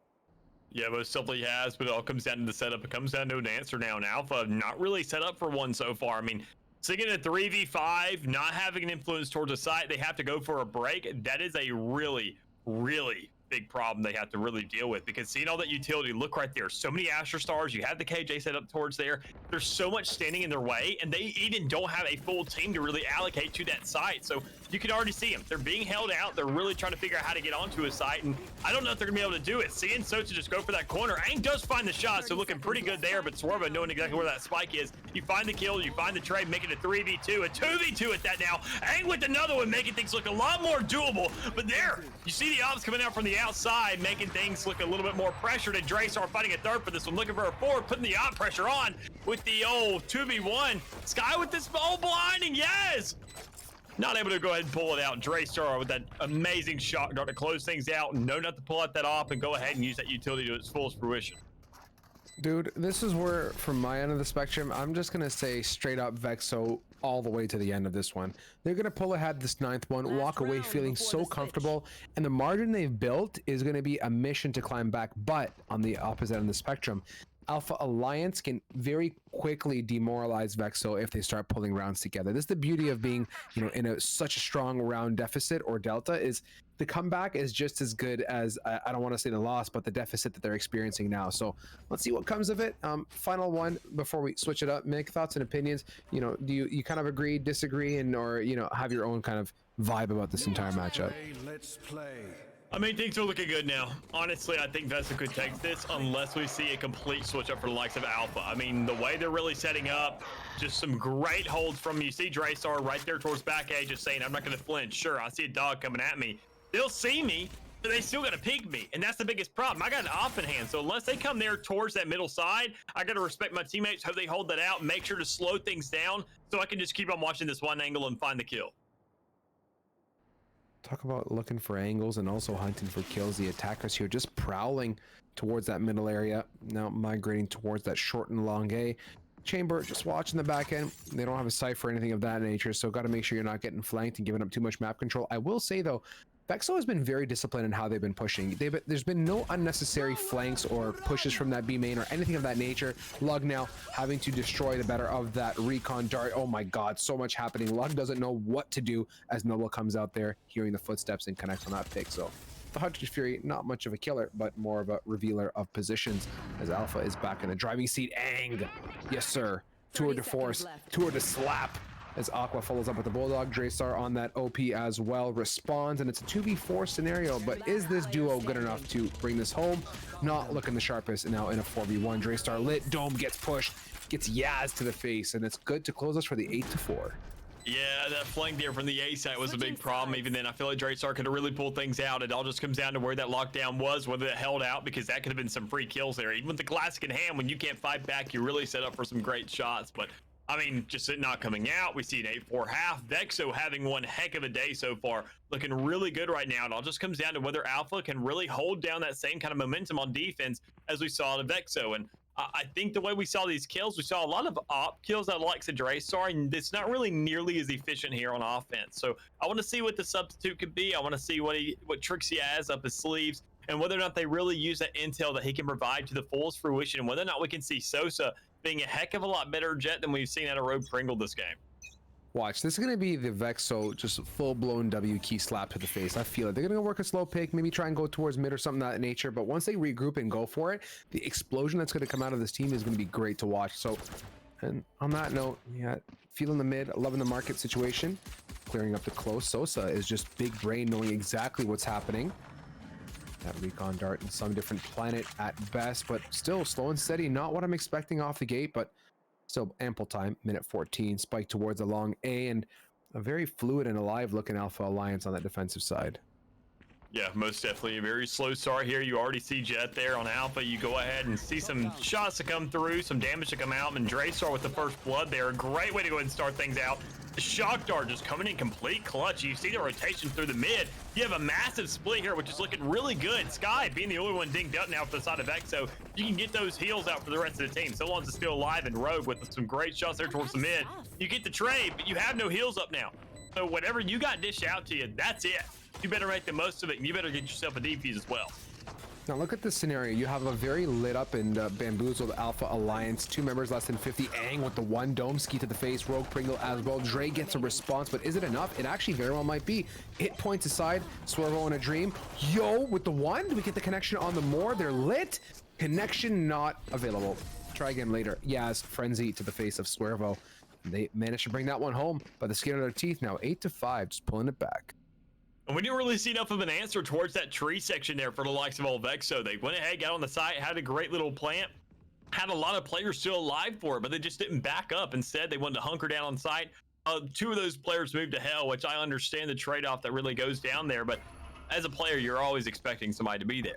So you're obviously going to pre-aim it. You're going to strafe it out. You're going to get that right click. You're going to use that classic, find whatever shots you can, get what damage down that you need. And even then with the Alpha not having nearly as much health, they still find a way to pull it out. So it's a great way to go ahead and give themselves some breathing room, get a force buy here in this next round, have some time to really just chill out for a second. But with Vexo, now they're going to be the ones with their backs up against the wall, trying to go ahead and clutch that around themselves.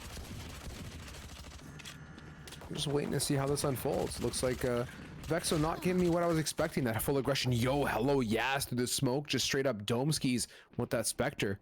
And now we see Vexo actually getting dismantled quite nicely. As Rogue Pringle says, yeah, I'm part of this game. I'm about that with the beautiful ghost frag. And now Yaz is going to be waiting patiently to owl drone in. But lucky for him, they're backing away. They still got to grab that spike, which is sitting right outside of B, and they got that now. But in this disadvantage, what do they got in the tank besides getting slapped? Absolutely nothing. Pringle, your Jet Maestro with the 4K. Pringle was our ace in the last one too, wasn't it, Mick? Yeah, it most definitely was. It was that Blade Storm though instead. So not really too much to be playing by. It's a round 2. We expect the dominance, the level of dominance, especially in something like that. But I mean, even then, that's a great little rally there for the likes of Alpha Alliance, saying, look, I mean, we're going ahead, we're winning these 2 rounds, we're on the attacking side now, things could look a heck of a lot better for us, but, I mean, or excuse me, on the defense, and especially as an answer, I mean, to go ahead and know that, as I said earlier on the icebox, you just sit around, you wait for these players to come to you. It's a much harder scenario, but honestly, having a chamber could be a much more versatile sentinel when you get those kills instead of a cage that just does some damage. Problems here now. Noble getting the better of the Sky utility, but you got Pringle up top watching. Big dash in. Sosa's got to go big. Does not get anything at all. And still, the vantage point for Pringle is really, really good. Vexo, I highly, advise you do not go to A, and rightfully so. They decide to eject right away, considering the rotates are there. 4 members of the defense is present. Yaz now, he's about to get pushed. If he doesn't make up his mind with this drone, does get the tag off, and he's going to fall back to B, and rightfully so. They're down numbers, no reason to get over peaky, as we're waiting for something from this Blade Storm, and it actually is a whole lot of nada. Mick, this is just falling apart right now for Vexo, not looking the greatest. Yeah, most definitely not. I mean, you already have yourself a pretty lackluster start. You don't really have too much momentum to be playing with, and you lose your duelists. I mean, you mentioned that earlier.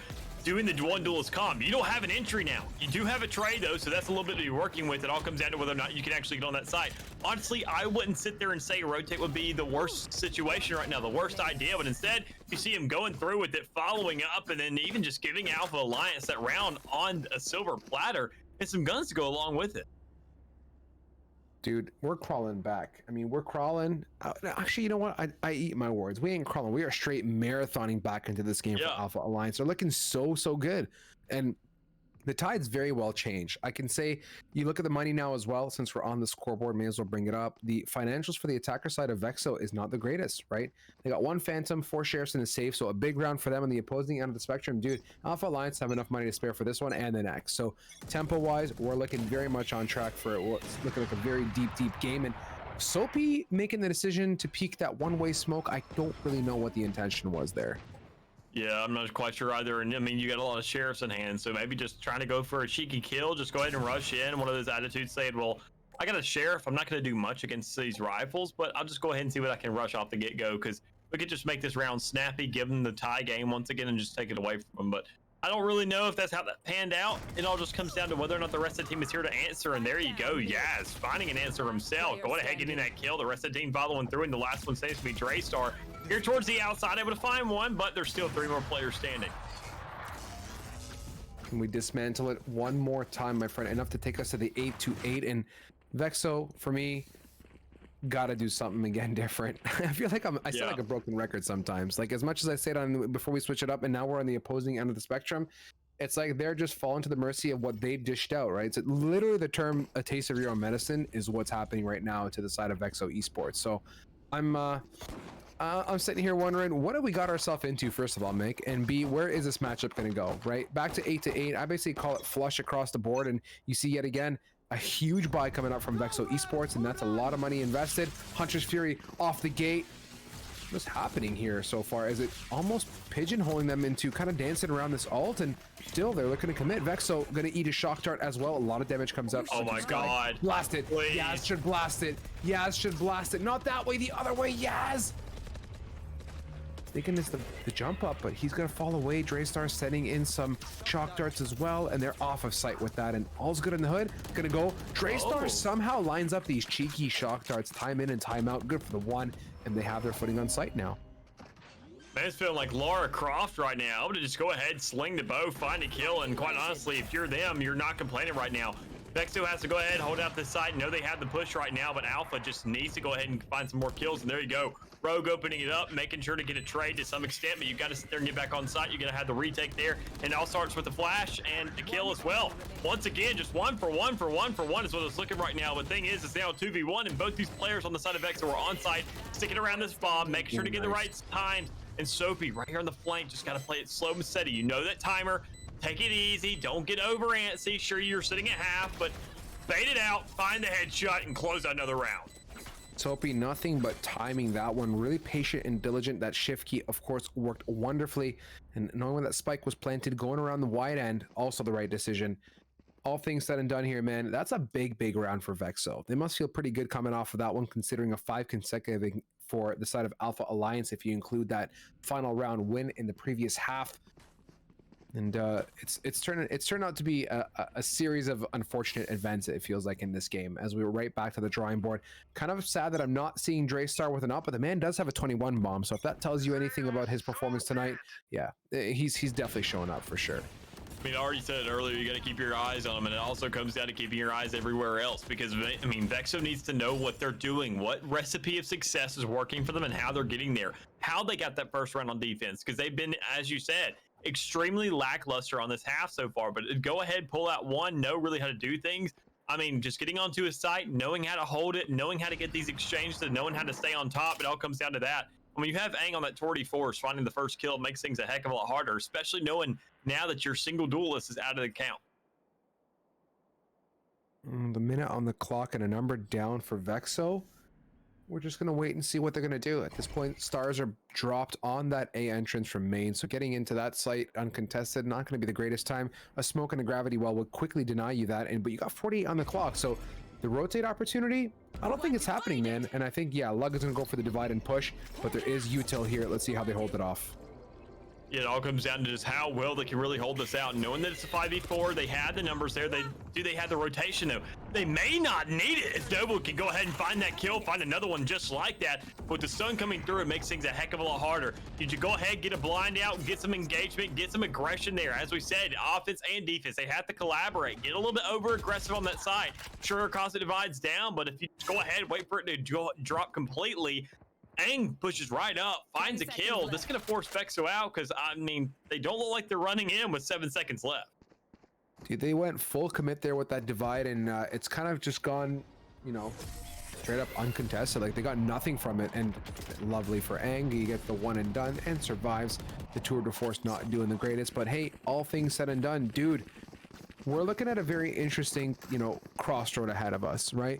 We either see Vexo do something absolutely gargantuanly different that's going to be the driving factor for their dub, or we just see Alpha Alliance continue to, you know, really pick away at this this multi-layered onion, dare I say, of Vexo esports. And so far, it's feeling more of the former versus the latter for me. I just love the way Alpha Alliance is playing it. Their money is looking even better right now, just a one-round deficit, and they've also got basically 6 alt points minus 1 person. So, yo, Rogue Pringle, let's go. That is the icing on the cake for me. Going for it, trying to survive. He's actually full blind and still alive because guess what? Aang and Yaz are there. Draystar does come out and get the lineup for the 2-piece combination, but it's gonna be tricky considering your team overall is just completely falling apart.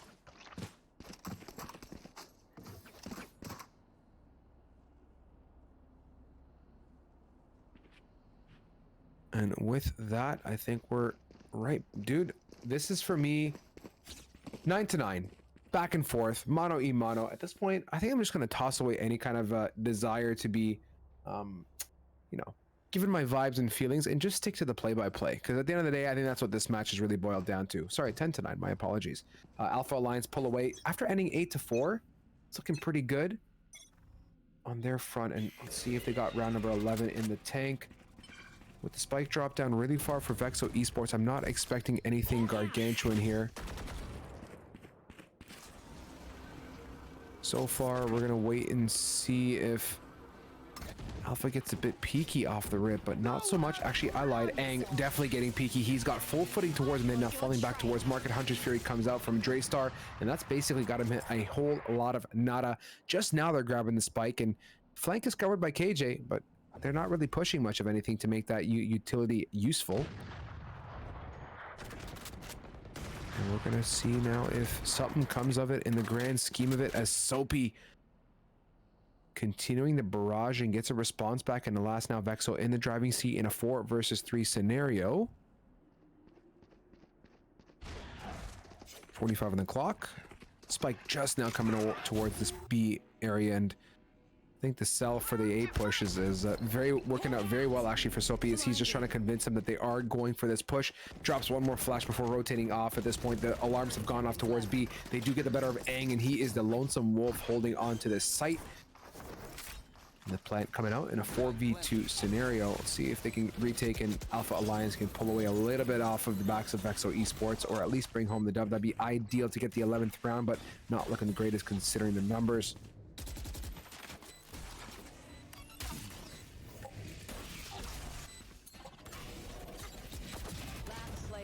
Coming out the back end is Noble. Draystar does respond from the back end of sight, and Sosa holding in a very cheeky angle on the boxes. Love that elevation, that verticality is able to get them the 10 to 10. And that's what we like to see. I think we've lost Mick, so we're gonna do our best to work through this with the twos of you guys. Well, me, myself, and I. But 10 to 10 now, even it up on the board. And question is, where do we go from here? So that the 6-point ultimate situation that we mentioned earlier on for Alpha Alliance is now accrued to the full 3 pieces available. So Blade Storm, Seekers, and that Hunter's Fury is good. Rogue Pringle getting aggressive onto Sosa off the rip as well.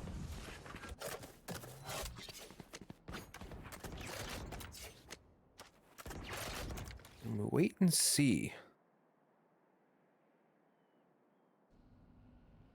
I do appreciate the fact that Vexo is not really deviating from, you know, the strat book on the back of a good old napkin. They're just really working together as a team and doing what works best. And it's been this slow and steady pick methodology, leaving the spike back, and that response towards B main is great. Aang got a little bit too cheeky and a bit too aggressive and did it in a very solo manner, not having any kind of trade possibility on the board as well. So on that evening front, well, evening meaning in a 4 versus 4 situation, now they do still have the 3 ults available, 45 on the clock, and a decision's got to come out sooner than later.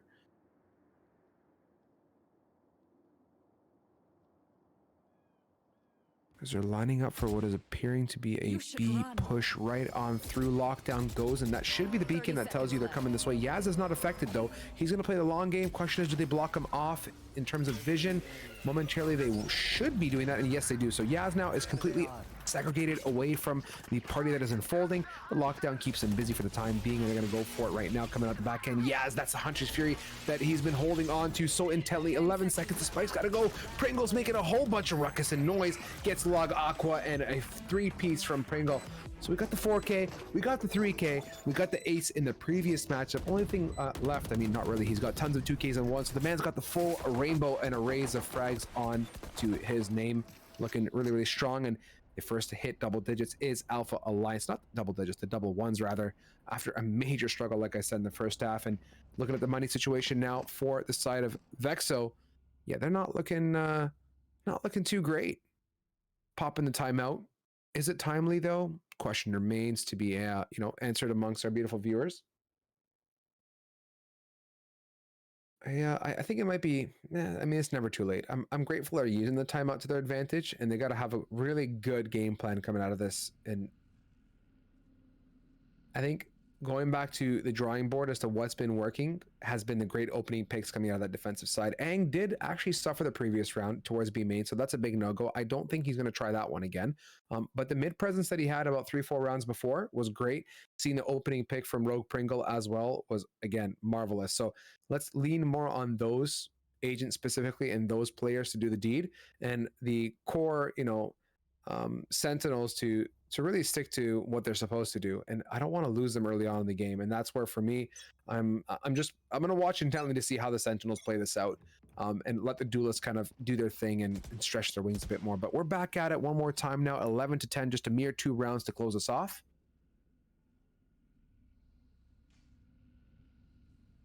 Feels like we've been on a straight adventure here tonight. I mean, absolutely up and down every which way. And I told Mick before in Icebox too, we've had close maps all across the board, and this is no exception to that one. Pringle definitely had sights on something towards mid, but luckily that Nebula comes out at the most opportune moment to block any kind of vision towards middle, and now he's going to get pinched off every which way. Gets a nice one and done, and Lug Soapy coming out with a beautiful 2-pump flash deep. He's about to get met with so many faces, and actually gets the one and done and gets away unscathed. That's incredible for Soapy. As we settle to a 4v4, the lineup though from coming up from Draystar is hot on it. Not Draystar, I apologize. I believe that is Sosa, if I'm not mistaken. Had a nice shock dart for that post plant, but no one was there to receive the better of it as the spike had already been planted.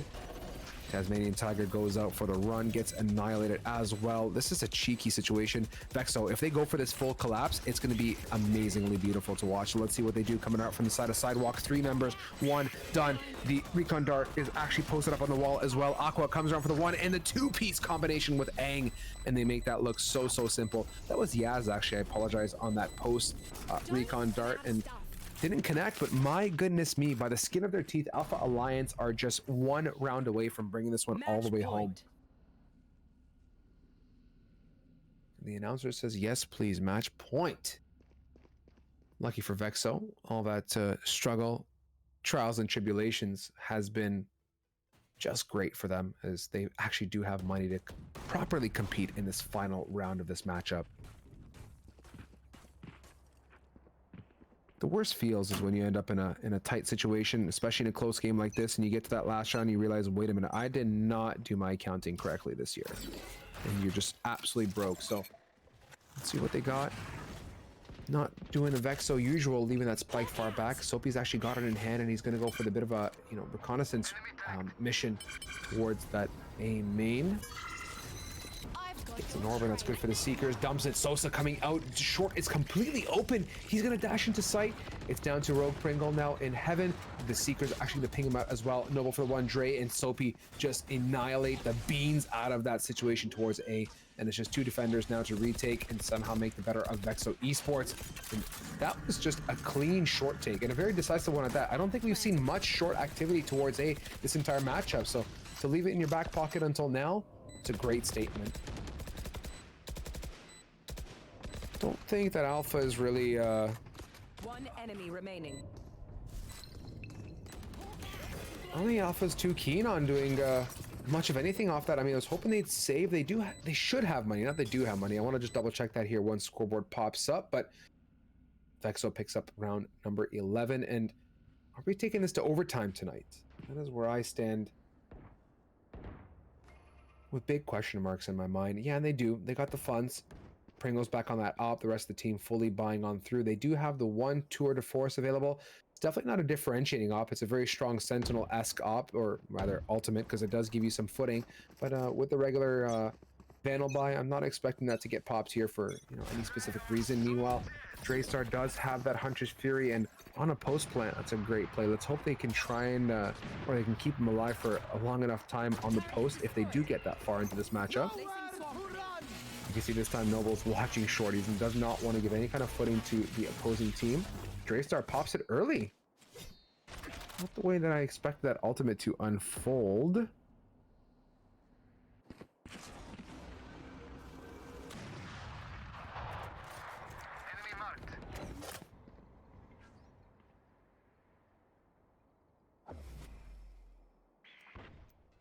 I can straight up cut the tension with the knife is what it feels like. These guys posted up outside of B. Sosa can easily collapse through market once a bunch of ruckus is made and pulls that jet off. If Sosa peaks now at market, we are in for a world of pain, because guess what? There is Rogue Pringle watching intently, albeit Astro Utility could quickly deny that and give him the footing he needs to collapse, but 41 on the clock. Here it is. Cosmic Divide goes down. Draystar, Recon Dart, off it goes to ping off, but Astro Utility, that Gravity Well keeps him occupied. And so far at this point, they're looking good to get on site, but in about 4 seconds time, that wall is going to drop, and that's going to reveal everybody else. Yaz in the back of sight now. He's about to get pinched. Does a lot of damage off the Swervo, actually, before fading to the wrath of Lug.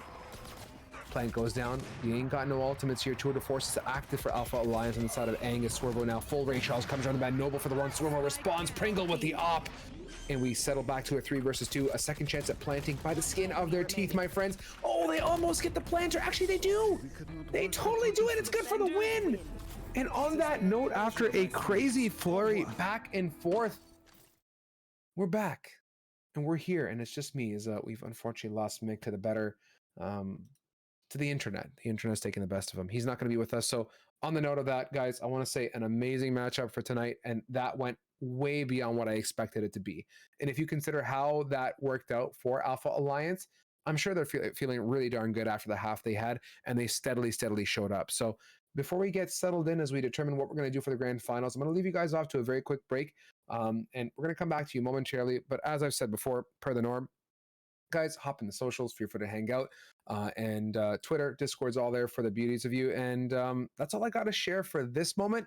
Don't go too far. We'll see how we're going to handle the rest of the evening as we can hopefully settle back and find a subcaster or determine next steps. So with that, off to a very quick break. Back to you guys momentarily.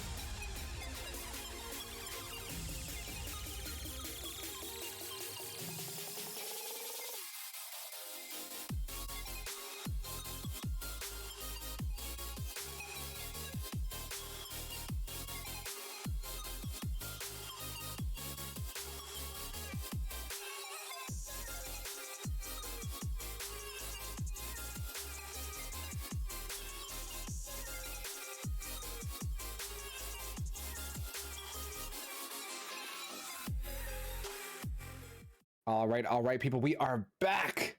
And the best Yeah. part of this entire equation is Mick is back too. So shout out to Xfinity for really shafting Mick on that one. But lawsuit incoming, powered by GLG. You know how it runs here. But alas, the man has made it back for the realest of them all, the grand finals. And to our, I don't want to even say surprise because it kind of ain't surprising. We're going to Ascent. So you guys know the drill down below. Alpha Alliance, your winners from the previous one, and the rally from Icebox now going against Paper Mills. Mick, having you back on the desk is an absolute pleasure. I think we've earned this grand finals, and we've earned a really good one at that, dude. Yeah, we've had ourselves a day. Sure, it felt like some longer matches here and there, but we're finally back into the fray once again, becoming relevant, being on stream once again after that craziness. And I want to again apologize on stream for putting you through that, but you definitely killed it for the time being. But I mean, as you mentioned, these two teams that we got going up. I mean, the Alliance. We sat there. I saw them earlier. I cast them most of the game. And I mean, as I said, they were looking really, really good so far. So I was expecting to go ahead and start pulling that out. Go ahead and get themselves a dub overall, really bring that back because, I mean, things were looking rocky there for a while. But go ahead and get themselves to a stage where they can really go ahead and stand out now, especially in this stage. Make it to grand finals. This is extremely rewarding for them and for us as well. Yeah, dude, and you missed the tail end of that matchup, obviously, but the way that they came back, all things for Alpha Alliance, just really speaks volumes about the fight in that team. Ending off at an 8-4 and winning in a 13-11 and being so damn close, dude, it's like you're literally grappling onto, thin air, and it felt like. And I'll say it was the opening picks for them that worked the best. And they made mistakes in doing that. Like they got a bit too pushy at B main once or twice, I believe, and it wasn't the right decision. But once they settled back and letting the agents that really need to, be the backpack or the carry for the team in terms of the opening picks do their deeds, it just worked out so well for them. Let the Sentinel do its thing. Let the duelists be the openers and work it out from there. But yeah, it was Rogue Pringle who really stood out for me in that previous matchup. But getting into it, looks like we're kind of solidifying much of the same picks as we're hovering. Noble's got that Astra already on lock. Aqua going to repeat history one more time on that Sky, I believe. Yaz on that Sova. And I think we're basically good to go. This is for us, Mick, a new team to watch and new team and a new, bit of a new spice in this lovely stewing pot. It's Arsh on that KO. Yeah, and honestly, the KO is the kind of differential that I'm really going to enjoy. That's going to be your substitute for like the Sky. You don't want to have too many initiators on the field. You just want to go ahead and have a substitute where you can. And that's a great one to go ahead and back up. You still get intel off of that. You don't get the visual or the audible like you do with the likes of Sky, and you don't get that flash effect, but you do get a suppression. And that may be the differential there, knowing that we see a KJ out. And that could go ahead and possibly shut that down because Aang ran the old Sentinel. I'm looking at the chamber last time, and you don't have that TP anymore, but you still have yourself something to play with. You still have a lot of resources. You still have a lot allocated to you, but you're just not shutting down nearly as much. So looking at these lineups, looking at what we're really getting teased right now, honestly, I mean, it's just going to be same old is what we're used to. Yeah, man. I mean, same old, minus not really that KO. I'm still going to watch intently. I do love me some KO, though. It offers so much strength. And a KO, I think, against a really nutty Jet is just an absolute bamboozle. Like you Blade Storm, just when you think you're like, unstoppable, flying through the air, dashing around, cloud bursting everywhere, KO's like, nah, it's cool, man. Just put those knives away. I got you under lock and key. You are mine. And I'm excited. It's going to be a really good matchup with a good bit of, like I said, a good bit of spice to this mix.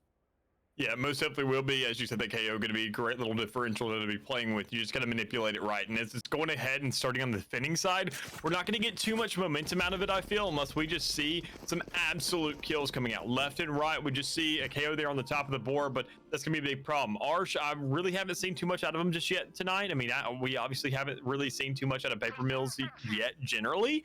But, I mean, for them to get to grand finals is definitely most worthy noting that, I mean, it could be possible. Seeing that they've gotten here, seeing that Alpha didn't really have too much of the greatest run to start out on that last map when they were on Haven last time, or excuse me, Ascent. So, I mean, maybe a lackluster start could give enough leeway for Paper Mills to just get a much larger lead than the likes of EXO.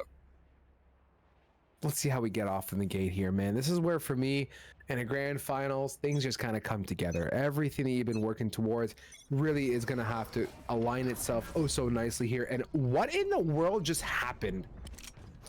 Insta-Domski coming out there from Rogue Pringle, and that was from actually middle. So, dude, okay, I'll take it. I didn't see it, but I'm not going to say no to it. Give me some more as Paper Mills right off the gate is down a member, and they're in the driving seat. And for Alpha Alliance here, this is great. Such a good way to start off the first round. Yeah, it most definitely is. You would have grabbed that first frag, and even then on the pistol round, it means that much more. You really have a lot of initiative to be playing with, and even then, looking at ours, trying to get over Antsy there. Some great shots, a great little pop flash to go ahead and follow through with. But, I mean, you see the trades moving towards that A site. You know the push is going there. You saw them on catwalk. That's the call. You make it then, you go ahead and get the rotations coming through, and you find yourself a kill. If you're KO, making it a 3v3. Arsh actually playing that very well. I mean, all things said and done, doesn't get a kill out of it. The pop flash not so successful. Arsh, you're back, and my friend, you got to hard clear your corners. Mick would slap you for that one. But he played that well, was very patient, didn't get too over peak. He knew that he had to fall away here, and Angel coming around the bend had that dart bin just a hair to the right. That time not the greatest bounce off the generator. Would have had a whole different situation there, but Ang and Co keep it on lock. Puffy comes out just a hair too late coming out of the doors, and here we go in a 1 versus 2, tapping it. Got to worry about more than one direction, unfortunately, and the time is not in Puffy's favor as that spike is now gone way past the point of return. Yeah, most definitely is at this stage in the game. There's not much you can do. You just go ahead, congratulate Alpha for getting their first round on the board, first round of this map, and making themselves getting some gunfire power-ups when it comes around to this next round. Some Spectres in hand, as we're already going to see a share from the likes of Rogue. Probably going to go ahead and save for that next round, so if you can get yourself an op to play with, just go ahead and stand out as much as you can, steamroll this game as much as you can, and go ahead and get a massive lead on this offense because you've got to manipulate it while you got it. Let's see how much manipulation comes out here from the side of Alpha Alliance early on. They were able to pull it together really deep into the previous matchup, and they did it on this exact same map. And the question remains for me: how are they going to make themselves stand out early on in these games? Like I said, they gotta keep this momentum and the pressure on, and ensure they don't fall behind in the loop. Because I have a good feeling about Paper Mills, and they seem like a very viable and strong team, having made it up this far. But so far, so good. The bigger guns are reigning supreme. To be expected. Nothing immensely alarming here for me, Mick. So let us get this spike in the ground and see what comes off this retake scenario, as Hopar is able to get the 1 pick onto counterpart Jet and takes it right back to a 3v3. Yeah, and that's massive. That's going to be a drop weapon. That's going to be some more momentum. That's going to be a great little weapon, especially if you get yourself a front end to go ahead and start fragging out. Problem is, Noble's already there. Hopar with another one. It all comes down to Frog, who, once again, as I said, has a Spectre in hand. So this could be doable. But with no stars to be playing with, just go ahead, lingering out. You don't have the time to push through. It may not matter unless you got Aang there to go ahead and grab that headshot and make it a very, very contentious round there for a second. I mean, Aang with like no hit points, and then so I'm still holding steady in a dead nuts open angle, fearlessly playing, and kind of unexpected in itself, right? Because someone probably called out he's got 20 HP, and they think, okay, Aang's gonna play a one and done, or you know, not a one and done, but more of a secure angle to ensure he doesn't fall away. But nope, makes it happen. Currently leading the scoreboard 5-0 on that chamber. And we're back up to 2-0 for Alpha Alliance. But the last round, number 3, equates gun round. And we'll see if Paper Mills here with some bigger firepower can make it happen. If they don't pull this one together, that to me is a statement and a half for Alpha. Not only does it speak to their economy that they're going to boost up, but just their fragability with the lighter guns. Oh, and even then, that ob coming out, just like I mentioned earlier, from the likes of Hopar, you want to go ahead and grab that. You want to make sure, even if you're taking that sacrifice in the last round, make sure it's worth for something. You go ahead, get a massive weapon to be dealing with on round 3, find some easy frags and 1-taps, but missing that first shot, that is your opener. That is your entire window to be playing with. But thankfully, Arsh is there with a double to go ahead and buff things out and make themselves look absolutely massive here for round 3. And this is, again, Alpha Alliance. The bigger guns, I kind of don't want to say anything, Mick. Like, kind of tough to stand up to Vandals and Phantoms when you're still on a light buy. It does. There are moments of, you know, like, holy cow, like, I don't know how we just pulled that together, but we did, considering we're down in terms of weaponry. But it's not that round. And with that KJ utility towards mid, revealing the positioning, it's at this point, Paper Mills just knows exactly who's where and what, and they know they're in the driving seat with the number, so I don't think they're panicking whatsoever in this case. Yeah, and no, definitely not. I mean, I really don't blame them. Go ahead. I mean, that just catwalk. That would be the angle where I really expected a frag to come out for the Spectre. You get really close quarters, just like right there. Noble able to go ahead and find the likes of Arsh, get a little bit of revenge for the rest of his teammates, but it's not enough when you see Aqua alive and well, but how long is that going to last? When you got 3 players prowling around you with an op in hand, looking to find the shot, as we go ahead and see Hopar close out this third and get Paper Mills onto the board. Yes, sir. I mean, it did take a gun round, but nonetheless, that's what this game is about. We don't get free round skis here. We don't do it on light buys. Gun rounds is where you want to excel and ensure you don't lose weaponry unnecessarily, and they sure as heck don't, man, considering how they survive with quite a few members. So See what Alpha Alliance has on this second chance at the at the gun here, or the gun round rather, as they have their own set of weapons to back it up. I'm hoping for the best.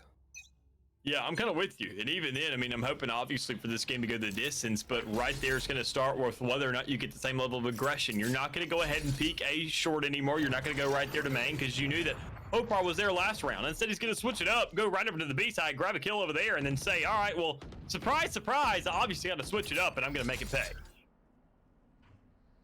Now you got Arsh and Co. just kind of taking it easy, knowing very well that they're good. Yeah. There's nothing to, you know, there's no reason to be peeking anything. This is actually a nice angle from Arsh as well. It doesn't, it's different. It's a one and done for a game. You wouldn't play this twice in a row because it's super sus, but if they do walk out and don't hard clear that top angle, it's going to be great. He did throw the knife from above. Do they know that that is what it is? And they actually maneuver right around the nebula, right out of his view. So nothing comes of it. The angle is good, so he can definitely replay that at a later time, but question is, what are they going to do in the retake with this advantage in numbers? Yeah, I mean, even then, you're going to go ahead and have some shots probably go towards that door. Go ahead and have a refrag or a retake come through from that side, and you can already see it coming out. No command. Go ahead, get a little bit more aggressive. Turn that initiator into a duelist. Speed up that firepower. Become a Reina to some extent. Go ahead, get into the fray. Find yourself some shots.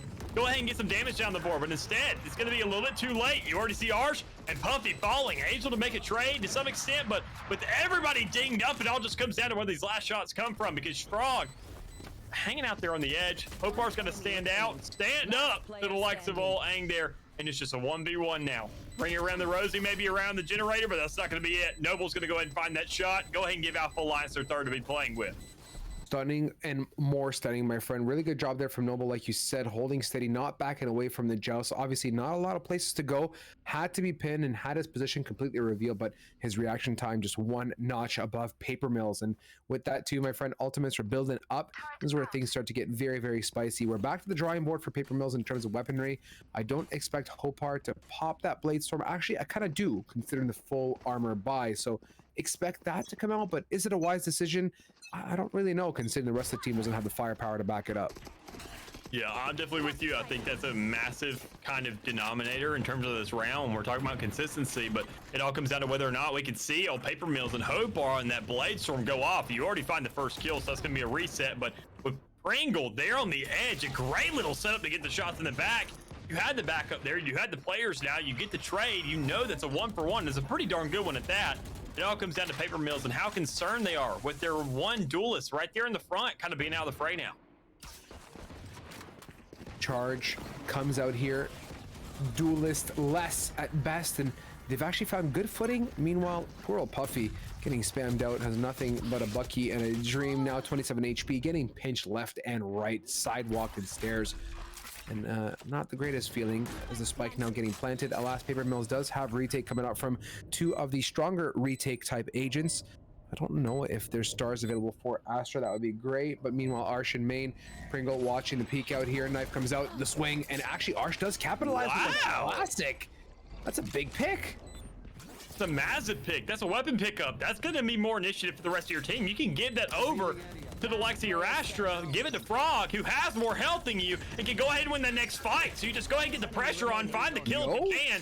And now it's a little bit of another ring around the Rosie scenario, whether you're going to be close enough to go ahead and get those shots, whether you have the swings or not, and you're not, because Yaz is going to be a little bit faster, find a little bit more kills with that 4K, and go ahead and have a little bit more rounds for his team as they move to a fourth. Big ups to Yaz. I mean, did not say stagnant whatsoever. Definitely kept flexing that WASD, moving around, keeping it live. And unfortunately for Arsh there, it wasn't the greatest scenario to be in. So we pop into a nice and early timeout, and Paper Mill's gonna be like, wait a minute, guys, this is not how we kind of panned it out to be. We're down by 3 rounds. Alpha Alliance is just completely shredding us apart.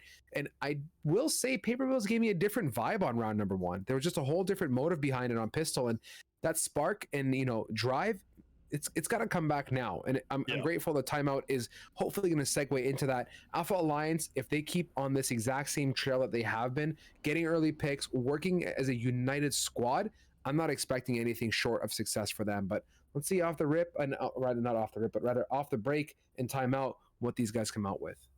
Yeah, and it's got to be a lot, honestly. I mean, because at this point, you're not only fighting to go and get yourself back into the game, you're fighting to shut down the likes of the Alliance. And that's a big problem. Looking at how they already have so much momentum, they're on the offensive side, so they can go ahead and choose where the fight goes. Once again, that's the upside you have to the offense.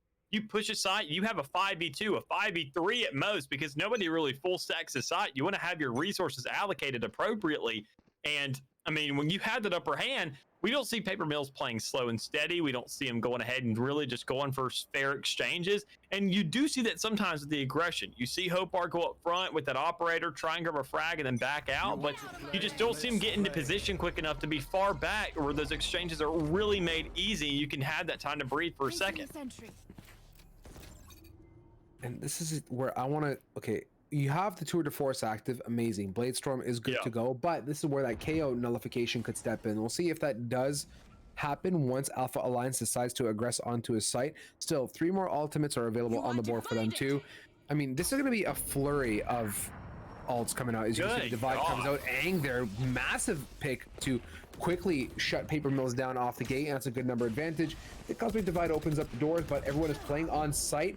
Crosshair placement from Rogue Pringle, absolutely demonic. Clapping Angel in the back of sight there, and it's a free plant, uncontested here, but the retake coming in, the wall dropping down, and I don't believe Paper Mills is too keen on going anywhere near that B site considering the deficit. Yeah, and even then, they're just going to go ahead and play it slow. I mean, as we went ahead and see that Hopper has that operator in hand, you don't want to go ahead for a massive retake like that. You don't want to get over antsy. If you have a lead and you can sacrifice some money, that's fair. But you're in a stage in the game where you don't have really too much resources to be playing with. You don't have too many teammates. You don't have too much money. You just got to go ahead and fare with what you got. And that operator is definitely a lot in hand to be playing with, and you want to make sure to keep it in your hands. And I mean, even then, when we go back to the beginning of this round to lead up to all this, I mean, I'm sure that Paper Mills taking that time out was expecting just to be the normal game once again, to go ahead and say, you know, let's just play this a little bit differently, get a little bit more slow. But I mean, that was insult to injury from the likes of Alpha Alliance, saying, you know what, they're probably going to do something different. They're probably going to switch it up, play a little bit slower. Let's literally just use all the ultimates we have, rush in, because they're going to be go ahead and realizing what they're doing now. Let's sit there and switch it up this time around as well. Let's look a little bit dumb. Let's get a little bit crazy. Let's go ahead and press the X button on every single player's keyboard and see what chaos we can create. And you want chaos, you're getting it here in the Grands, and Alpha Alliance are doing a great job. They still have 2 more ultimates on the board as well, Nick, and that's going to be the chaotic factor to really do a great job on a post-plant scenario. 2 of the, I think, strongest ultimates on that team are available, that Huntress Fury and the Seekers. Angel actually pops his right off the rip, kind of sight unseen. I don't know what the motive was, but hey, it's done now and it's out of the way, and only going to give him a chance to accrue that one more time. Meanwhile, Noble onto Arsh, and as that ult got popped on B, the spike's in a complete different area code now, planted on that A site. We'll see here on the retake in a 4v5 what they can do. They do have a Cosmic Divide available, and if placed correctly, will work wonderfully to their name. But the next big mountain to climb, this Everest-like mountain, is getting out of heaven, and so far it's not looking too fun.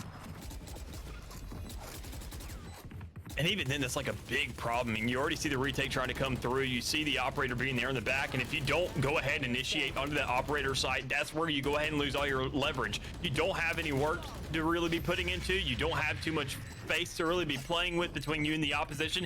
You got to create that space, and it becomes so much harder. As you already see Alpha Alliance grab themselves a flawless round, really just positioning themselves perfectly. And I don't know if that's intended by any means, because you never really know where that op is until you die to it.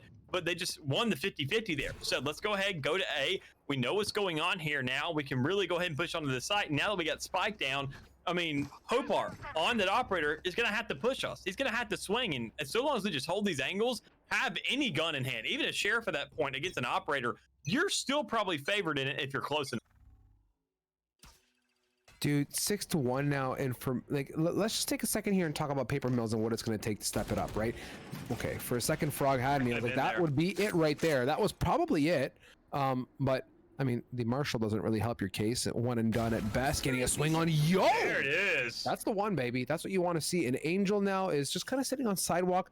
What happened to the days of the good old machine gun and recon dart scenario on that B from the Sovas? I don't see that coming out too much on Ascent these days. I mean, we saw Draystar with the Odin in that last map, but I mean, we didn't really see him utilize, as you said, that exact strat too much. I think get a little bit too predictable when you see the Ares now and how cheap it is and how efficient it is. It's Yeah, good pretty point. easy counter pick. I mean, you go ahead, rush that, say if he's going to be there every single round, I can spam it back and it's not going to cost too much money. And then we had the trade through to really come ahead and take that leverage. But I mean, as it's sitting right now, Paper Mills is the one who has the leverage. They go ahead, they have themselves a 5v3 on their hands. Sure, 2 ultimates still sitting in their way, but they're not going to be popped. And I'm sure they're not going to pop it, especially knowing that they don't have enough teammates there to really play off of it efficiently. Oh, okay, I'll stand corrected. Yep, that's it. Seekers goes out, and along with that is Frog one more time. The Marshall Maestro coming in for a second follow-up 2 rounds in a row. Aqua responds onto Angel, and with that, they've managed to clear out sight, going for the plant, but they've lost so many numbers. Yo, Frog is actually cracked with that Marshall. Just slapping his way to victory here with an $1,100 investment. Time in and time out. Has an ultimate yet again on the board. Comes up for the 4K. Jeez. Somebody put this guy in a cage, lock him up, take his Marshall away, because if he continues on this, you know, fury of frags, not only is he building so much money for his team, but he is just, yeah, the contribution has been amazing so far. Just incredible. I mean, give this guy a Marshall. I mean, if you're going to have a player like that who can work with that weapon that efficiently against those kinds of guns, put the man on Breeze. Why didn't we see that get chosen? I mean, that would have been in a free entire map for the likes of all Paper Mills to be playing with. But instead, we're still here on Ascent. We're sitting at a 6-2 right now. Paper Mills finally stepping it up. It's been a long, long time coming, I'll admit. But we do finally see them grabbing that second round after that third they took. So a lot of twist ups going up right now. Things still not out of their grasp too much. Alpha Alliance can still make this a 10-2, and I'm sure that's exactly what they want, to make this as fast as possible. But I mean, as it stands right now, Paper Mill still has to go ahead and go to the offensive side as well. And we see him having a little bit more of an aggressive comp, if you ask. I'm loving it here. Hopar is in a very tricky position to, I find Hopar is often in a position where that Hopar doesn't want to be in, and then actually pays the price. That time getting away mostly unscathed, and actually does get Rogue Pringle off the rip, and that's great for him.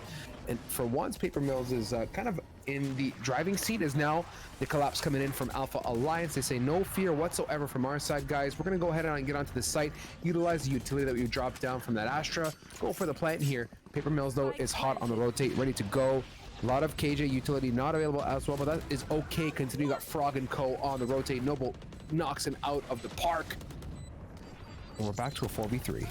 Ooh, and a great flush with that fragment grenade to go ahead and make sure to have one more player to pick off. But when you see ours right there, having that null command still active, that's what you got to do. You got to push as much as you can. Press that W key and only let off of it when you get into a fight, because you had that fire rate bonus. You want to make sure to make the most of it. You essentially become a Reyna, and instead of becoming unkillable, you can go ahead and get res. So that's the trade-off there, but you also don't let anybody use any utility. You can push onto that side as free as you want for that retake. Knowing all the utility is going to be within the vicinity, it all gets shut down, and it makes it an easy couple frags to the rest of your team as well.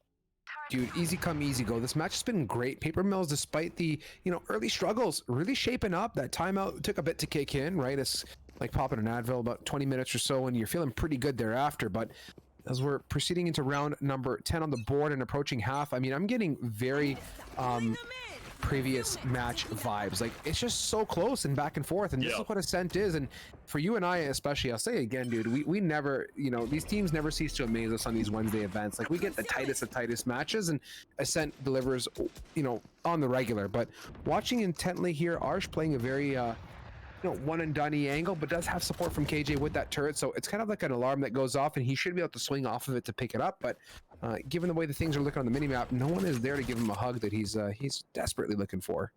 Yeah, even then you see the trade already coming out. You see the shot, already coming out from the likes of Hopard. That's a great start, especially there towards the middle of the map. You know, not only can we not push the site right now because we're a little bit scared of what's going on, but I mean, we can't push down middle either because Hopard can be watching that still. So you've essentially, in the side of the minds of these alpha players, they're saying they can't go anywhere. They got to commit somewhere extremely hard, extremely aggressively. And when you got Frog already grabbing 2 in this round, that makes him look that much better. 2 off the gate, 3-6 your score, and with 33 on the clock, I mean, dude, you might as well just put your legs up and make yourself a mojito, because you have so much to work with, so many bodies you can afford to lose. don't shake your tail feather. Alpha Alliance could definitely step it up, but the number situation is 100% not there for me. And on this bit of aggression towards short, Frog is like, yeah, dude, don't even try it, please. Like, you're better off just saving your weapons. 14 seconds on the clock, and I believe Chamber is definitely on that tip here, not looking to get too overly aggressive and peek and lose. Because guess what? You ain't going to 1v5 clutch, at least not with 3 seconds on the clock. I think Aang actually DC, to be quite honest with you. Yeah, he's not moved. He's been holding that same exact angle. If he had a Torty Force active or something, I could have respect that, but I think he was just standing still because I saw it there in the chat logs. I think he has Xfinity as well, quite honestly. It's just I was gonna say, do you just get Xfinity like you did, or what's happening here? Yeah, I think this is going on, quite honestly. Right, so we're gonna hop into the good old pause for the tech this time. Not much of a tack pause, but Mick, give me your vibes. That honestly, in a grand finals, having an internet issue like that just straight up sucks, dude. I'm not gonna lie. But I mean, the numbers weren't great to begin with. So of all the rounds that it could have happened on, this was the best one, I think. But it's still not fun. It's definitely not a good morale booster either. Yeah, it's most definitely not, especially when you see the angles that top frag. I mean, that's going to be really annoying to go ahead and deal with, to go ahead and get back into the game. I at least know it was for me to go ahead and get back onto the desk. I mean, did you go ahead and say, I mean, what does that do to your mental? You're going ahead, you have your hand on your mouse and your keyboard, you're really just feeling yourself at 10-6, and you are in the lead. You were one of those big contributors. Besides the likes of Noble, you are outperforming your duelist and your initiator right now as a sentinel on offense. I mean, that is so much to be playing with, and that is extremely impressive. And we finally see Frog stepping up. We see Hopar getting those initial frags when it comes around to having the op in hand. So some great ways for old Paper Mill to go ahead and sit up and say, look, something's different now. We're going ahead. We're feeling ourselves. We're really hunkering down and holding these sites, getting those initial kills, making sure they get punished for peeking, because they have to do that eventually. But I mean, as all things are said and done, we still got to go ahead and flush out the rest of this half, and looks like Aang's back, so I'm expecting to see this here soon. Big Papa Aang is in the house, and in a very timely fashion at that, so shout out to Xfinity for getting their act together sooner than later. But 4-6, like you guys can see on the board, 2 more rounds to close off here. Give me that 6-6. I mean, if you're going to do it to me, just do me dirty like that one time, just so we can really take it all the way here on this Wednesday. Yeah, I'm most definitely with you. I mean, go ahead, take mid. Watch out for Hopar, but you need to have smokes. You have an Astra. Where are those been? You're going ahead and you're getting fragged out every single time by that operator, and you need to make sure to put some initials somewhere. You got to go ahead and have some initiative, and there you go. No, with the one who's supposed to have the smokes, to one person who shouldn't have died to an operator, because you have control of what the enemy can see and can't. You're going to be the first one to fall. So that's the rest of your team moves on over to that B site. It's going to be a heck of a lot harder now because you don't have the utility as you priorly did to really be playing with. That's just brutal. I mean, it breaks my heart to lose your Astra off the gate, because that actually eliminates so much opportunity. Like you said, you have no more coverage, no more really, any shrouds to work with. But we'll see what Alpha Alliance can do if they can string something together. The Seeker's going out. There is a lot of utility blocking that entrance from B main. You're not going to get through without KJ having a thing or two to say about it. Arsh quickly trying to shut down some of these attackers, gets denied that opportunity. Pop flash big here as Aang is right up top in market. Rogue Pringle for the 1. Angel has a response, but is it good enough here? It is, for the most part, considering Sky is down to less than 50 hit points. Hunter's Fury comes out from downtown, and it's going to try and at least keep him busy at B, but that spike's planted, man. They've already found a nice, comfortable home to sit in, and are going to wait patiently for Paper Mills to retake. Yeah, Paper Mills are just going to go and have an answer. That's a big problem when you see the crossfires there in the middle of the map. You see Aang just absolutely going off, saying, you know what, I made ADC, but I actually woke up. Apparently, I had some ammonia next to my desk, and I'm just like ready to go again.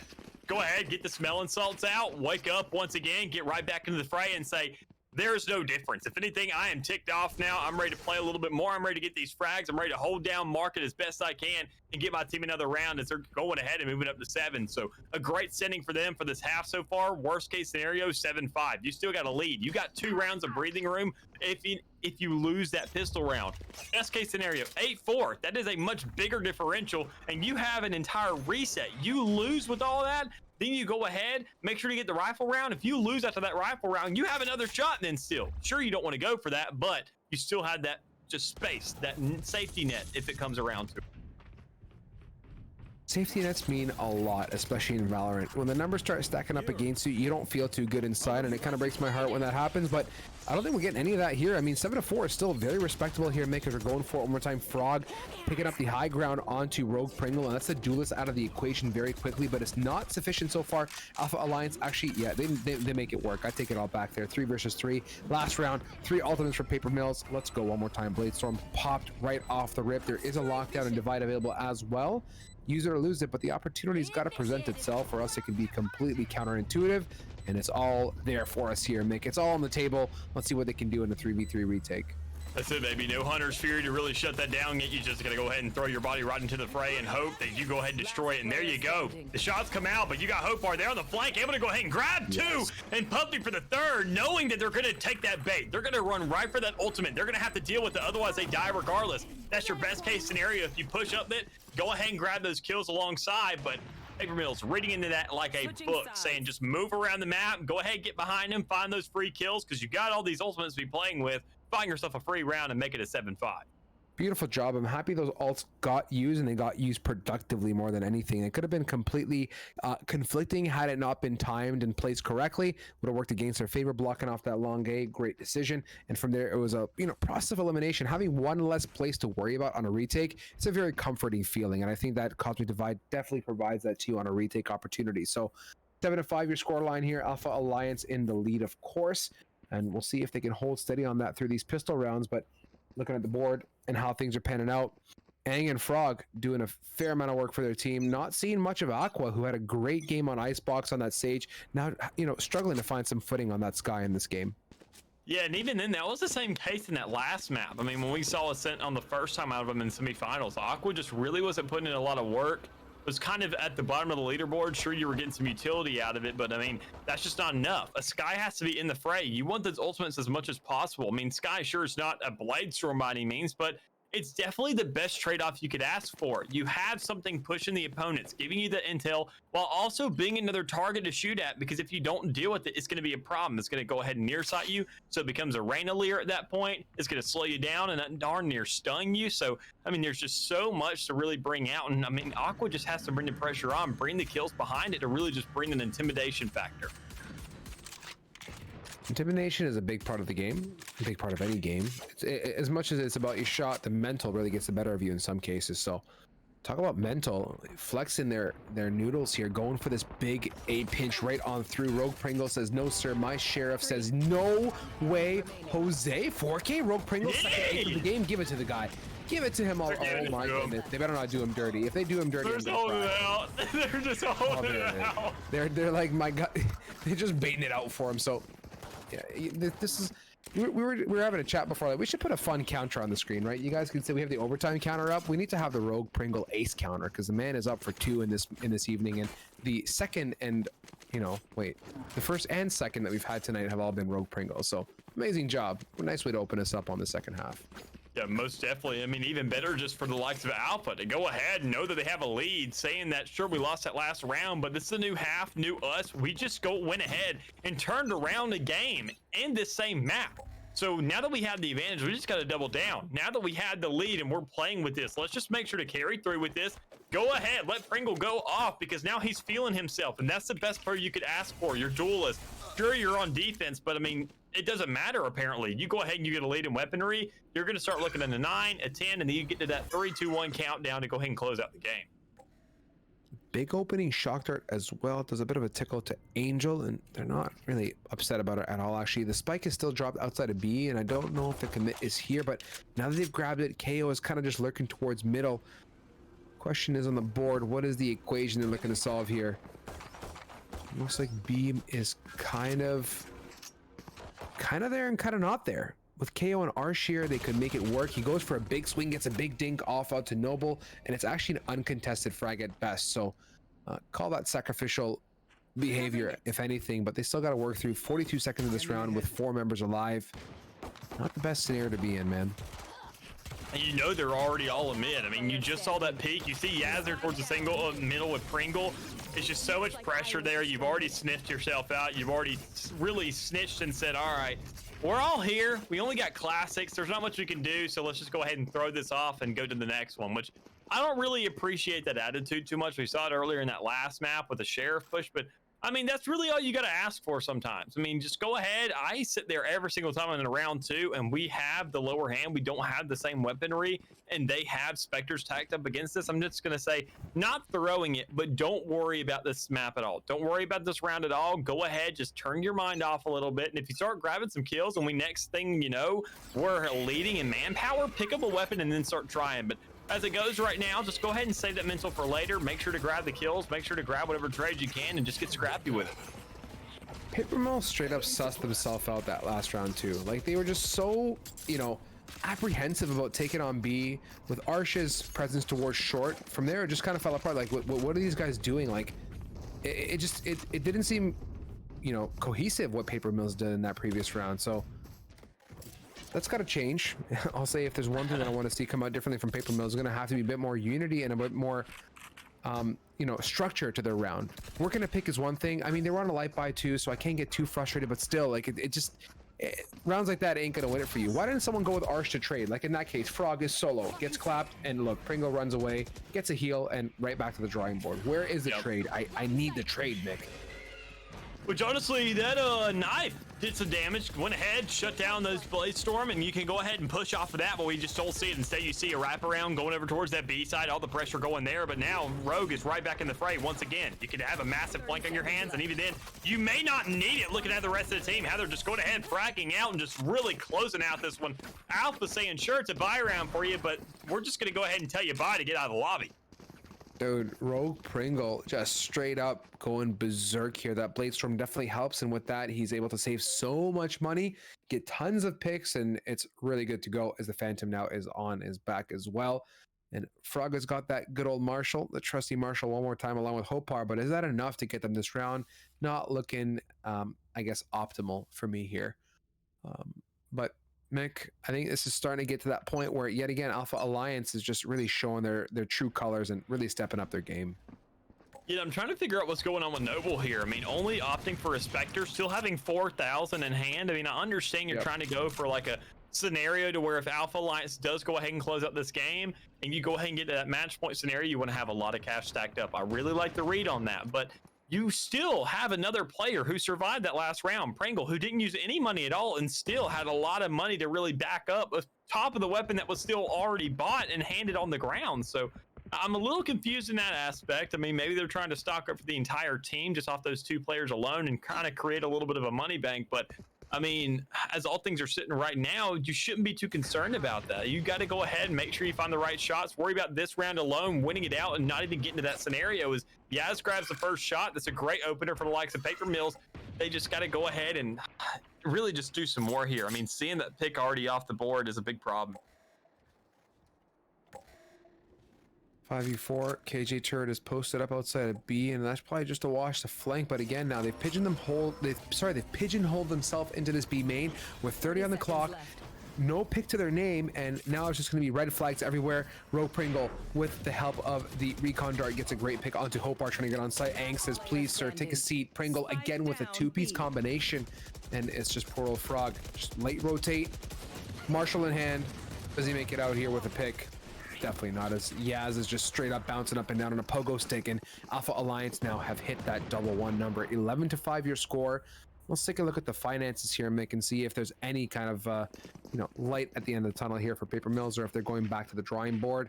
Well, whether we like it or not, yeah, they're going to the drawing board. They're going to hit that timeout and have a conversation. I don't blame them. That's what they needed this a heck of a lot earlier, quite honestly. I mean, they need to really optimize this time to most of their ability, and that we just haven't seen that yet. Instead, when they're on defense, sure, you're going ahead, and then you're going to have all this pressure put onto you.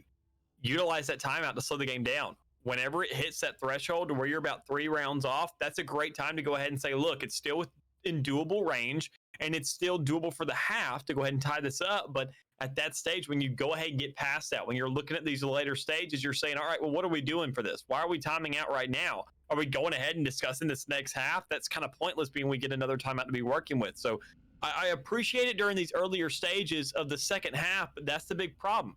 You go ahead, you get it on that second half when this game is literally at a 6-point deficit.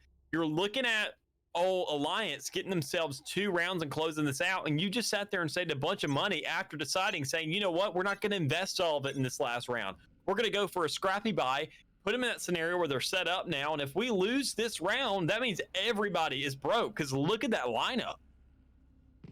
This is a one-way trip to straight up poverty is what it feels like, dude. Like, but at that point, what do you do? Like, what else can you possibly do, Mick? Like, you can't play it light because it's match point. You can't play it heavy because you're going to be broke. So you might as well just go for the beans, right? I mean, they did come off a timeout here, so hopefully this gun round and this buy is going to work out in their favor. But it's gonna be the Arsh sacrificial activity, but he is ulted, so nothing immensely concerning. Does get the resurrection, hopefully. Yeah, Frog for the one. So far, no, maybe. Yep, and no. Just like that, yeah, no. Yeah, no. And it's just quickly right back to the drawing board. Paper Mills has a very low HP Sova and a full HP Astra, but it's not going to be sufficient, I don't believe, if Aqua. Ooh, wait a minute here. Aqua, do a little bit of a waltz, a little salsa left and right in market, and all is good in the hood. Well, all is slow right now, at least in the hood. But when you see that Sova, when you see Paper Mills not really having too much HP to be dealing with, and you don't get too much damage off the board, that Sky's still alive, so you still have heals available for the side of Alpha Alliance. They have the bomb held hostage right now. It makes it a 1v1. You haven't pushed it just yet. Frog can go ahead and win this out. This could be the best setting they're asking for, but Aqua really just slowing things down, saying you're on site. You have to either make noise to where I can play off of this, or go ahead and play it slow as possible and just force you in a scenario where you can't react. And right now, Frog is, I mean, between a rock and a hard place. And honestly, that rock is extremely sharp is what it's looking like. Oh, but wait, Aqua's gun, I think, was showing there. I wish I could get a replay of that. I am 99% sure the tip of that gun was visible because Frog was dead nuts looking at logs. The positioning was good. The usage from Aqua to double pop flash to try and distract and, you know, make it seem like he was in B main was totally the sickest play. But the positioning at logs was just completely subpar at best. So, dude, we're gonna say it's round one's a round one. I ain't upset about it. And guess what? It's gonna work wonderfully because they are back at it one more time with another buy.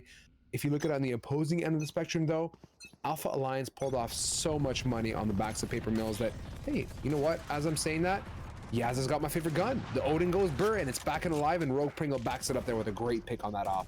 Yeah, great start. You're already flushing the likes of Paper Mills out if you're the likes of Alpha Alliance. Going ahead and getting that second kill as well. So making it a 3v5, no heals on the table, making things look extremely difficult for the likes of Paper Mills right now. And even then, you had the aggression coming through. You've lost so much map momentum. You're giving this entire game to the likes of Rogue Pringle, who's sitting on a 3K looking for the fourth. It won't be an ace this time around, but I'm sure they don't care at this point. They're looking to close this out. Find this last round, get to a match point scenario with the 3-piece, but things are looking a little shaky there for a second, but they still managed to bring it out. You know what you said when you said that Rogue Pringle is definitely feeling himself was 100%. I'm on board with that statement. I mean, when you start styling with aces and 3Ks and 2Ks and everything else in between, like, you definitely feel great. And that 23 and 12 speaks, you know, wonders to that situation for Rogue Pringle. Still has money, still has a big gun. And unfortunately for us, man, as we look at the, you know, as we're teetering on the edge of victory for Alpha Alliance, it's back to null and void for Paper Mills because they just got no money one more time. Yeah, and this is match point too. I mean, you hear a lot of teams going ahead and saying, let's set up for it. And I understand. I like this play a lot because now you got the ult points. You bought out the time. You have that utility to really play to your favor because you don't have the right guns. You've got to manipulate this as much as you can. There you go. Puffy able to find one, but yes, with the, Hunter's Fury, that's going to be something massive. Just setting it up where Paper Mills, it once again comes down to Frog. But a 1v3, sure, that could be doable. 1v4, that's nearly impossible when you see Pringles alive.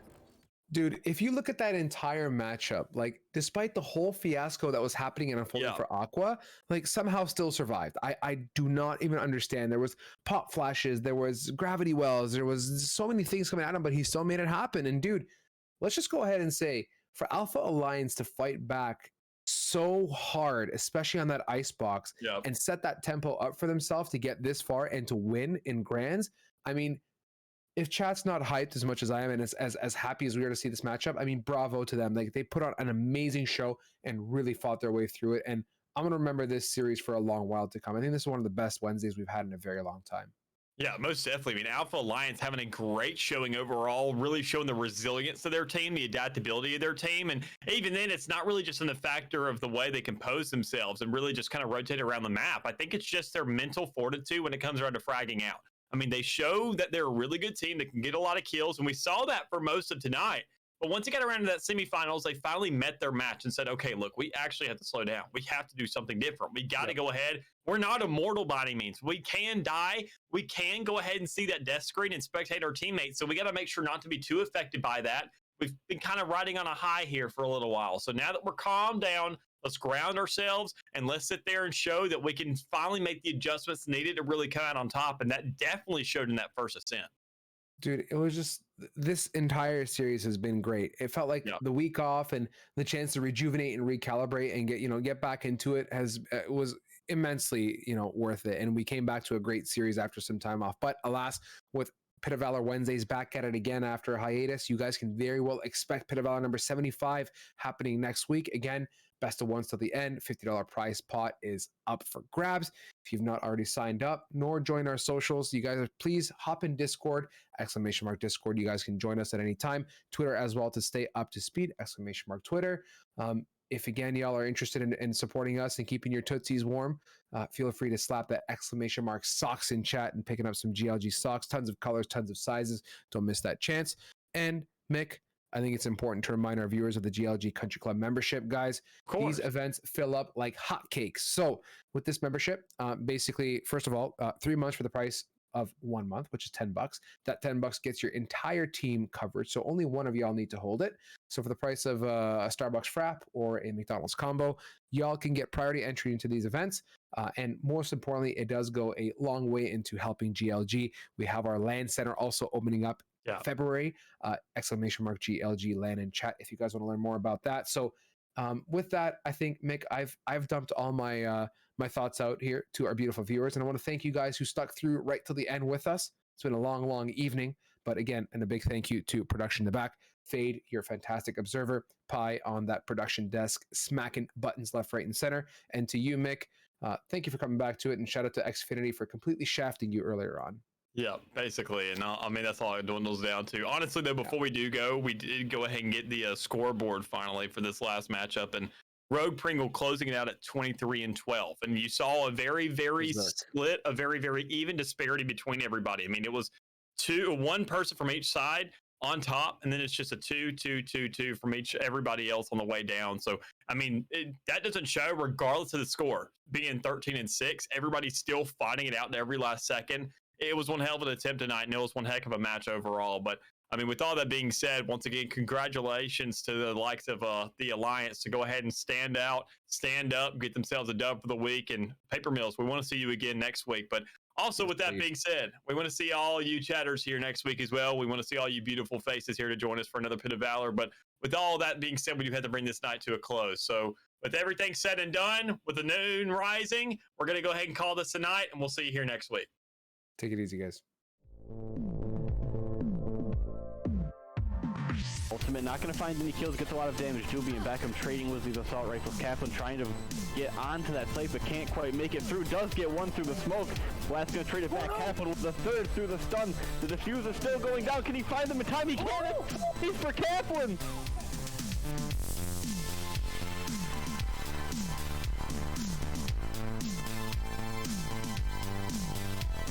The opposing opponent peeking out from garage, could move to position, but the second opens up, and immediately 2 down here as AV strikes first, and then strike quickly.